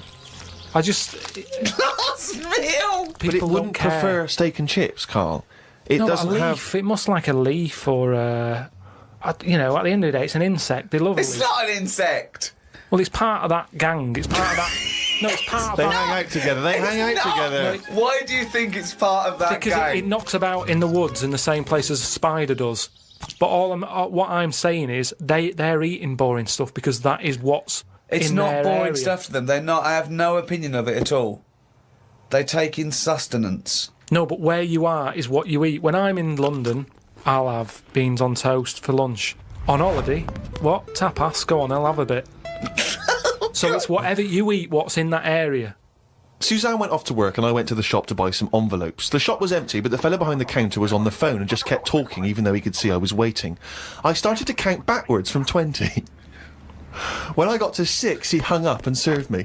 I won't use the shop again. Question, why count backwards from 20? So he's thinking, what's going to happen at 1? If I start counting from 1, he's going, well, let him carry on. What, out loud? So, not really loud, but like more of a mouth action, so he could see I was doing it. Do you know, like Sorry, you just started miming counting backwards to a man in a shop. He's on the phone. The shop Yes. is empty. I Yes. thought he'd like me custom. He could have served me and stay on the phone. Even though I don't like that, at least he's still doing what you know he needs to do. I'd have said, working the sorry, shop. can I just get these, please? Yeah. Well, I stood there and I thought, it's annoying me now. My kidneys aching and I started to get a bit of a sweat on. So I thought, right, I'm going to give him 20 seconds, and if he hasn't got off the phone, I'm leaving. You are giving one yourself, of the strangest people. It's just giving yourself a thing. I could have been stood there for Free. ages. He's one of the strangest people who's free to walk It's the about streets. No, I set myself a little target, and I thought I don't want to waste another 30 seconds in here. I'll give him 20. It worked. He served me at 6. But it didn't work. Yeah, but did he do it because you were doing that, or did he finish his phone call? I don't know. I was busy counting. The bit where Carl spouts absolute nonsense from a dodgy source on the internet about a monkey who did something impossible. Let's cue up the jingle. Hang on. All right. Perfect. Oh, chimpanzee, that monkey news. Right. Let's have a look. This one's from some woman, right? Yeah. And she was taking part in the London to Brighton bike ride, right? Lovely day, weather's good and everything. What year? She's just a couple of months ago. She's done all the training, right? Done all the training and stuff. Got a brand new bike for it. Got a little puncher outfit and stuff, all set for the day, right? It's a nice day. She sets off. They all start pedalling and that on the way to Brighton, right? So she knows the route and that. Got her little headphones on, cycling along. Suddenly, Right, okay, I'm sorry now. If a cyclist overtakes her and it's going really fast and it's sort of hunched over, but it's got like lots of cycling gear on and a helmet and goggles, and they can't tell what it is, but they just know it's like a little hairy fella who hasn't bothered shaving his legs, which is weird, isn't it? Because cyclists usually shave their legs, and this bloke had really hairy legs. But and it won. They gave it the medal. It won 3 years running. They gave it the key to the city. It had its own game show, and then someone said, "Hold on, though, this fella's all hunched over, and he's only 3'5", and his arms are longer than his body. It's a chimp." If it goes anywhere near that, we're never doing it again. more monkey news next week. She's cycling So along. anyway, she's cycling along, right? And this tricycle. I couldn't predict that! There's always one element you can never anticipate. yeah! Got a kiddie's tricycle with a little kid on it, little hairy kid with a helmet. Okay, just go on then. The tricycle comes Whizzing past, yeah. him. Strong legs, aren't they, chimps? So she's thinking but didn't get a chance to see the thing. Oh, yeah, couldn't quite see the cyclist! Oh, God! You bald mank git. Go on. Yeah, research scientist Karl Pilkington. So anyway, she gets to the end line, right? And they got talking. That said it was a nice day, nice race and all that. So did you see A little thing on a tricycle. Thing? Well, a person, surely, just a human. Did you see that? No. Did you see that bloke on the tricycle? So anyway, turns out... Yeah! Well, what did you say thing? Well, no, there's no suspicious. I mean, what did you say? Did you see that fellow on a tricycle? Anyway, so it turns out... Go on. It was a chimp. You're joking! Right. Well, Christ almighty, there you go. Unbelievable, and it was a chimp all along. So anyway, right, so the woman's like, We're never doing this again. checking out the news, right? There's nothing on it. She checks out XFM Monkey News. Right, okay, I'll stop you there mention it. again. Right, if it turns out she doesn't the news, right, and the circus goes, we're looking for our chimp, it used to ride this tricycle, and it escaped with police chasing it. No. So she listened to XFM, see if I'd picked up on the story. Yeah, sure. I didn't have it and stuff. So she got in touch with the organisers of the London to Brighton bike ride, said, look, saw a little hairy fella. Why did she care? Because she wanted to know, she thought it was a bit odd. Well, Turns out it was a chimp. They weren't happy about it. Of course not. Because now the owner of the chimp wants to enter it into the Tour de France.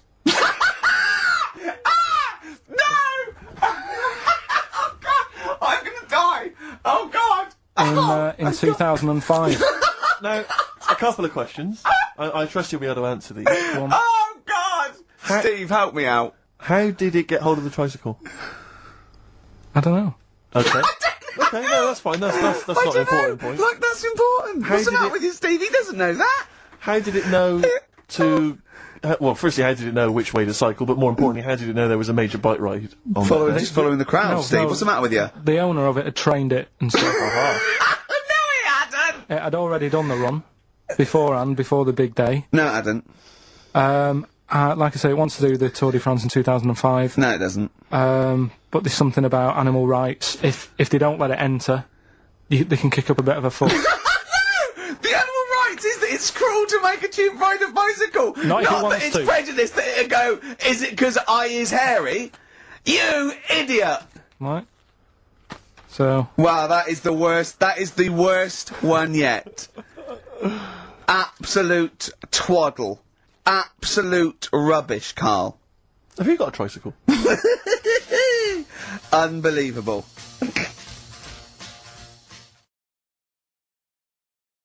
As Bill Shankly once said, some people think football is a matter of life and death. I assure you, it's much more serious than that. The World Cup is the most watched sporting event in the world, with 32 teams battling it out for the most coveted prize in football. For the first time in history, an African nation will host the tournament this year. Seen as controversial by some, and by others as an example of soccer's ability to be progressive and inspiring. How will England fare? Which teams are the front-runners? And who are the rank outsiders? To discuss the beautiful game, I'm joined by Stephen Merchant, award-winning writer and graduate of the University of Warwick. Hello. And Karl Pilkington, a man with a head like a fucking football. An orange one. Alright, I'm finished. Cut! Alright.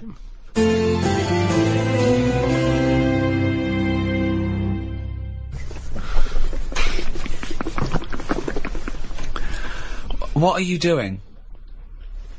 I'm trying to calm my gums down. We don't do it with water. What do you do it with? You're trying to You do it calm your with, guns. you do it with meditation and hard drugs. What's the problem with your gums? When I'm stressed out, my teeth know. What? What do you mean? Say that again. When I'm sort of stressed out, me gums and my teeth know before I do. It's like a weakness. So what's up? You got a toothache then? I thought you went to the dentist. I did the other week. Well, what's wrong with your teeth then? It's just I don't because you're know. stressed. I don't know. Why I are don't you know. stressed? What have you got to be stressed about? I don't know. That's what's weird with stress, isn't it? No. Your body can be stressed without you realising. That's what No, you're kills people. stressed. No. You're stressed because you feel stressed, and then your body gets weak because you're. No, because I'm pretty good. I never feel stressed. That's part of my problem. It's not I a am problem. stressed, but I don't know about it. That's But why that it's doesn't make any sense at all. It's number one killer. What do You never get stressed. If you don't feel stressed, how are you stressed? But you must be stressed if your teeth Right. are telling It's you you're like stressed. saying I didn't feel I had a pain, but apparently I did. Listen, Go on. I was in Israel recently. I had a bag put over my head, chucked in the back of the van. Now the thing is, I kind of Right. thought, well, It wasn't a blind date, by the way, and he wasn't being arrested or kidnapped. It was a training thing, wasn't it, for yes, kidnap but situations? I didn't know. What, you didn't know they were going to do it? No, they don't tell me anything, do they? That's good. So what happened then? So the thing is, that happened. I had a panic on a little bit, Afterwards, they took the bag off. I realised everything was all right. I was calm, but my body was shaking. And that's what I'm saying to you. That doesn't make any sense. My body, as far as my body was concerned, it had just been kidnapped. Right. But I knew I hadn't. Anyway, football. You know the bag they put over your head? Was it like a tennis racket cover? What shape was it? You sure they just didn't go and thought, oh, I thought I just bought the world's biggest orange? Come on, let's do this. Right. Soccer. Yeah. The World Cup We thought 2010. we'd jump on the bandwagon with every other fucker who's doing a World Cup podcast. Yep. Even though we've got nothing to say about it. Whoa! What? I got a few things. Yeah, but it's going to be so disappointing. We're going to get excited. We're going to sit down. In fact, if you're listening to this now, England are probably out of the fucking World Cup.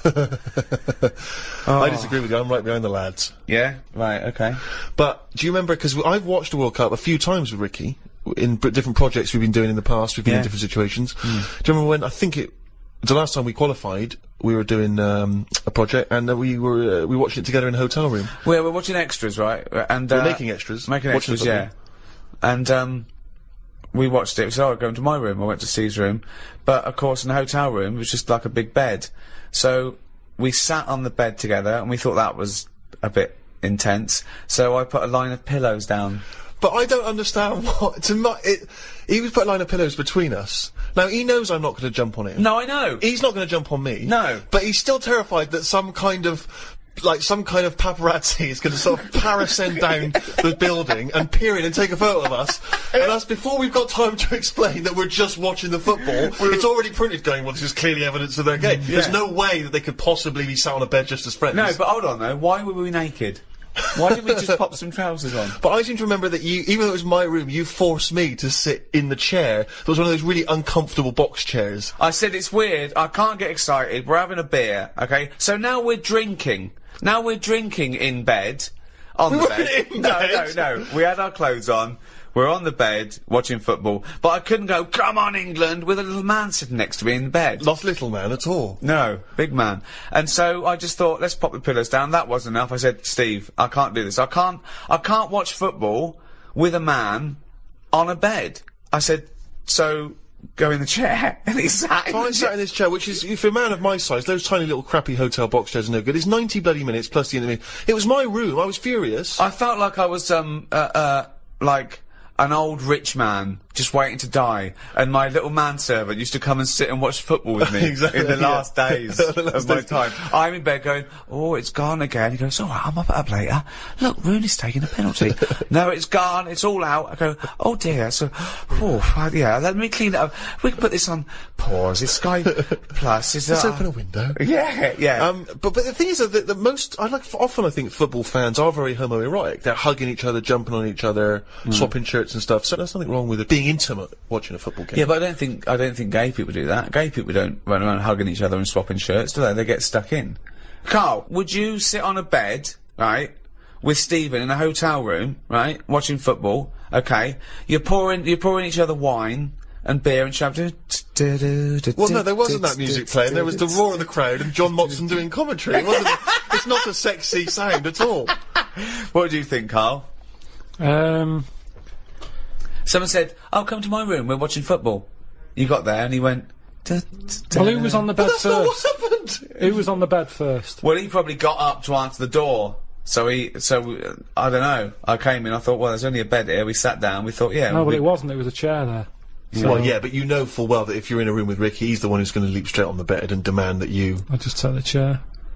Well, why would you be concerned with lying on a bed next to me? What's up with that? It's a bit weird, isn't it? Why is it weird? I don't understand this. Because I've changed my tune. it's a bit weird lying on a bed with a mate just watching football. Yeah, you don't do that when you go around a house, do you? Yeah, but that's because you have a sofa and things. We didn't have that in the room. Yeah, but when you visit someone in hospital, you don't say, move over. You don't pop yourself down next to him, you sit on the chair next No, to because him. you're not there in a relaxed situation for 90 minutes enjoying a game of sport. It's just a more formal environment. Because you're quite a sport fan, aren't you, Carl? Yeah, but not in. I don't like getting into things too much because it can only be disappointing. I've never seen him get into anything, to be quite honest. No, I am a football fan, but I've got it now to a point where if they lose, it only bothers me for about half an hour. Yeah. And then I move on because the thing is, I'm not in control of it. There's nothing I can do to alter that team. If I could go in and say, listen, you're lazy, you get your finger out, you move up front a bit, it's different. But it's totally... It's like getting annoyed with nature. There's nothing you can do. So let it happen, watch it if you want, but don't get annoyed about it, because it's totally out of your hands. Interesting that Karl's team tactics also sounds like he could be directing a gay porn.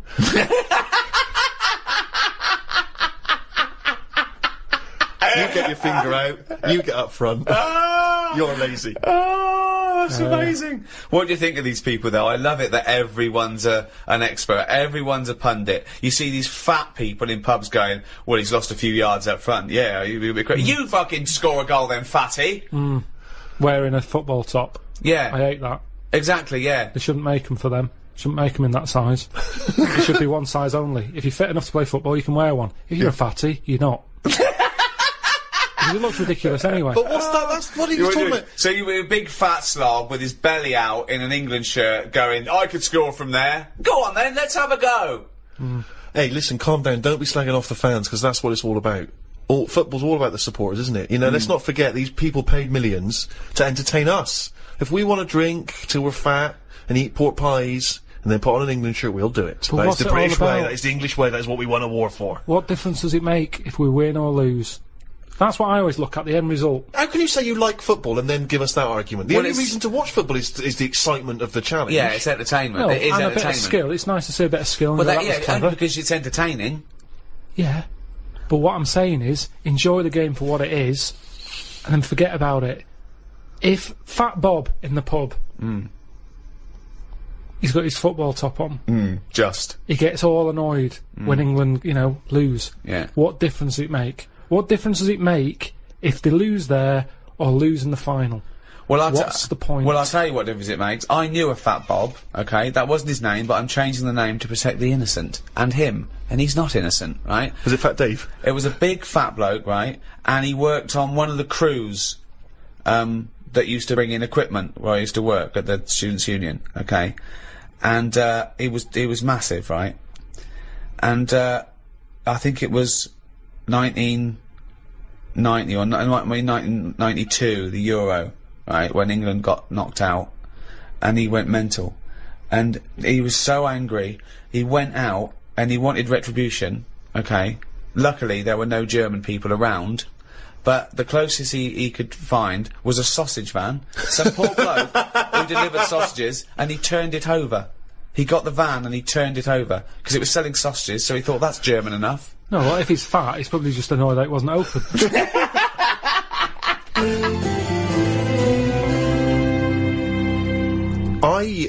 Very excited because Peter Crouch is in the tournament. Now, Peter Crouch... You identify with him, don't you? I love Crouchy. He's exactly the same height as me, 6'7". He's sort of lanky and awkward looking. Right, but brilliant. I mean, still a very... let's not forget that he is playing in the national squad. Yeah. He is a striker. He's got an excellent track record of scoring for England. Admittedly, maybe not in the super top important games, but nevertheless...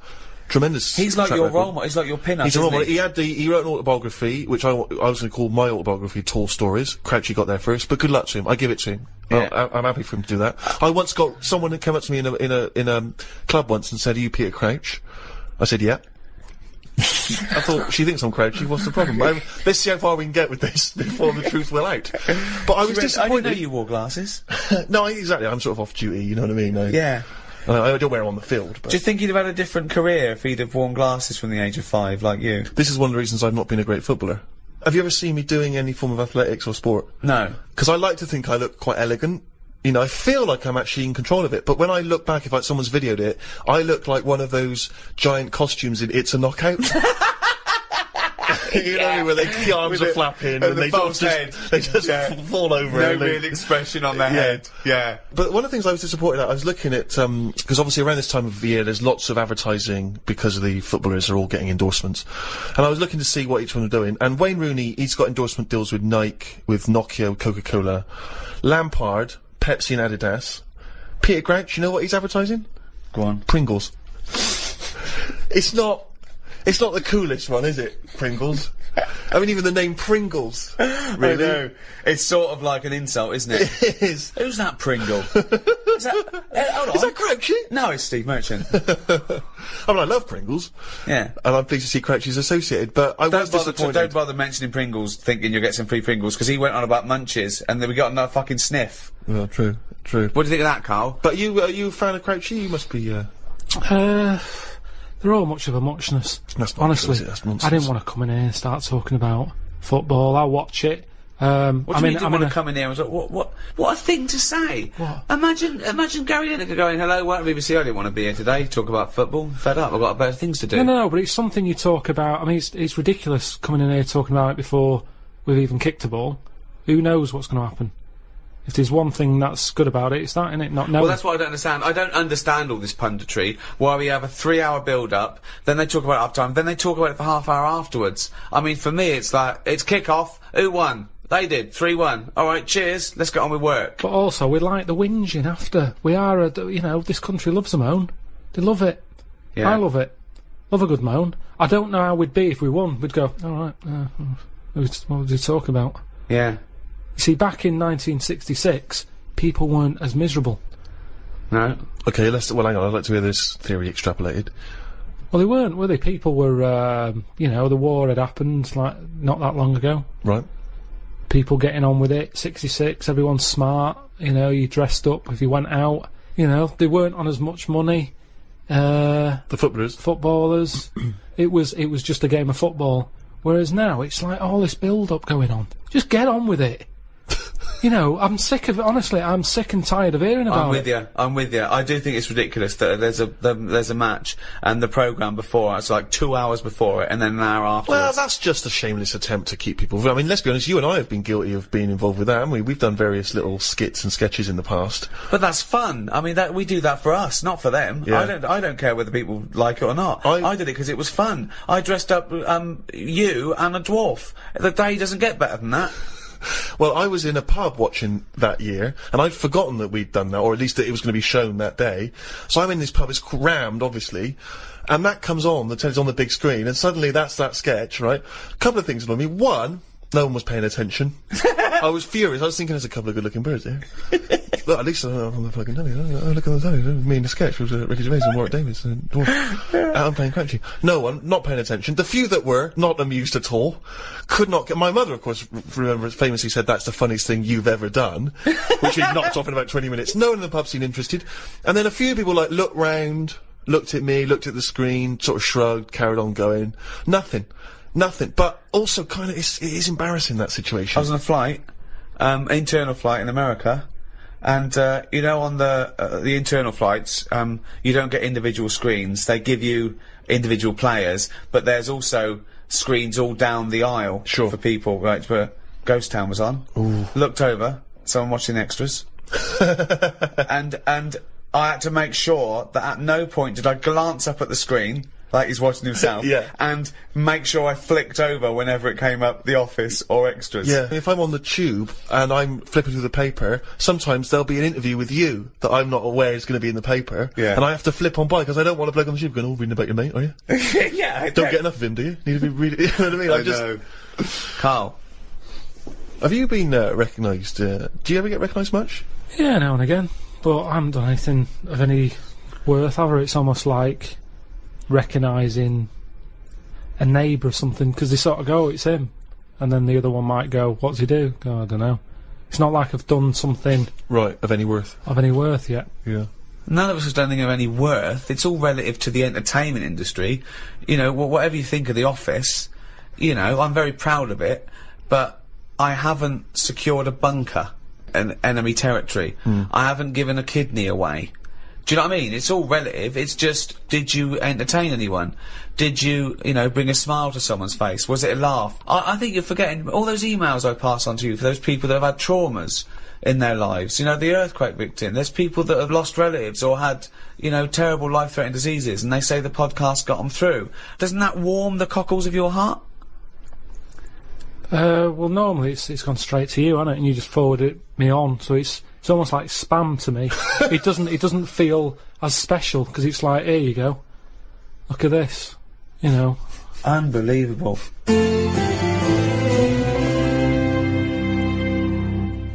I've got the new iPad.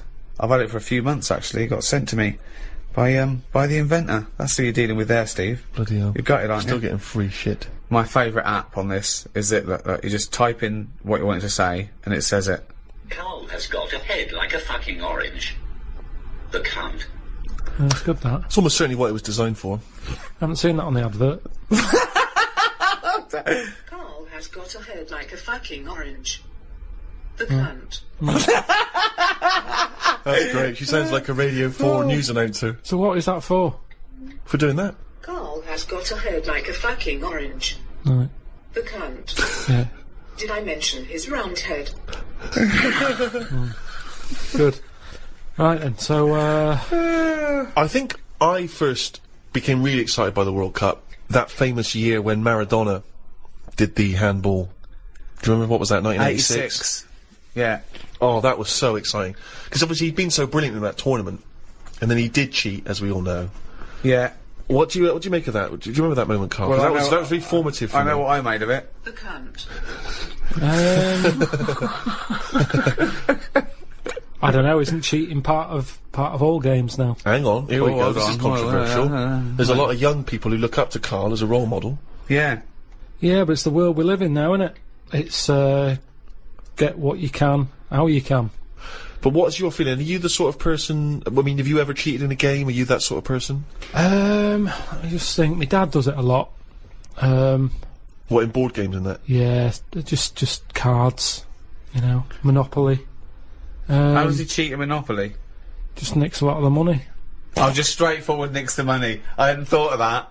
I love that. But how do you not notice him doing it? He Because doesn't I'm understand. busy looking at, you know, what properties I've invested in and stuff. And the money's just there, isn't it?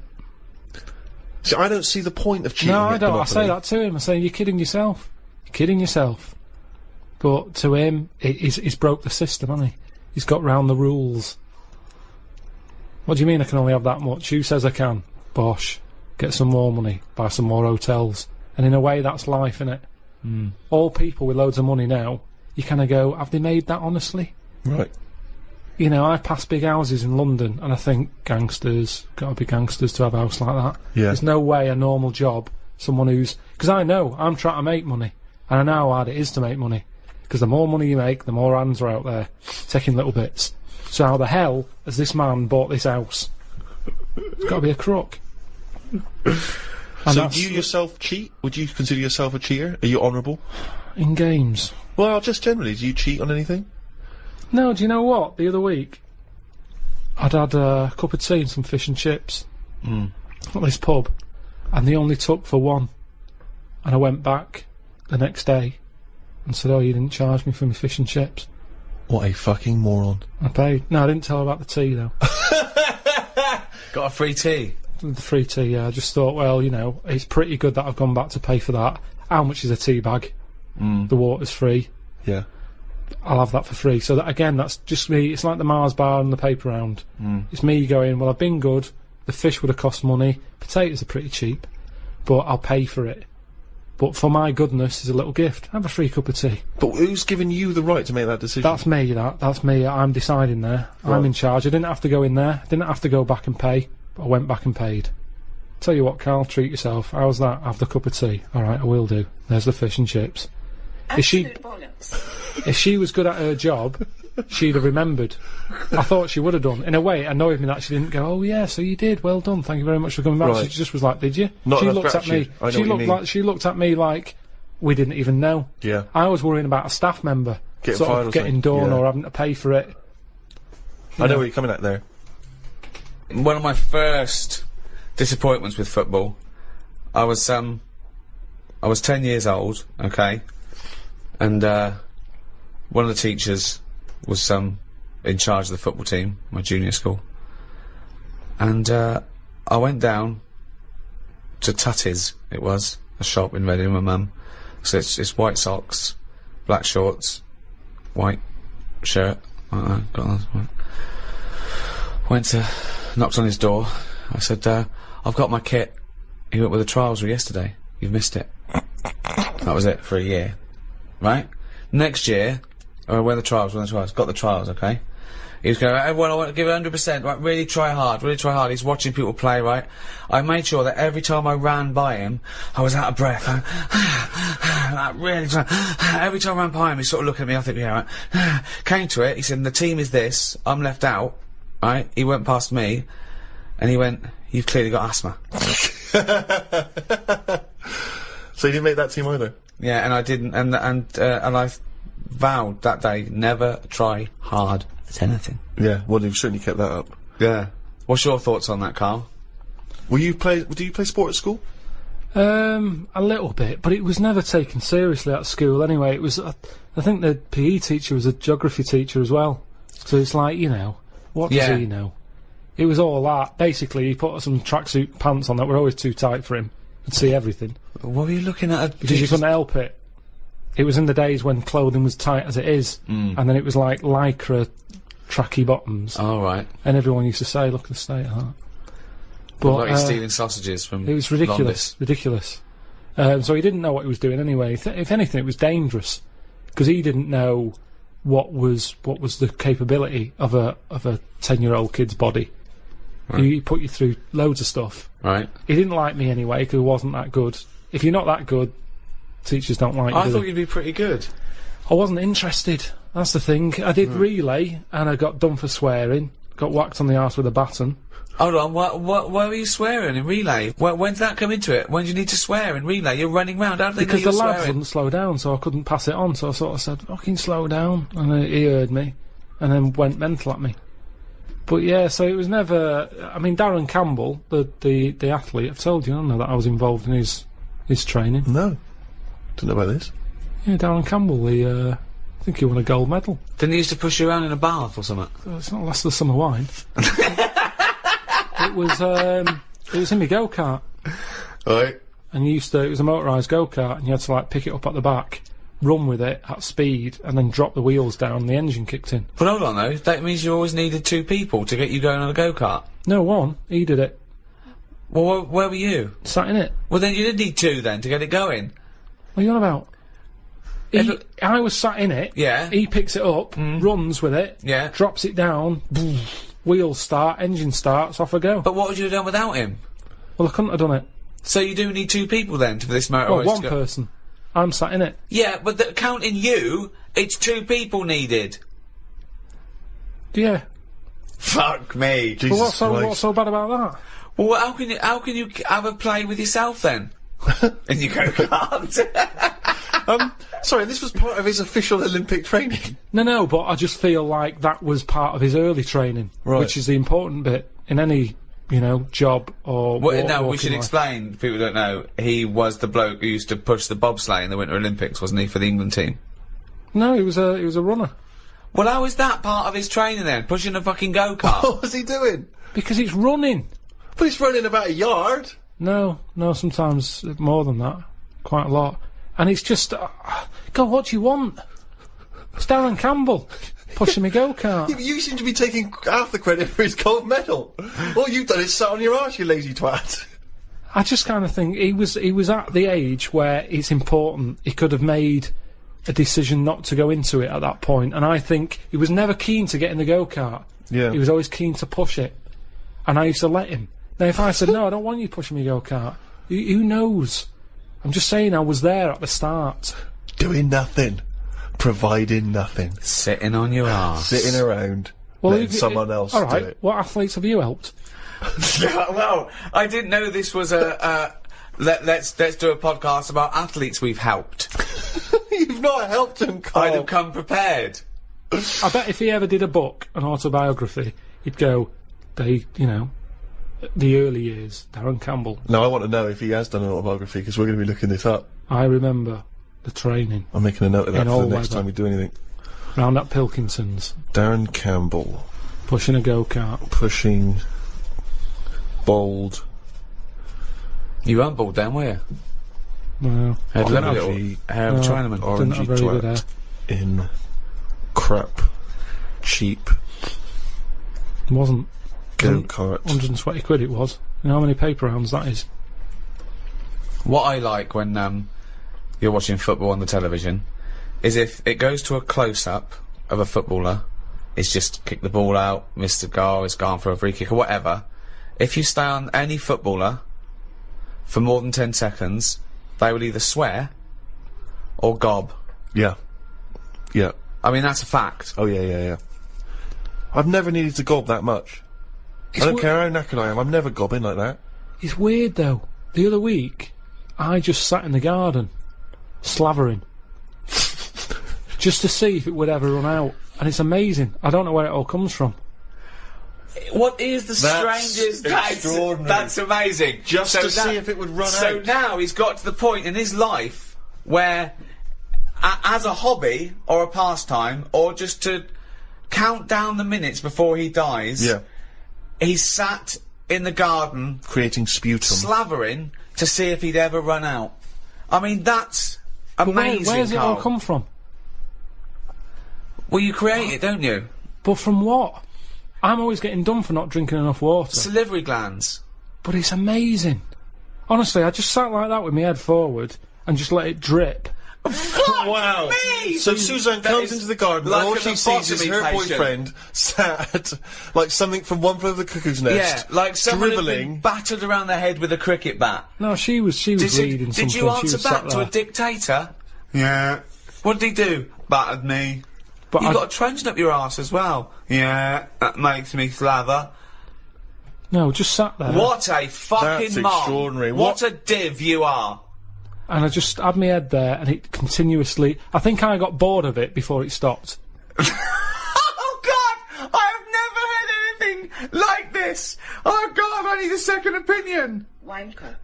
It's unbelievable. He just sat there with his head down, slavering, letting it just. That's You extraordinary. weren't even sort of like gobbing. You were just No, just letting. letting it sort of drop.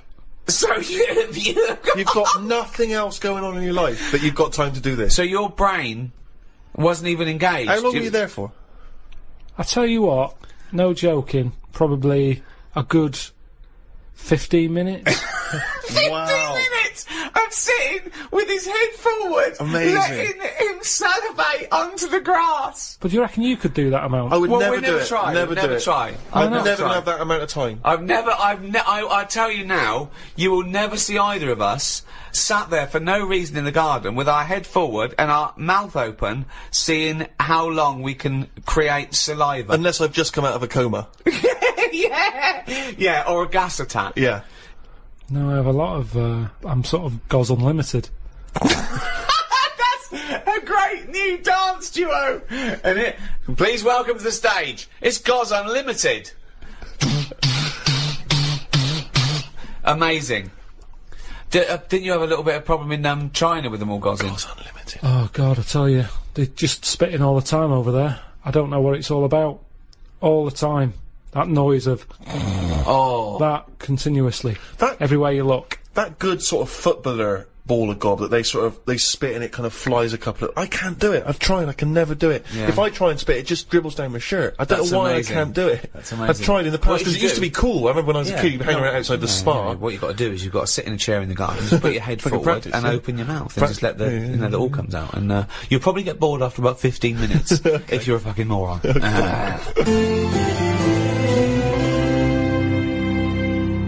I like when you're watching the football on TV and it just goes quiet for a moment. There's like a lull in the action, and you just hear that sort of plaintive horn.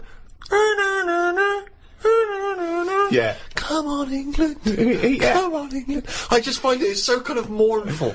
It's sort of, and it's just the fact that someone's taken the effort to take it. I don't know what instrument that is. Is it a trumpet or is it just? It never sounds as elegant as a trumpet. I don't know, maybe Just some it's- kind of horn. It's sort of it's reminiscent of like battle though, isn't it? Yeah. Like there was you know, you had all the cannons and everyone, then there was one bloke that just had to walk, one bloke that carried the flag. But it's never triumphant. It's sort of, you imagine you would have it at the funeral of a great footballer. Yeah. Echoing around the stadium. It's just, it always makes me slightly depressed. Although it is safer to be him in a football match than when you're walking into battle, because if you're the fellow with the flag, you're going, well, you're a walking target. Yeah. Everyone can see that. Target practice, And yeah. then they go, so, and even if it's dark, they go, I can't hear it, but I'll just shoot at the sound of that trumpet. Yeah. And no one likes the fucking trumpet. No one wants to hear the Hang trumpet on, with what's every a war. trumpet? What? What do you mean a trumpet into war? Well, there used to be people that would, you know, carry an instrument that would dun dun dun dun dun dun, or you know. What, in a battle? Yeah, keep them marching up, keep the morale of the soldiers. Bloke with the flag, bloke with the drum, bloke with the trumpet. I mean, think of this. Ventriloquist? Yeah, the Scots Guard, yeah. Diversity. They'd be, Yeah. Subo at the back. Yeah. Subo at the back. I'll Just put keep her at the front. I'm not having this. I don't believe that is. Of course they did. Back in the day. Are you sure that happened? What about the bagpipes? What about them?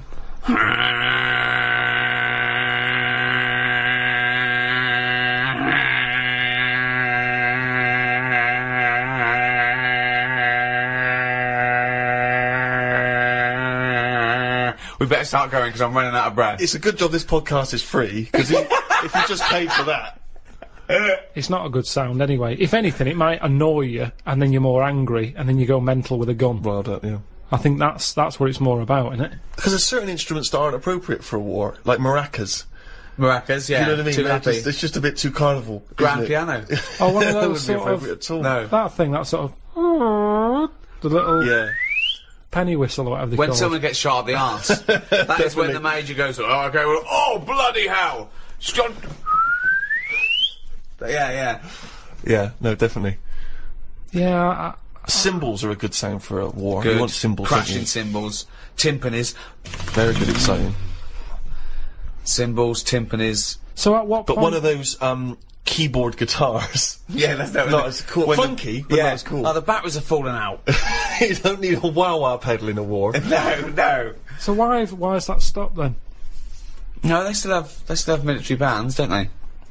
Yeah, but that's what I'm saying. That's more More like pomp a and circumstance, Sunday sort of bandstand. Let's play We Will Rock You. Yeah. And, Yeah, you but know, the thing about modern technology is, you know, helicopters and tanks is going to get drowned out, isn't it? Years ago. Yeah. Nowadays, they send in a sort of really good sort of mega mix DJ. Yeah, Joe Bunny. Yeah, exactly. Westwood's up there, going giving it. He's doing like he's scratching and Come on, the place is mad deep with Taliban. yeah.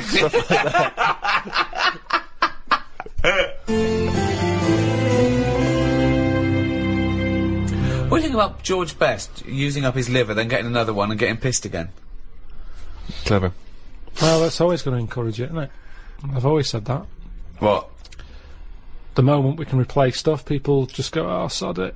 Like What would smokers. you do if you gave someone a kidney And and mess then with it? and they started You just saw them down the pub again. doing drugs and shit and Well, I wouldn't hand it out to someone just like that, would I? I think you should be allowed to say, right, who's it for? Can I meet them?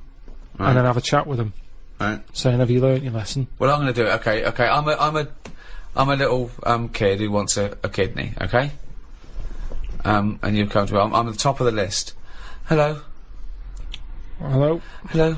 how you doing? Good. Are you going to give me one of your kidneys so I can live? I don't know. Well, I'm at the top of the list. So why's your head so round? Right, so definitely not. Why? Definitely He's a not. Kid, look He's at a him, little kid. pale. No, I need a He's kidney. cheeky though, isn't he? No, cheeky. please, Lovely little please, kid, roundhead. Waffle Can I have your kidney? No, you can't. Oh, have it. come on, Right, you've got let's see two. another kid. Let's see another kid. No, Lesson I'm the top. learned, I'm lesson top of learned. the fucking list. Give me one of your kidneys, you round-headed twat. No, and I Hold wouldn't on. feel bad about not giving it you. Well, hold on though. Can we have a second opinion from the nurse? Wanker. Thank you, nurse. I would not feel bad about walking away from that kid and saying you cannot have a kidney. So you're gonna. Do you know what? I'm going to take this kidney out and bin it. Hey, wait. Do you know who that kid went on to become? Go on. Winston Churchill. Right, well maybe I helped. It's like Darren Campbell all over again. I made him stronger. I was tough with him. He saw how tough the world is. No, but he didn't. This is an alternative universe where he died because you never gave him that kidney. Yeah. Well, you can't worry about that then, can you? If you're going to start going that far back and forward and stuff. But I think I don't know what I'd expect someone to be like. Just want them to go, what do you eat? I'd say write down your diet. Oh yeah. I'm gonna treasure this kidney. I'm gonna treasure it. Yeah. Yeah. I'm gonna really work hard, and I'm gonna make something of life more than you did. So I'll. So your kidney's going to be a lot better off for me than you lazy tosser. I'll tell you that. If you want achievement, then you know I'm going to go to school. I'm going to do really well. Unlike you thick little round-headed shit. So the quicker you get the fucking kidney out of your useless body and into mine, we'll all be happy, won't we? Okay. Well, I'll go away and think about it for a month. Well, no. There you go. Don't have to get nasty. Sick of it. I'm always helping people out. That's a big ask, isn't it? If I came to you, Rick, in all seriousness, Yeah. and you could give me a kidney, would you give me a kidney? What if I end up needing it? Well, yeah, but that's the point, isn't it? That you're doing something. Can I have it back? Can I have it back if I need it? What? No, because I need it. Mine are failing. I need at least Yes. one. I need at least one. Yeah, you need one. Okay. Yeah. Right. Okay. This is on loan. Because if my other one goes, I want that back. Because then I'll be on one. Well, no, you. Yeah, but then we're both on one. No. Right. You've got yours. Yours are fucked. So you might as well be on none. I've got two. Okay. I will give you one. Yeah. Right. With the express understanding that if my remaining one packs up, I want that one back. It's on loan. If we both live out our life, then so be it. But if this other one goes and they say, well, you need another kidney, I go, right, I know where I've kept one for the last 10 years. So It's you're in Steve. going to come to me, right? You've gone knock knock. I've opened the door. My beautiful supermodel wife is there. She's going, oh, his kidneys are brilliant now. Yeah, I'm loving it. It's great. He never stops having the sex. Yeah. She's making us iced teas. Right. You know, she says, come in, Rick. Yeah. Sit down. So good. She says, I love you. Thank you so much. That's all right, don't This worry about lovely man. I know you've not got long to live because you're old and fat. Yeah. You've had a good innings. Well, you've had a good 10 years, though, haven't you, with this kidney? And that was But I'll tell you what. love this man. You can return the and he's so favour. young, and Give me back my fucking kidney. We've got two beautiful children. Right, I tell you what. Give me my kidney back and have one of theirs. Two beautiful kids whose Yeah, small there little you go, kidneys. there's- Small little kidneys are no There's good four yet. to choose from. They're growing you. They're Small growing you. little It's like when you kidneys. put a little plant in a big pot. They grow. They're catch up. The kidneys are growing to you. So I'll have my small. kidneys back, and you've got four to choose from there. Well, take one of each, and you'll have two little kidneys to make one big kidney. Johnson, can you have this man removed from my house? Would you give anyone a kidney, Carl? Suzanne? I'm sure you would give Suzanne a kidney. It's tricky. Well, obviously you'd give Suzanne a kidney, wouldn't you? Yeah. Well, would you, or are you just saying that? Suppose I would. I don't really like the idea of it. So if what are you saying to Suzanne right now if she's listening to this podcast? Carl, good luck. Bit of good luck. You know I need a kidney, and it's got quite rare. Well, we've got the same sort of blood group and everything, so, yeah, you've got two, I've got none. Bibbidi bob, one each. Let's have a good life. Yeah? Don't know. Yeah, you'll have to have it. Which one are you thinking of going for? Because I think the right one's a bit dodgy because they had the kidney stones. Well, you keep that. Do you want that one? I'll have the left one. No, I'll tell you what, you have that one, because when I was in all the pain, you were going, it can't be that bad. So you have it. It's in good working order. They've looked at it. Yeah. But it is prone to stones. But he's using this to get back at her. To say it can't be that bad. It's like poetic justice. He can give her the kidney she didn't believe was that painful. So, let her have that, and, I don't know what's life like with one kidney. You've got to be change more much? careful. You've got diet, for specific diets. Yeah. It is more dangerous. There's more of a strain on it, but, you know. Don't like talking about it. It's all, it freaks me out. Freaks me out. It's all doing stuff now. The kidney's doing stuff. Yeah. My teeth are hurting still. Still got a little bit of toothache going on there. I've got a sweat on. All stuff's going on without me knowing. Germs whizzing round. I've had jabs for rabies. I've had hepatitis A and B. I don't even know what that does. I've had A and I've had B. That's whizzing round my body. Body's in shock, innit, at the moment. It doesn't know what's going on. I've had, How is it notifying you of the shock? well, I think, like I say, I keep getting this sweat. And, what else have I had? Typhoid. Doesn't that, all this stuff shouldn't be in my body, should it? And we don't really know, do we? You're saying, yeah, have this, have that, shove it in your arm, it's alright. But we don't really know the long-term effect. I've got rabies in me. I never thought I'd have to have that. Tetanus. I've had. TB. Well, enjoy the World Cup, everyone. Come on, England. Come on, boys. Rouge.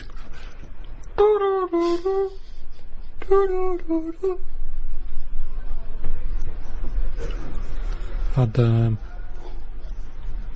I've had them all.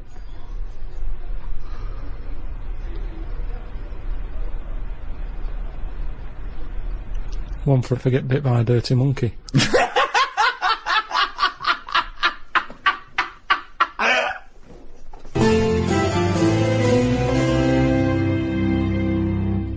Well, that's about it for the Ricky Gervais Guide to the World Cup. It was very informative and interesting chat there. If you've enjoyed this one, you can get the entire back catalogue. All the guides. There's 10 guides on iTunes. It's under... What is it under now? They keep moving it around. They didn't like us clogging up the chart in the audiobooks. We were basically taking up the whole charts. They made a new section, which is... isn't it like programmes and periodicals or something? Something like that. And now we're the top 18 in that. So, yeah. Also, of course, Rick, if people like Karl's ramblings, they can see him and us in animated form. The Ricky Gervais Show coming soon on DVD. Just go to amazon.co.uk or amazon.com or play. Oh, just get off your arse and go to a shop.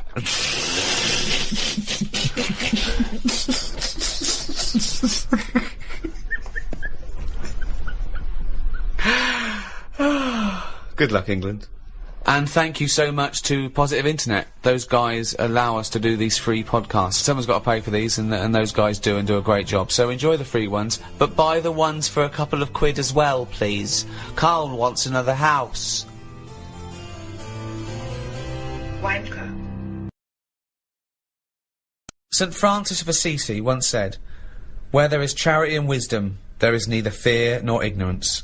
Acts of human charity have been documented since the beginning of recorded history. Yet even now, in the most democratic and economically advanced nations, charity is still necessary. Does this mean that charitable acts are failing to effect meaningful change? Should charity even be the responsibility of individual citizens, or is it the obligation of government? Do handouts make people lazy and dependent instead of resourceful and responsible for their own livelihoods? Is it every man for himself, or are we all in this together? To discuss these questions and more, I'm joined by Stephen Merchant, award-winning writer and graduate of the University of Warwick. Hello. And Karl Pilkington. Gonk. Right.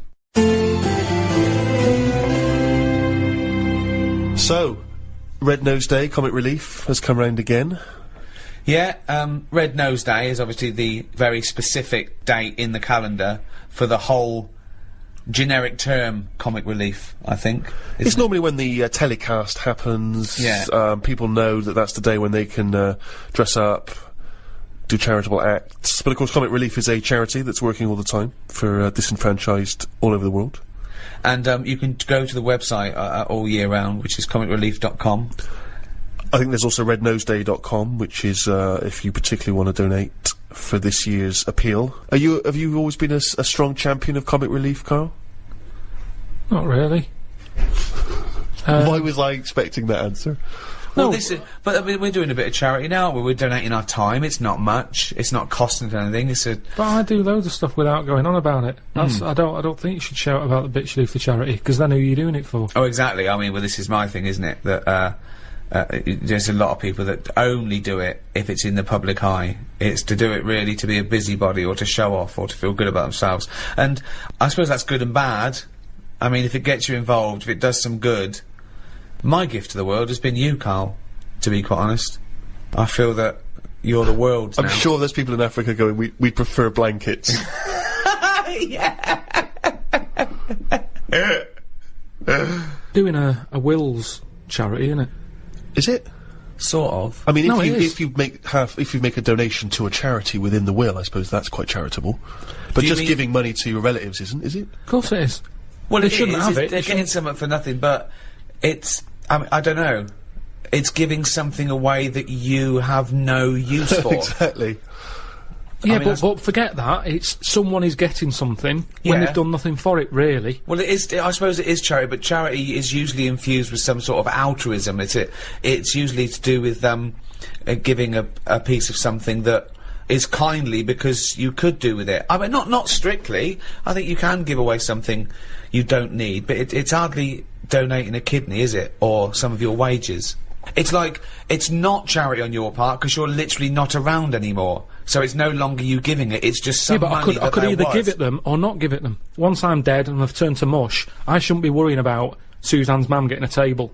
Is that what you you're know- leaving her? Well, I called up my dad first. Why are you and said- doing a will? For the show? Because of this travel thing Right, I'm yeah. doing, and it can get dangerous, you know. But why haven't you done a will up to now? Because you sort of, I don't know, I felt sort of young and free. Whereas now I'm... That's never 2 words I've associated with Carl. He's always seemed like a man who's in his late 50s. Yeah, and exactly, I've certainly yeah. never the idea that you're free. Even if we're just talking about the head alone, it's the head of a late 50-year-old. Free of hair? Yeah, totally free of fucking hair. I'm sort of getting on first name terms with my doctor.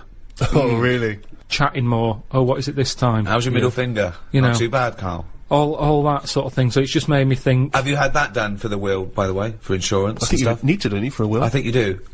There's nothing on the prostate paper. exam? No. No, listen, for insurance purposes, I think you need to have a testicular exam for testicular cancer. You're just leaving the high risk for testicular cancer, actually, and you're entering the high risk for prostate cancer. And you can have both at the same time. You could have both at the same examination time. at the same time. If he's a very dexterous doctor. I wouldn't want that. Why?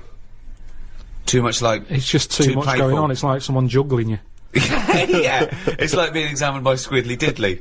And so you said you called up your dad. Called him up. I said, "Is there anything you want if I die?" Right. And presumably, you know, Suzanne, she's getting the lion's share. She is. But then the fella who was on the end of the phone talking us through it all was going, "Oh, you should get married." I was going, "Oh, shut up." He's saying, "Well, it make things a lot easier when it comes to this." And it's like, well, that isn't a reason to get married, is it? Well. So she can have all my stuff. I said, "I've wrote on the bit of paper that she can have it. I'm not bothered. I'll be What dead." had you wrote? What had you wrote? You know, all that, whatever we've got, she can have. Yeah, great. Well, that's fine. That's as good as a marriage then, isn't But it? it's something about, tax. If you're not married, you have to hand over more. Well, she'll get... yeah, I suppose if it's money, she'll pay tax on it. Yeah. I think you get so much and then it's like ridiculous tax rate. Yeah. But she's going, that's why we should get married, I'm going to be paying tax. I'm going, hang on a minute, she's already like thinking about money loss instead of me disappearing. Yeah. She's going, yeah, we should. And I'm saying, look, you'll be getting a load of money.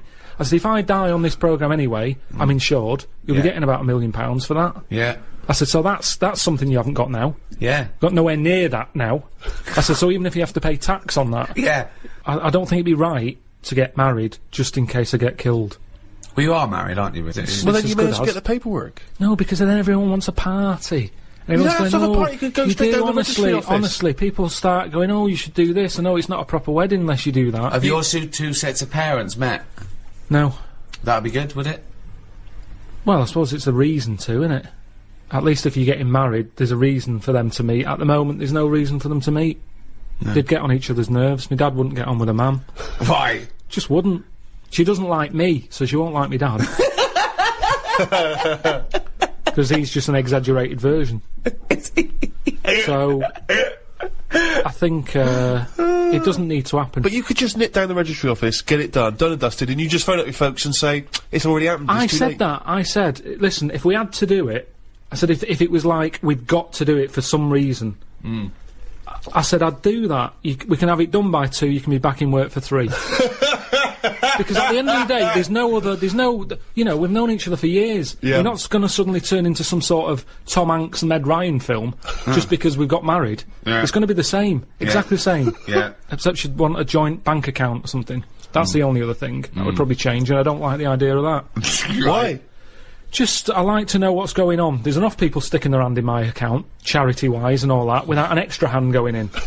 Who happens to be the love of your life. I'm not moaning about it, I'm just saying it works the way it is. You hear about people getting married, and it doesn't last. Adds extra pressure. What pressure's it going to add?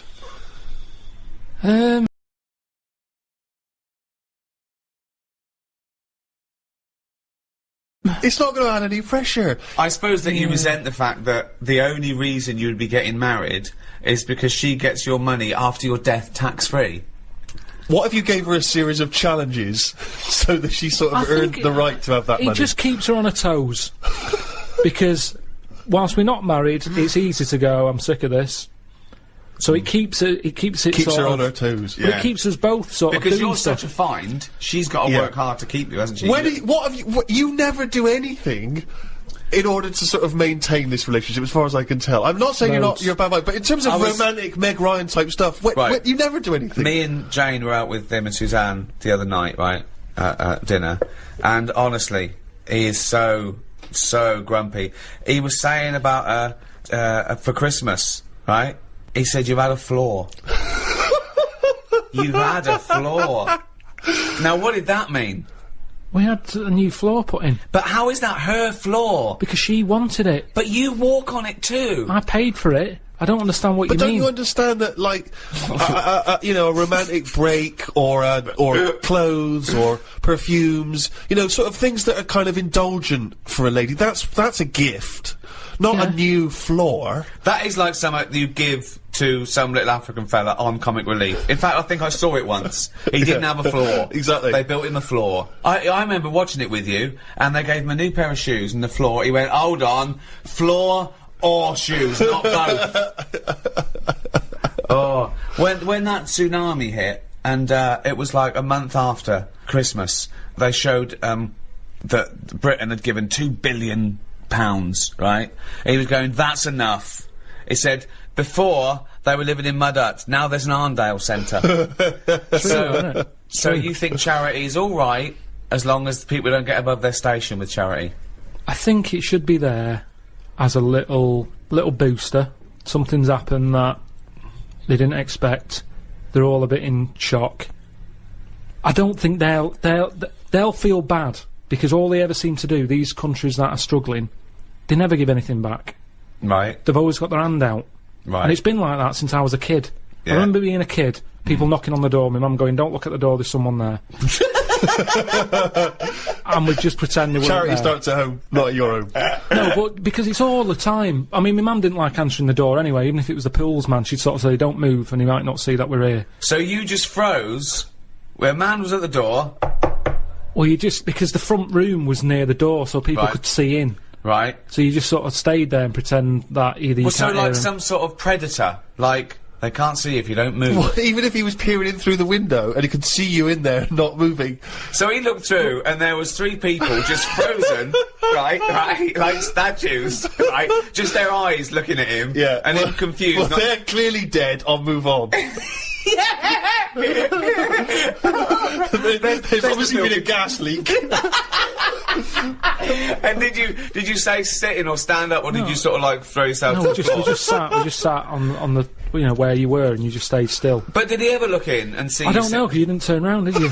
So you would pretend you couldn't hear the door? It's the easiest, honestly, the amount of times people would come round, it's either, it seemed to be the 80s, had a lot of it, because it was all the Avon thing, wasn't it? It was perfume, Yeah. Tupperware. What? Tupperware. Tupperware. Yeah, the plastic boxes.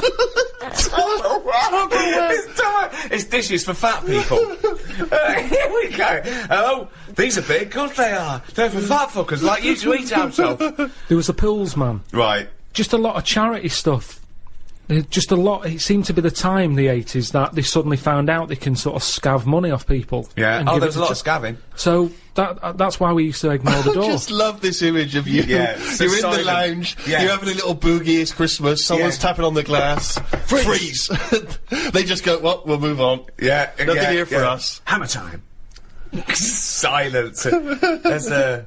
Okay, right. Let's do the scenario. I'm at the door. I can see you in there. You might as well come open the door. Carl, why are you staying so still? Are you trying to avoid me? It's working. Carl, your eyes are moving. Can you come to the door, please?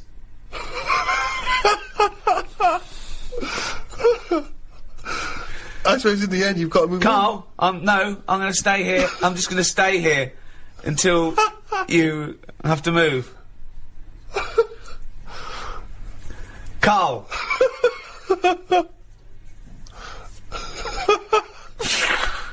This is the most pointless podcast we've ever done. Me shouting your name and you pretending not to be here. Okay, and I'll move on then. Right. It works. Yeah, Works perfectly. Because Brilliant. once they've got you, that's the whole thing with charity. Once they've stopped you in the street, if you've stopped, that's it. Keeps on going. You're handing something over. Yeah. I mean, the amount of times I've been stopped. I mean, the good thing now is you've got an iPod, so you can just either pretend you're on the phone or listen to music. Or just stay very still. Just freeze when someone says, "Can I trouble you for?" Oh, he's totally frozen. That would be amazing, because they're normally in one spot, aren't they? Yeah. So it's just So they're as soon carrying as on they selling, stop you, and so you've that got you to just stay freeze there it, for the you- rest of it, outside Waitrose Yeah. for 7 hours. Yeah, it goes dark. Well, I've finished my shift, I'm off. And then you just see, your eyes just see them walk away like that, and they all meet in their little tunics. And then you start walk, they look back, and you freeze. And then they walk on. And then you can go home 7 hours late. If you would like to donate to Comic Relief, why not visit rednoseday.com. Ever since I was young, I've always liked going in charity shops, particularly because, you know, you find sort of interesting old records in there. Never sort of gone in there to buy clothes and stuff, but, you know, books, whatever.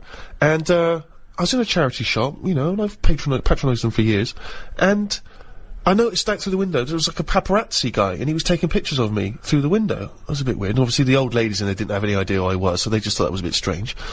And then it was in one of the magazines, like the kind of celebrity magazines. It's, oh, here's Steve Merchant. You know, despite all the money he must have made from his various projects, he's still going in charity shops. And you just think, but sorry, how is that a bad thing? I'm giving my money to a charity. Isn't that a noble cause? I mean, obviously that's not the reason I'm doing it. I'm doing it To save 50p. to save 50p, of course, but But they don't know they that. don't know that. No. They You might don't be know going there me. and going, keep the change, love. You never have said that. Never said that. Never said that in your life. No, occasionally I'll shoplift. I'm no mug. 70p? Don't you think that seems frustrating, though, that... Yeah, but what do you expect? What are they going to do? They're not going to say Steve Merchant, Heart of Gold, are they? I just thought all these things would slowly accumulate towards the OBE. Yeah, I know. I think you've got to do a bit more than get Roger Whittaker's greatest hits for 10p. My mum's always in them, and because my mum goes in them, my dad sort of got into going into them now because, you know, the weather's not good or whatever, and he thinks rather than standing outside, he went in one, and he was after a jacket, just like a sort of a, you know, casual but quite smart. Yeah. He's quite a big bloke, so it's difficult to find them, right? So he's in there, sees the jacket, goes, oh look, here's that sort of jacket that I'm after. Picks it up, tries it on. Oh, it fits. It's good, this, isn't it? She's going, yeah. While she's looking at, you know, a toad that you put money in or whatever. Yeah. So he gets to the counter, and it's got a price tag on it, £8, right? So he said, "I'll give you £6." He had £6 in his pocket. Yeah. Yeah, I'll give you £6 for that. She went, no, it's £8. Now that's wrong, isn't it? That's a good price, and it's £6. They've got it for nothing. Yeah. And she wouldn't have any of it. He said, surely something's better than nothing. If you don't give me this for £6, it's going back on the hanger. And they said, no, sorry. Yeah, but they might later sell it for £8. But they might not, and it's been given to them for free. Yeah, so but what does it matter? But the old lady's Who's come not... up with the price of £8? Who is this? Yeah. But They don't she's know how not much it's haggling. worth. She's not there to haggle. Someone's priced it up, and she's just a volunteer who's... Maybe she thought of it that she was losing the charity £2 as opposed to gaining it £6. But they haven't gained anything, because he put it back on, and how many people want it? How many people are looking out for that jacket? It might have been the principle. She might have thought, oh, you can't haggle when it's for charity. It was a fair price. I give a lot of stuff to charity. A lot. Most of the time, just because it's nearer than the wheelie bin is. It's just a way of getting rid of garbage most of the time with me. Stick it all in a bin bag, good stuff on the top, the stuff that you're embarrassed about, stick it in the bottom of the bag. What are you embarrassed about? Just old shoes, trainers. Some of the books you've written. Socks, underpants. Underpants! You do not give underpants to charity. Washed. But who's gonna wash? I know, as opposed to just like peeling them off. Yeah. Well, And I don't know why you've got a problem with underpants, but shoes. You see, I'd Who's never buy buying shoes. underpants from a charity shop, though? I mean, I don't care how low you are on the socio-economic level. I know. You can get about 14 pairs for £1 in some places. I know. I don't know who's buying underpants. I don't know who's buying your underpants. I definitely don't know. I mean, if they were signed... Yeah. That is something I like doing, though. When I've given to charity, I like going past the shop and seeing if it made it in the window. Any success? Yeah, recently, the one not far from here, had me egg cups in the window. So it's like, oh look, What, you've got a new set of egg cups, so you've got rid of your old ones? Yeah. I don't think we've got any egg cups. Haven't you? No, Why I don't not? think so. I don't. You don't have boiled eggs? I can't imagine you. It would take. You'd be too impatient to boil an egg, Rick. Well, yeah, I just don't, it's just those things you think of never buying, you know, like, you know, egg cups, a whisk. No, but you do eventually. I suppose you got to, haven't you? Yeah. Yeah. It's things that were just always there when you grow up, isn't it? That you Yeah. have to go and you think, you know, think of, but not second hand though. But there's nothing wrong. Honestly, it's hardly. I mean, it's made the window space. That's how good it was. It had hardly been used, that egg cup, because it was a doubler, and I think they were quite small for the egg size that I get. I think they were made more for the small egg, and I have the large egg. Right. So it was never really Just used. like your underpants. But Are you ever been a charity shopper, Rick? Yeah. What I used to do a lot of was records and tapes and things like that. But it ended up sort of being ironic. It really ended up like getting, you know, something like Shane Rich's greatest hits. Yeah. And things like that. a bit of a dilemma that my Auntie Nora had. She likes charity shops as well. She's got a neighbour. Went out to Graceland's, big Elvis fan. They came back. She said, how was Graceland's? Said, oh, it was brilliant. Best holiday we've ever had. Probably go back again. We've got a gift for you, right? They get out this clock, like a little sort of, it's like a Swiss, you know, the Swiss sort of, looks like a little clock. house, like a cuckoo clock. But on the hour, little Elvis comes out the top and goes, right? So she went, oh cheers. She's not really into Elvis, she's more into Jim Reeves and Yeah. Glenn Campbell and stuff. Yeah. But what can you say? She said, oh, thanks for that. She put it in, took it in the house. Maybe they could get attachments. Maybe you get a little Jim Reeves to pop on the spring. Change it anything you like So Solid Crew. You can get a little So Solid Crew, and that pops out, or whoever. So anyway, it's in the house. She's thinking, I'm not going to put that up. It's not her sort of thing. So she thinks, give it to charity. Of course. She goes down to the charity shop, gives them that, thinks nothing of it, goes off to the pub for an afternoon drink. Anyway, next day she's going out for an afternoon drink again. Passes the charity shop. It's in the window. And the chances are her friends are going to pass by. That was a dilemma. Of course. She had to buy it back. That's brilliant. At a hugely inflated price. For those that are American listeners, Comic Relief here is a sort of, it happens every other year, and, you know, people often do things in their workplace or at school. They can dress up, they can raise money in different fun ways, and we were told in a school assembly, it was Comic Relief next Friday, everyone has to come along dressed up in fancy dress to school on that day. Has to. Yeah, they said have to dress up. They said you pay 50p towards Comic Relief, and you have to pay £1 if you don't dress up.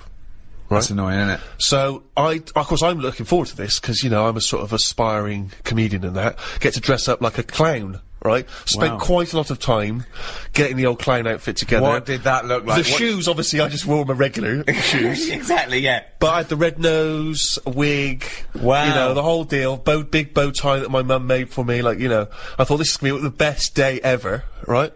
Get to school, I want you to picture this scene, right? During the assembly in my class of 30. School uniform, school uniform, school uniform, school uniform, school uniform, school uniform. Lanky kid dressed as a clown. School uniform, school uniform, school uniform, school. There was 3 people in the entire school who dressed up. But Steve, you're 50p out. Yes, but then, worse than that, it turns out I was furious, because I look like an utter dick, obviously.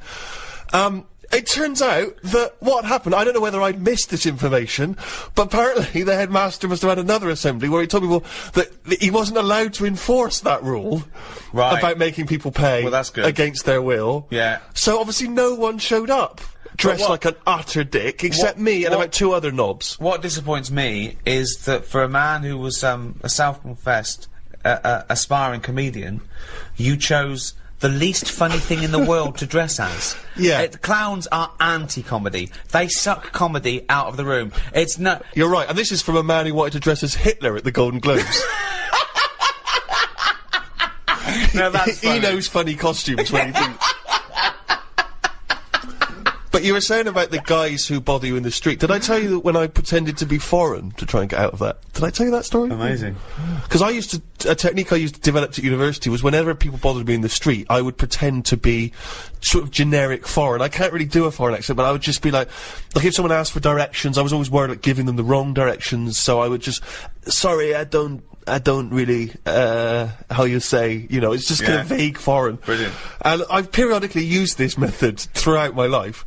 And not so long ago, a guy stopped me with one of those charity tunics.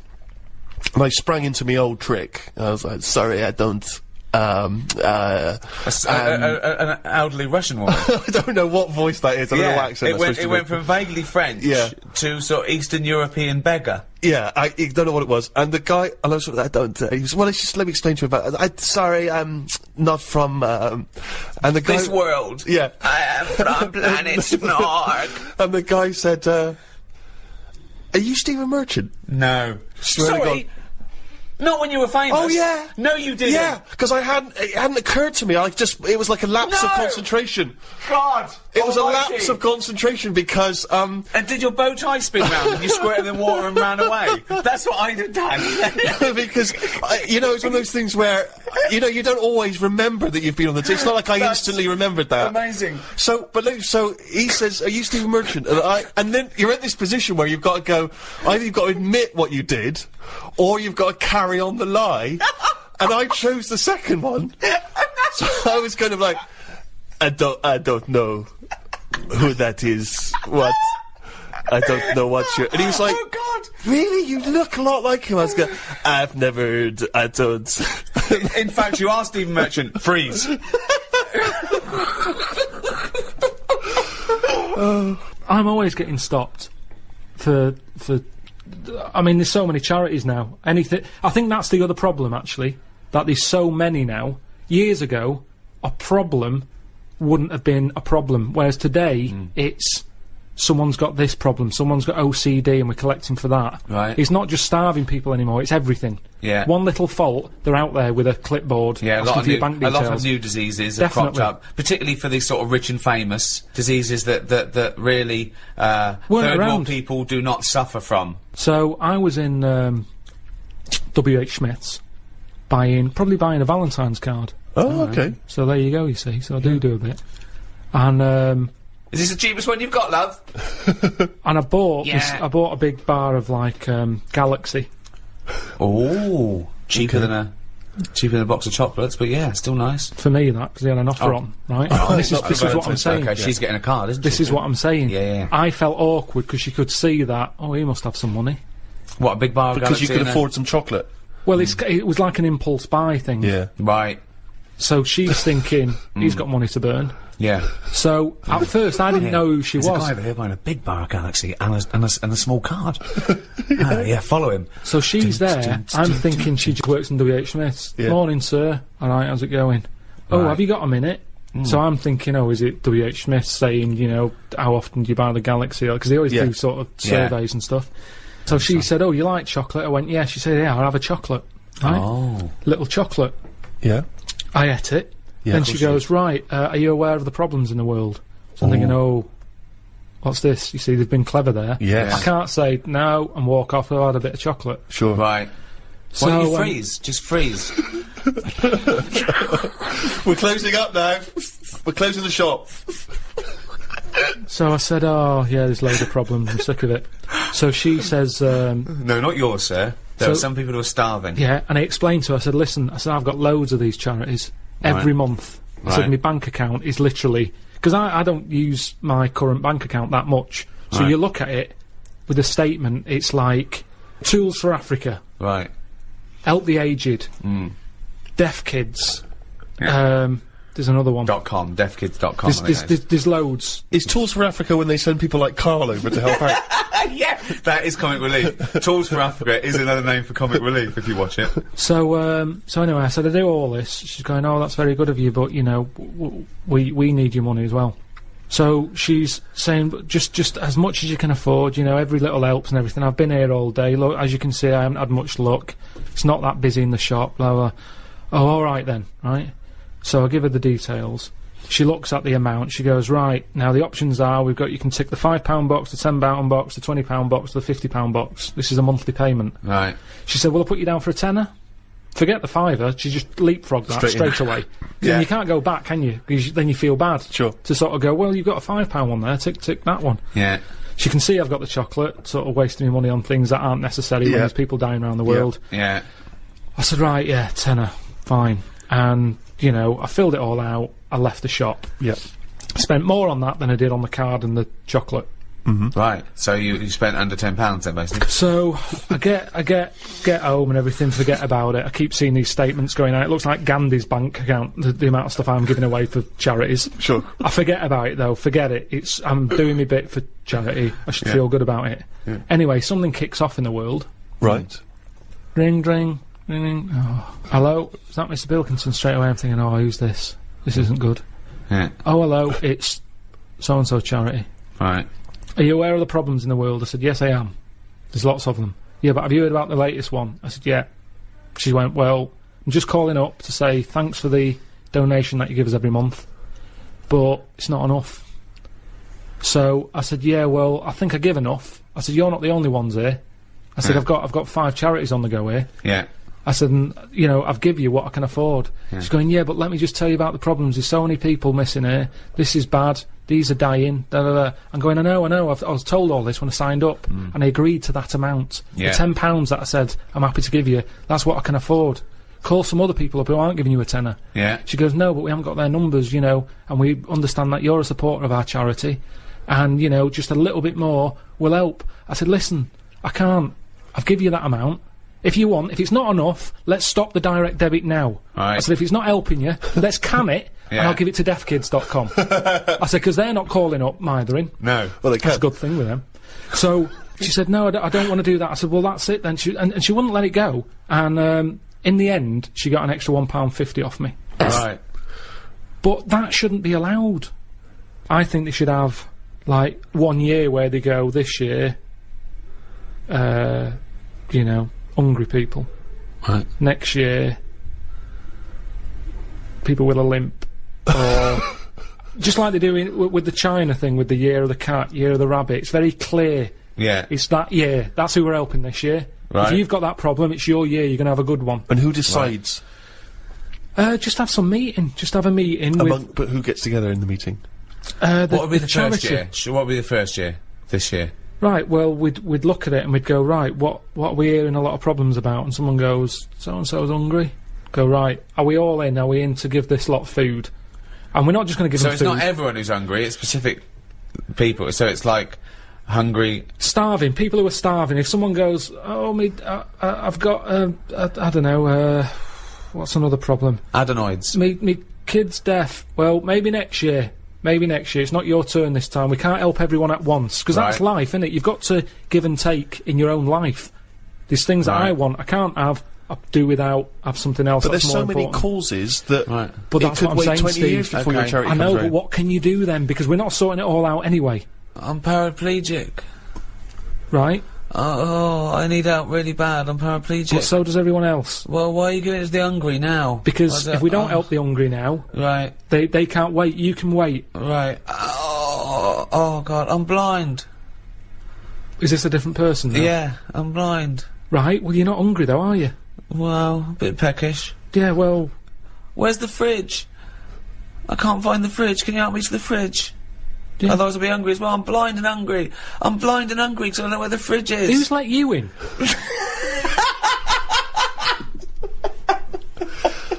But Carl, this is just Just a some chaotic order. idea. It's It's a chaotic because people who are hungry, there's always going to be people who are hungry. Yeah, but then... You're not going to just because there's always going to be new people. Yeah. But I sort the problem out. They've eaten all the food. It doesn't last forever, the food, But Carl. I sort it out properly. How do you sort it out?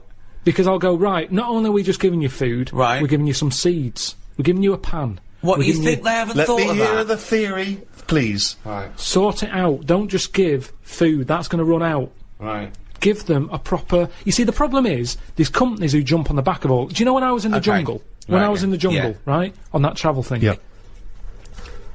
I was in that tribe, right?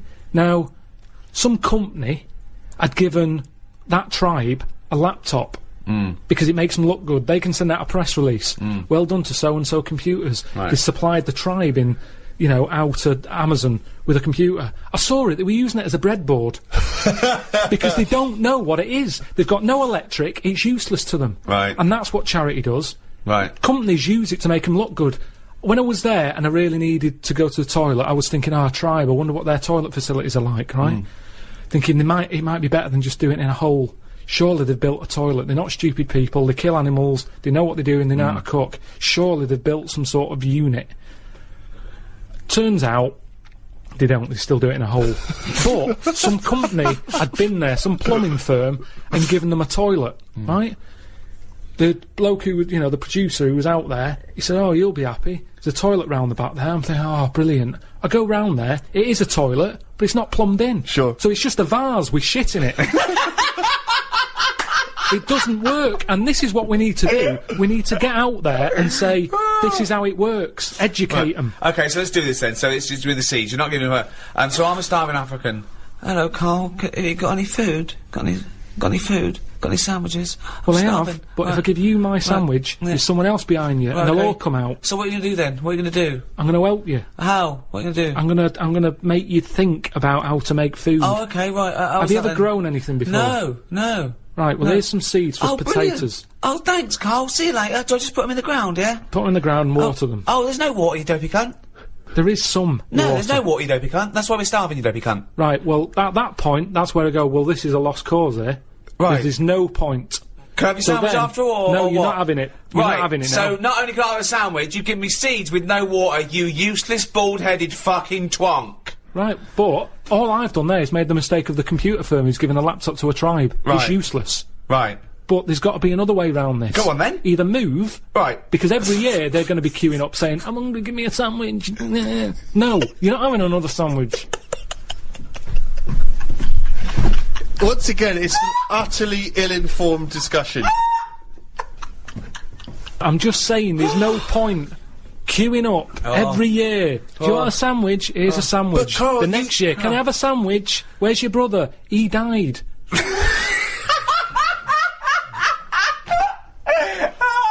It's not sorting anything, it's buying him an extra day, an extra month or something. But it's Carl, pointless. the point is, like Ricky's just flagged up, is that some of these countries, the conditions... He died! The conditions are not there to just be able to plant potato seeds. So what are they meant to do then? Do you think we should go out every month, every year with sandwiches? Is that your answer, like some sort of buffet, an all-you-can-eat thing once a year? Oh, God! You see, it is bad. I don't want to come across harsh. They've got nothing. We waste stuff here. Waste annoys me just as much. Right. When I see sandwich shops chucking stuff out in bin bags, binning it, when there's people out there who are hungry, it's ridiculous. Yeah. But I don't understand. Right. It's a problem that isn't being solved. So your conclusion for these people, because there's no water where they are, right, is move. That is your honest. They should move. Well, what's your solution? Well, I don't know. I don't know the ins and outs. I don't even pretend to know. But I tell you, it's not just it's sticking a, what's that saying? I don't know, sort of sticking a plaster over a hole or something, and the plaster comes off, it's a problem again. Yeah, that's the saying, yeah. It's the same. I think that was Mark Twain. No. Sounds more like Gandhi. If you would like to donate to Comic Relief, why not visit rednoseday.com. Oh, I've got to tell you something, Steve, that cropped up when we were at dinner the other night. Carl said the most exciting words. He said, I've had another film idea. Wow. Does it star Clive Warren? No, it doesn't. He's gone bigger than that. Well, Carl, turn the film idea. Yeah, but you slagged it off on that night. No, I was just trying to... We were all chipping in saying, well, that, they're all trying to help. No, Suzanne... You see, you had a go, and then Suzanne thought, oh, I'm going to have a go here as well. If I'd have told her that at home, she'd just go, yeah, that'd be that. But suddenly, Jane was chipping in. Everybody was having a go. Yeah, I didn't see anyone else coming up with anything. Well, they didn't realise it was a script editing meeting. Yeah, they just thought it was a dinner. They're just saying, oh, that, No, I'll tell you why it cropped up. I saw it. It was another thing in that free paper. Yep. It was something about, the way we're advancing fast. Right. which reminded me of the, you know, my film, The Love of Two Brains and stuff. How's that is that being made yet? Have you had any... And it was just saying, you know, about how bodies can get reused. In a way, recycling is the ultimate. What did it recycling. say about that though? Because you didn't go into that. What It was hinting at bodies being reused. When you say hinting, you Well, saw it a bit of a didn't- headline, didn't read on? No, what? And made the most up in your head? No, it was scientists saying in the future. It's that old Right. thing. In the future, this is what we'll be able to do. Do you mean like Frankenstein being reused, old body parts fusing Yeah, together? but that was or- all different. It was like a short arm and a long leg, and that. This is a full body. Right. So pitch the film idea to me. Yeah. Sell it to me like I'm a Hollywood executive. Sell me the film. Right. Well, I'd probably tell you about the science facts there that Okay. I've read. That. Okay, let's start from scratch then. Thank you so much, Carl, for coming in. We heard there was a rumour that you're dealing with a British film company about a thing with a man with two brains with a guy called Clive Warren we haven't heard of, but Rebecca De Mormon we're very excited about because she wouldn't be a lot to get, so this film wouldn't cost much. Right. So, like I say, I've read they're going to be sort of the ultimate in recycling. If anything happens to the brain, they can reuse the body. You've got to remember that. By the time this film is made, that's probably going to be bigger news. Fantastic. So it'd be great if it can coincide. No, we love with the that. fact we love this sort of research. We love this level of research. It's exciting. So what I was thinking is, I'm picturing probably. It doesn't matter. It's not as fixed. It doesn't have to be this person. But I'm thinking Tom Cruise. Okay. Cruisy. Yeah. Excellent. Yeah. And the way it works is. Do you know Tom, by the way, or have you got an in there, or No. no? Okay, but you It's- just no, you I think do it's the describe sort of film that would appeal to Tom. he'd sort of be into. I think it would Okay. excite him. Okay. Great. Okay. Great. So have you ordered coffees? Did what? Did Cheryl get you a coffee? Yeah. Oh, okay, thanks, great. So Are you hungry at all? Do you want to? No. No, great. So Cheryl, I might have a tea actually. Cheryl, if you could. will we wait for the teas before she comes in? She'll 'Cause just once sneak this in. is flowing. She will be very quiet. She'll be like a dormouse. She won't even know she's come in. Okay. You just. You've got your coffee. I want your tea. You don't want anything. No, I'm fine, Okay. thanks. Go. Actually, I will have a tea, actually, Cheryl. 2 tea, Cheryl. Thanks. Okay, go. Right. Thanks, Cheryl. Thank you. Thanks. Is there So sugar? you're- Sorry, is there sugar in this show? Sugar, that's- there's oh, I'll put it in there. Go, shut the door behind you. Thank you. Okay. Go. All the way. Go. Tom Cruise. So I got Tom Cruise. That's what I pictured so far. He's just done Mission Impossible 7 Right. in this film. Oh, in the film. So he's playing himself? No, what you're seeing on the screen is Mission Impossible 7. Like I say, if we don't get Cruise, it can be Bourne Identity, and it can Okay. be what's it? Yeah. Oh, so if we get Cruise, he is playing himself, Yeah. and he's just made that. and in this film, he's just made Mission Impossible 7. It's the future, is it? This No, what you're seeing right? is Mission Impossible 7 on the screen. So I've gone into the cinema, and I think I'm going in to see Mission Impossible 7, or I'm going in knowing it's this film. Yeah. So you know, I'm going you in know. to see. Okay, what's this film called? I haven't got a title yet. We'll just call it Karl Pilkington Project 2. Right. Okay, So KP2. you go in. The opening thing is Mission Impossible 7. You think I've Listen seen to this? it. Yeah, Oh, I've seen I thought it was KP2. Yeah, I I'm confused, yeah. Excuse me. Well, I came here to see KP2. No, this is not the film I came to see. I'm talking to the usher. I'm talking to the usher. No, this is the film. It just what you're seeing is Mission Impossible 7. I don't understand. Right, listen. So what happens is then it sort of pans out. You see it's a telly. There's a bloke watching Mission Impossible 7. Right. His girlfriend's watching it going, oh, I love Tom Cruise. Yeah. He's there going, I can't be doing with him.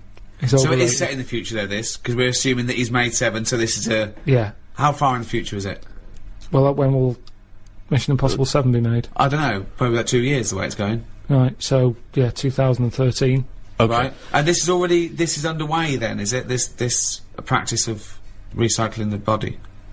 Yeah, by then it's well known that it's out there All as, right. as scientific. Let's not get bogged down in a lot of these things we can iron out, as I say, in the script. So you see developments. Mission Impossible 7 on the Cheryl, screen. are any of those biscuits still knocking around? Do you want to do this meeting? Yes, I do. Sorry, he's a bit easily distracted, but I will have a biscuit as well, Cheryl. So, okay, I've been watching the film. It's Mission Impossible 7. It's pulled out. There's a guy in his room, in his lounge. His girlfriend's with his watching it. She's loving it. She's a fan of loves Tom Cruise. Right. He's a little bit niggled. He wanted to watch something else. Sure. She decided on the DVD. He sat there annoyed. I can't be dealing with Tom Cruise. I can't believe they've made 7 of these films. Right.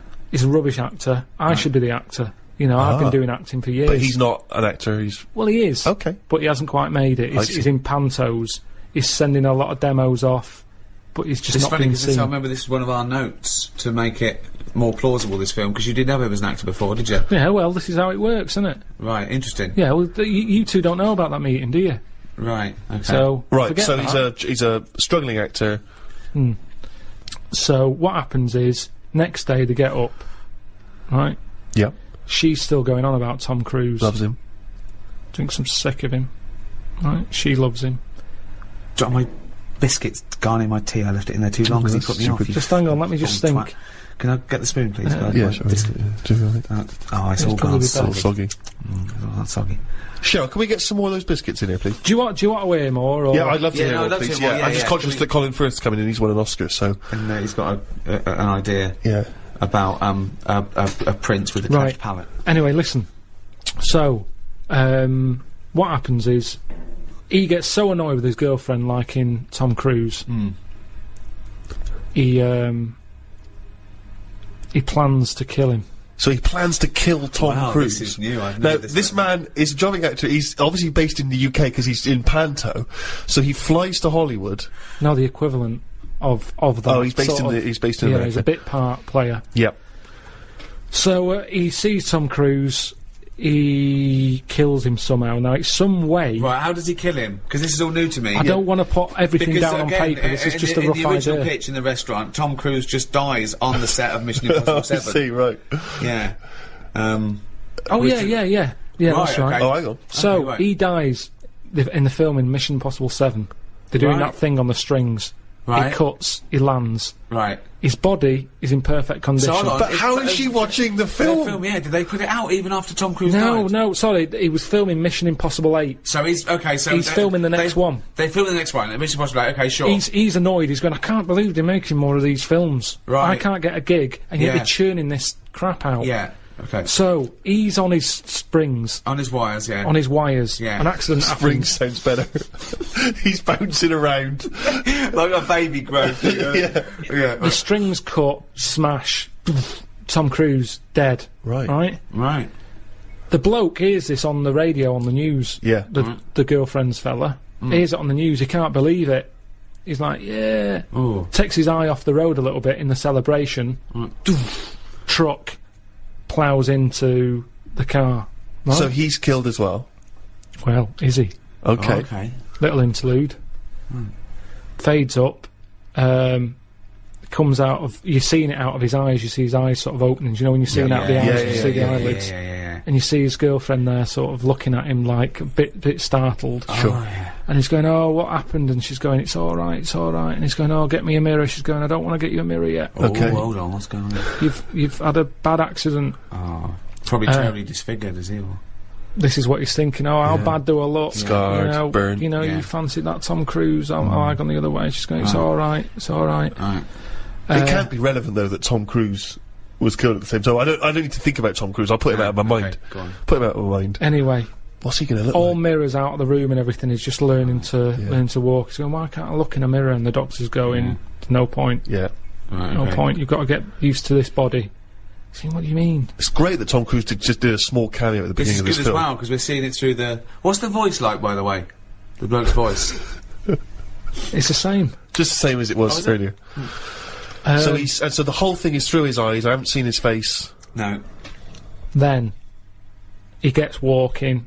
It's Yeah. almost time to go home. Yep.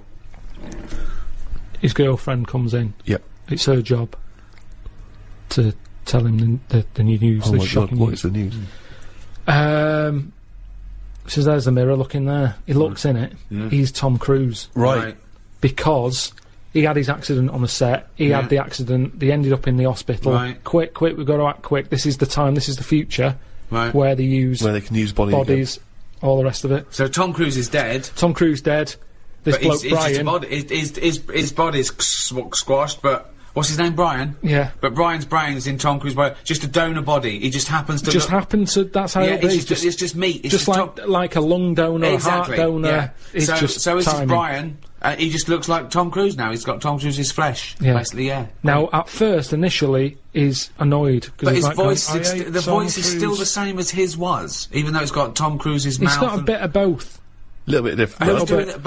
Okay, sorry, just practically, who is doing the voiceover then for the? It's Tom now. So He's Tom's acting. sort of doing an impression of this actor. Brian's inside Tom. His name is Brian, but when you look at it on the telly, when the camera whoozes round, and you see him sat in his bed, it's Tom Cruise. Sure. Right. Okay. His girlfriend's over the moon because she loves Tom Cruise. Right. He's gutted because he couldn't stand him. He can't stand the films. He's thinking, yeah, but he must be thinking, I look like Tom Cruise, one of the most loved actors of his generation. No, and he's you'd also a think good-looking so, bloke. but he's not because he's in shock. Remember, Right. he was expecting to see himself, and when he looks in the mirror, he's seeing it must someone be else. shocking. Yeah. So Also the voices. he's going, I can't stand this, and she's going, calm down, you'll get used to it. I don't want to get used to it, and she's sort of saying, look, you're alive. Right. Stop moaning. Yeah. Brian. Stop moaning, Brian. She's calling him Brian, I assume. She says... And Tom Cruise just had a sort of donor card that allowed his body to be given away, did it? Yeah, it's the future. Right. This is 2013, Steve. Things have changed. Clearly. Right. But What's his girlfriend's name? Claire. Claire and Brian. Okay, great. Just a different body, just a slightly different look. All Just right, like- so he's seen that he looks like Tom Cruise. He's shocked, but he's getting used to it. He doesn't look like him. He is him. Okay. No, right. he's not him. He's Brian, isn't he? Yeah, but to most people, it's Yeah, when he he thinks- leaves the hospital. They go, all right, Tom. I thought you were They're all dead. going, it's Tom, and he's going, Really? oh, yeah, and he's going, oh, I knew this would happen, it's doing me head in. Are there paparazzi? Do the paparazzi think it's Tom? No. Let him explain. Sorry, Rick, because you've heard this. I want to hear this story. This is weird though, because so he looks like Tom Cruise. So he wheels out, he's in a wheelchair. Okay. He's going, I'm sick of this. The other patients are going, Tom, I thought you were dead. And he's going, right. yeah. And he's annoyed. He gets in the car. He gets out there. Right. And he sees a poster up on the side of the road. Right. For Mission Impossible 8. Hold on, though. It's finished. I thought he died while they were filming It's not finished. But now, these days, he's shouting about films before they're made. Okay, It's like Lord of the Rings, isn't it? Yeah, they're going, Lord of the Rings is in the making. And they're going, brilliant, and all the hype But and they put everything. a poster up even after. Seems premature. No, the poster was already up. That They haven't seems put it premature, up. given that a Well, man died during the production. Doesn't matter. I'd have taken the posters down. No, but it's then I all- don't work in Hollywood. Right. So the poster's up there, and he sees it as he's in the car driving past. Yeah. And he thinks, that can't be finished. That makes sense, yeah. They both look at each other. This is your chance. You wanted to be an actor. This is the chance. Yeah. Right. Go back to the studio. So he goes in. Hello, you don't know me? And they go, oh, we think we do. And they go, no, you don't. I'm Brian. Tom died on your film set. Well, they must know that. They must know that Tom Cruise is dead. Because his family must have been All right, notified. if you want, it makes no difference. We can tweak the script. No. You have, because before he was a plumber, by the way. It was a plumber who was turning up going, I'm going to finish Mission Impossible 8. So that was the... I'd much prefer that.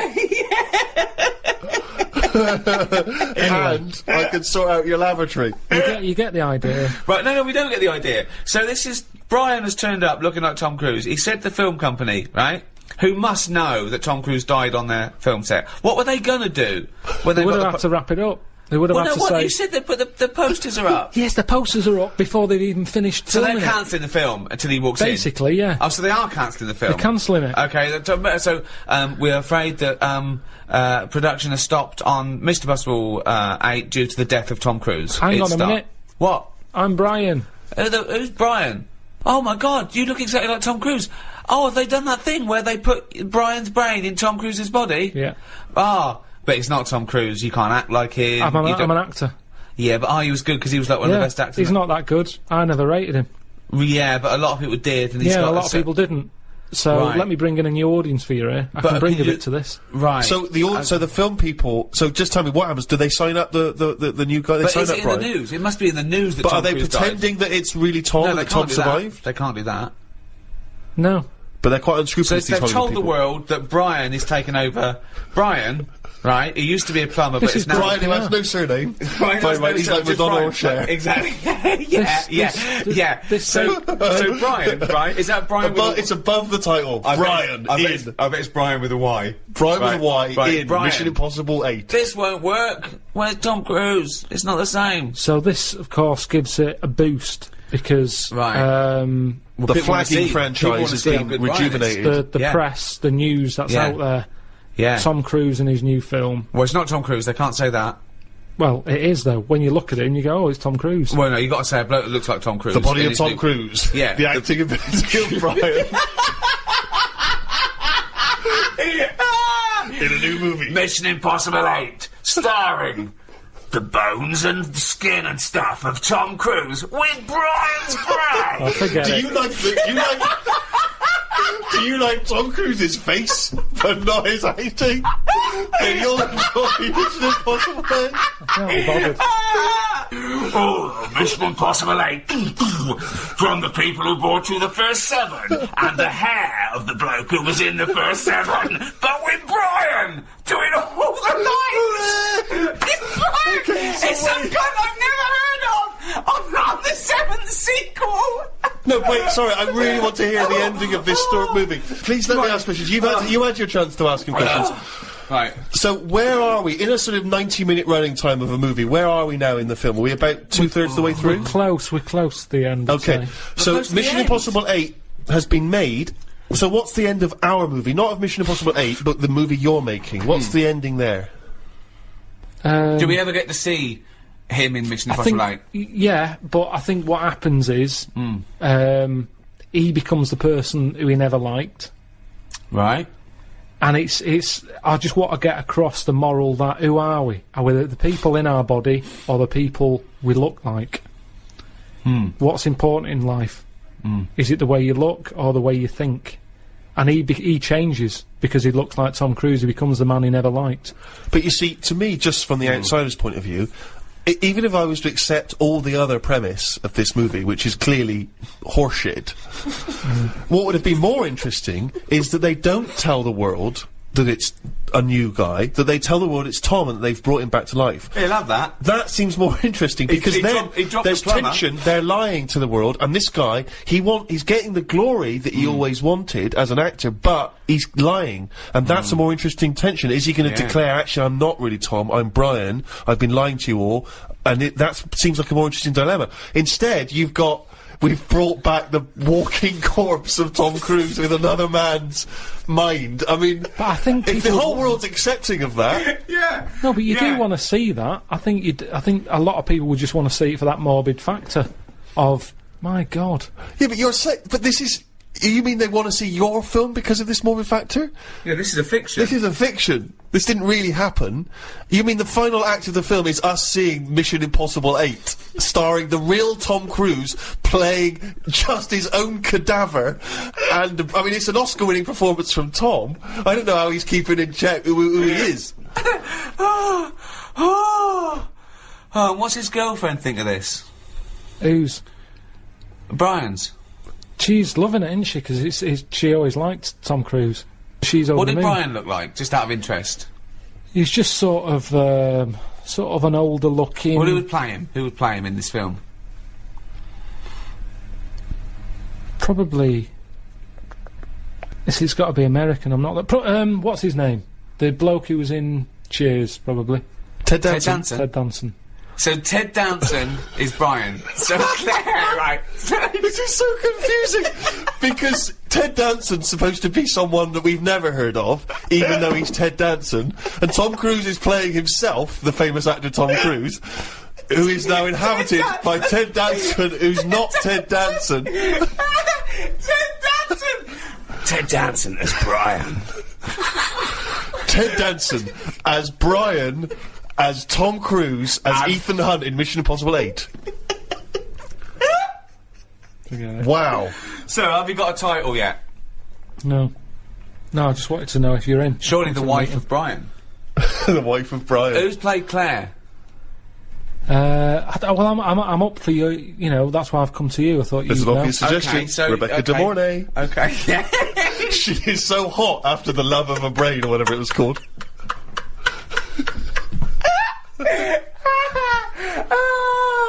You wanna go where everybody knows your name? It's Brian. Well, that's about it for this special free guide to in aid of Red Nose Day, Comic Relief. If you have enjoyed this, or even if you haven't, please make a contribution, big or small, to Comic Relief. You can visit rednoseday.com to do that. We'd appreciate it.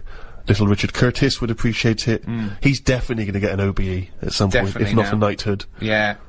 Give him both. Carl, look at it this way. Supposing people come to this, they didn't like The Office, Extras, me, Steve, Idiot Abroad, the Ricky Gervais Show, didn't like any of that, but they thought, hold on, they're doing something for charity, I'll check this out. They've had a whale of a time, they've laughed at everything, they're going to go and buy all the guides, still available on iTunes now. That is shameless. Also, I'm doing a live stand-up comedy tour at the end of the year. You can check out the details on rickygervais.com. Just do something for charity, or not. It's up to you. So it's goodbye from me, Ricky Gervais, and thank you. Goodbye from Stephen Merchant. Goodbye. And from the little round-headed buffoon that is Karl Pilkington, it's a goodbye. Alright.